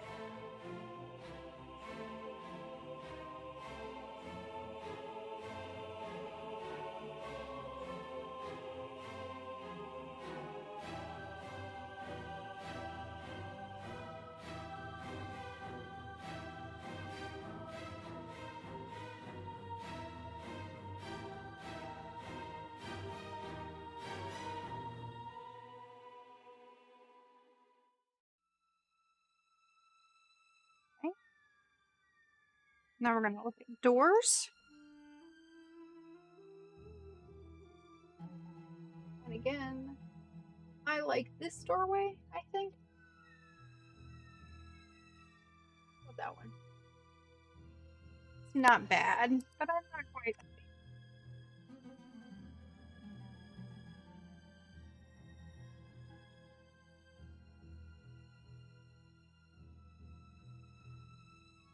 They list as a corrupted door. And what we might do this time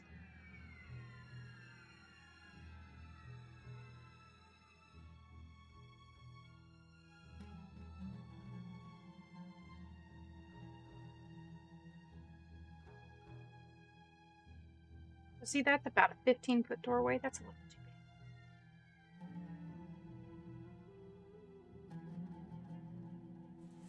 big. Take it. Control C, Control V, and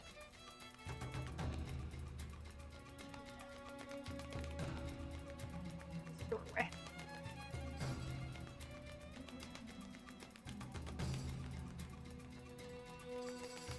I like that.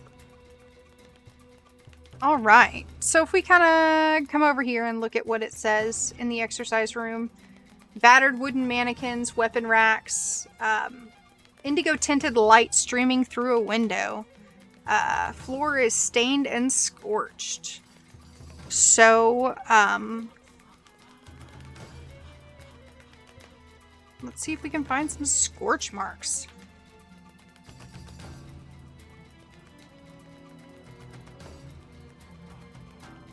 See, here's some different things if you want to go with something that's a little more anime style. You can do that. You can build whole cities, right? So for, you know, one of the things that I'm going to do, like I mentioned, is I'm going to do Norathian Research Institute. And so for Norathian Research Institute, I am going to, which is in EQ2, for that matter, I was online. Let's see, let me log somebody in. Let's log this character in. Since she's in Gorwin anyway. When I build this, I will be able to create a map, right? And then, based on the guild hall that they have, which is a physical building, and then they can use it to roleplay with, right? So this is their map that will be up. I am sure I could export it if I wanted to. And speaking of, let me go ahead and save my progress.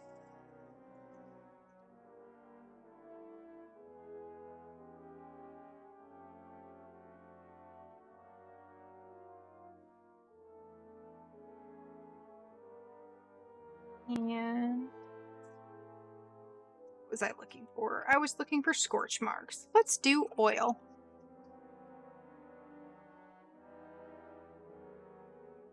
There we go. Those look kind of like scorch marks, right?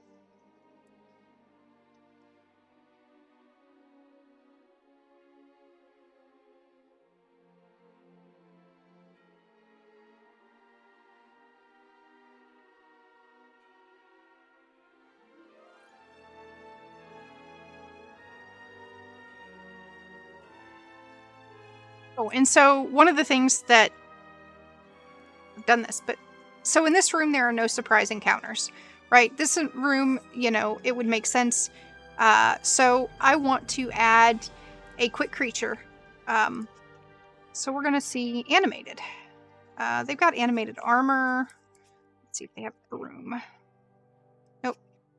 So this is the animated broom. And when we look at the animated broom, it's got a challenge rating of 1/4. So can we make the animated broom out of the animated armor? Well, let's look at the animated armor.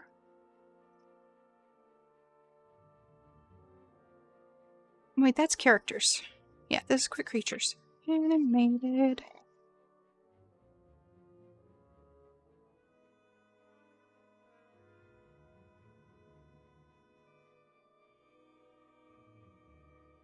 I can look at its character sheet, and its challenge rating is 1. But I can also edit, right? So I can edit all the stats here and just use it as a quick creature. Or I can just custom put my broom in there. For right now, we're going to just put this in here. And I'm going to rename it. So I'm going to open the character sheet. And I'm going to name it Animated Broom. Okay. And then...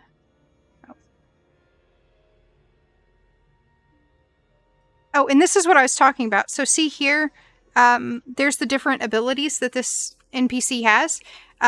If you use these,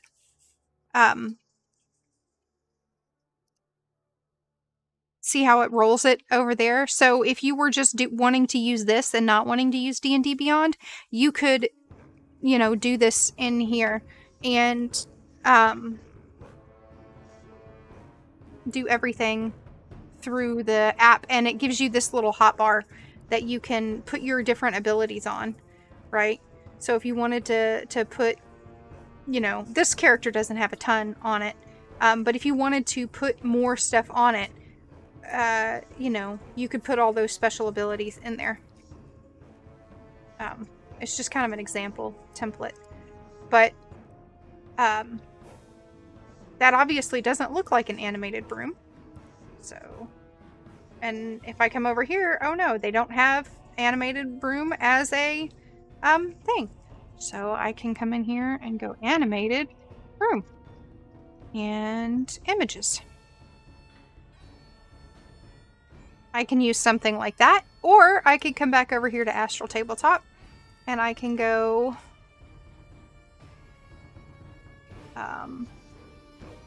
Manage character. I can change this token, and I can search in here for broom.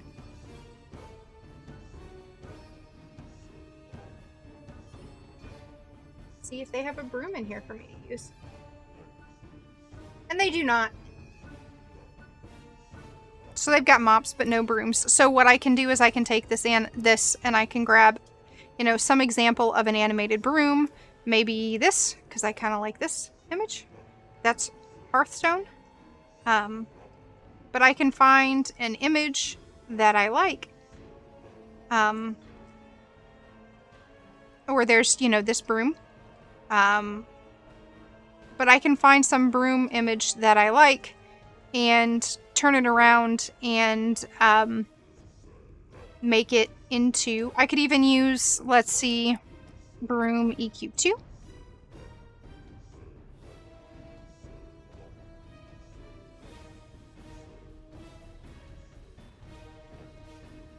So I could take this broom right here, crop it out, and use it as my graphic for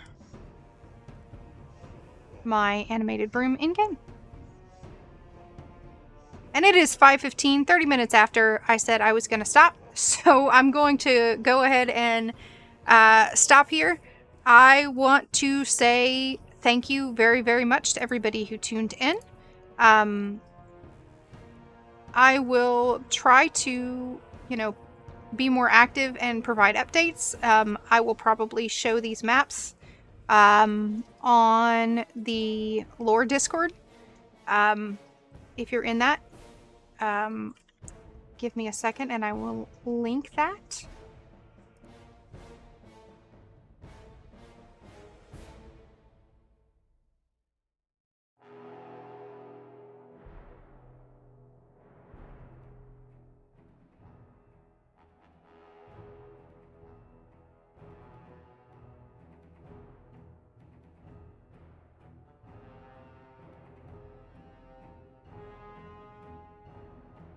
Alright, I'm working on it, y'all.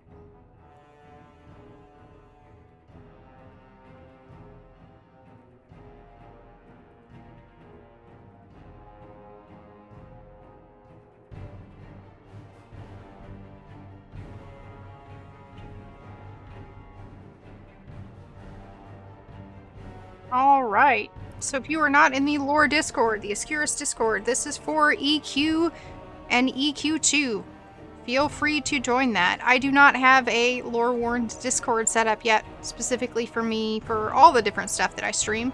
This one is just for game lore and information, and it has a fan section in there for like fan art and stuff like that, and I will probably link this stuff in there. I'll probably spoiler it so that my players don't, you know, see it. And hopefully in the near future you will see us playing.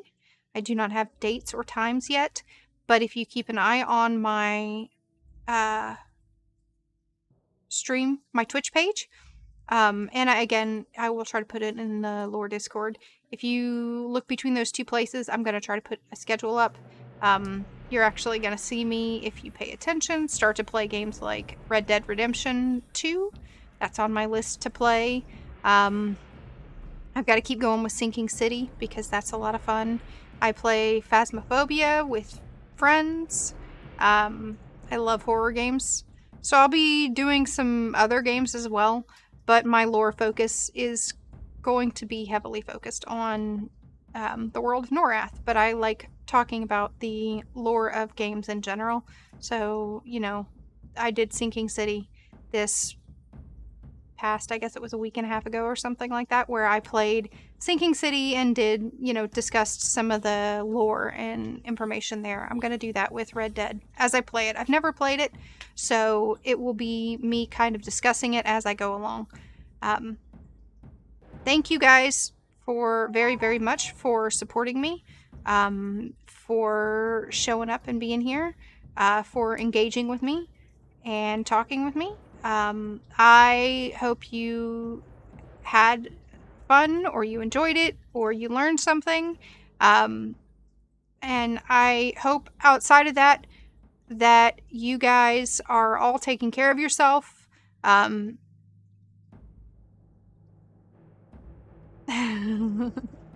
the books never fell. That's correct. They never fell. I told you, it's magic. It's the magic of hate. My character in EQ2 worships the god of hate, and that's who my little avatar is based off of. I hope you guys are taking care of yourself, that you're hydrating, that you're stretching. Outside of that, that you are being kind to yourselves and remembering that we are in an unprecedented mental health crisis across the world right now, that these are incredibly difficult times for all of us. And you are, you know who you are. I'm talking directly to you. You are worthy and deserve love and care, and that means taking care of yourself as well. So remember to treat yourself kindly. Treat yourself as you would treat other people. And have a good night. Nadaj is actually going to be streaming tonight. Is going to be streaming the Vexthal raids. Those are usually starting around 9 o'clock. So 9 o'clock EST. If you want to tune in, Nadaj would love that. Let me do a shout out. So, Nadaj the Bard. I'm also going to do Available to do something. one more shout out here. Actually, more than one. So, Axie just pitched in there. As soon as this, and Fana, I almost caught you. This is Axie. Axie is awesome. Oh god, get in the safe door. Really funny. I love watching Axie play video games. Axie's gonna teach me how to play Hunt. Because it's on sale, 50% off right now. He doesn't care about this great door. As part of the Steam sales. If you like art, you can look at ArtChick. If you use any of my emotes, or you see my emotes, those were done by ArtChick. She's great. Let's see, what other streamers do I have? Oh, I see a Gemstar. Gemstar is also another artist who streams. Where's the nearest crypt in which we can have? Fuck. She also plays. She also plays Valheim. Say hide. And she is just. She's very wholesome. And don't let her talk bad about her art. And if you ever see her, you check her out and never see her, and she's talking bad about her art, then you should totally and completely make her do exercises. Let's talk about another person. This is Origami Girl 95. I slid. Get out of this alive, jerk. Yeah, you still gotta make it to the end, so knocking people off before the final. You're running out of sacrificial lambs. Yeah, No. right, yeah. Ori is, in my opinion, incredibly brave. Ori has Tourette's and is open about it and has the courage to put herself out there, even though she's self-conscious. So please feel free to go give her all kinds of love, because I think she's super brave. And she's really nice, and I have fun playing video games with her. I'm not actually playing the game with her. I sit in her chat, and, she's very engaging. She lets us help her kind of decorate. And she did a drawing game, so you can guess with her in the drawing game, and things like that. And watching her and her husband play, Overwatch and things like that. I plan on playing Sea of Thieves with her actually playing the game with her in the future, which is another game I might stream. So, yeah, I think those are the big ones. Oh, if you like watching WoW stuff, This guy right here does classic WoW Sure. raids. Good people. Somebody I know in real life.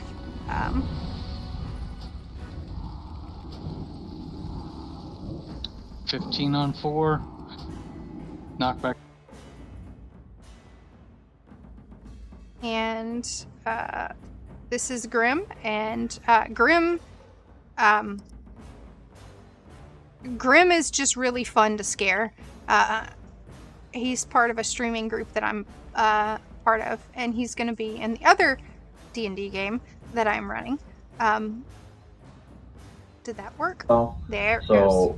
some of the stuff should have batteries in it, And and you just get so so scared. the energy should be drained from it. So you have to put batteries in it. So that could be another purchase as batteries. Yeah. Aw, that wasn't a great clip to show. But he gets easily scared and loves playing scary games, and I love scaring him. It's too much fun.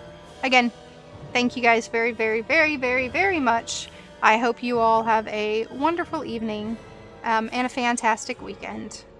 Good night! I'm waving the books at you. Because you guys can't see my hands. So I'm waving the books. Night!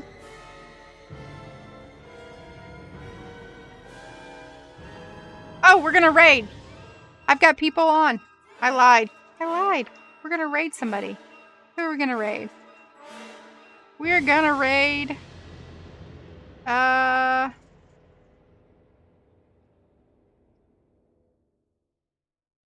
Yes, I know exactly who we're gonna raid. We're gonna raid somebody who's amazing and is doing a subathon for their birthday. So let's go. Stick around.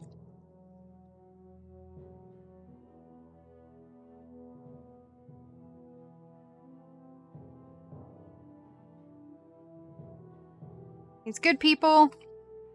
Funny. I've played a couple games with him. Let's do it.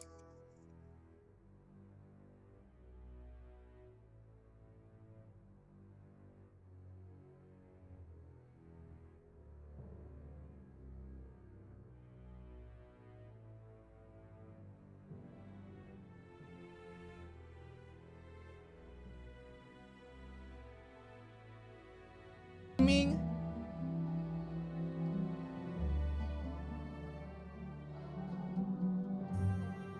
You were streaming? I just shouted you out. Like, twice. Hydrate.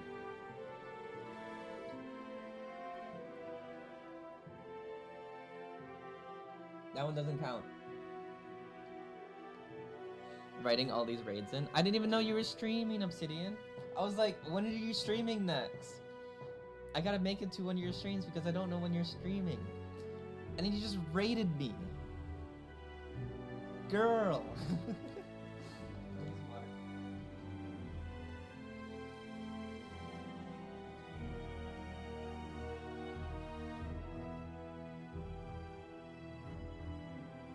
Almost 5 hours.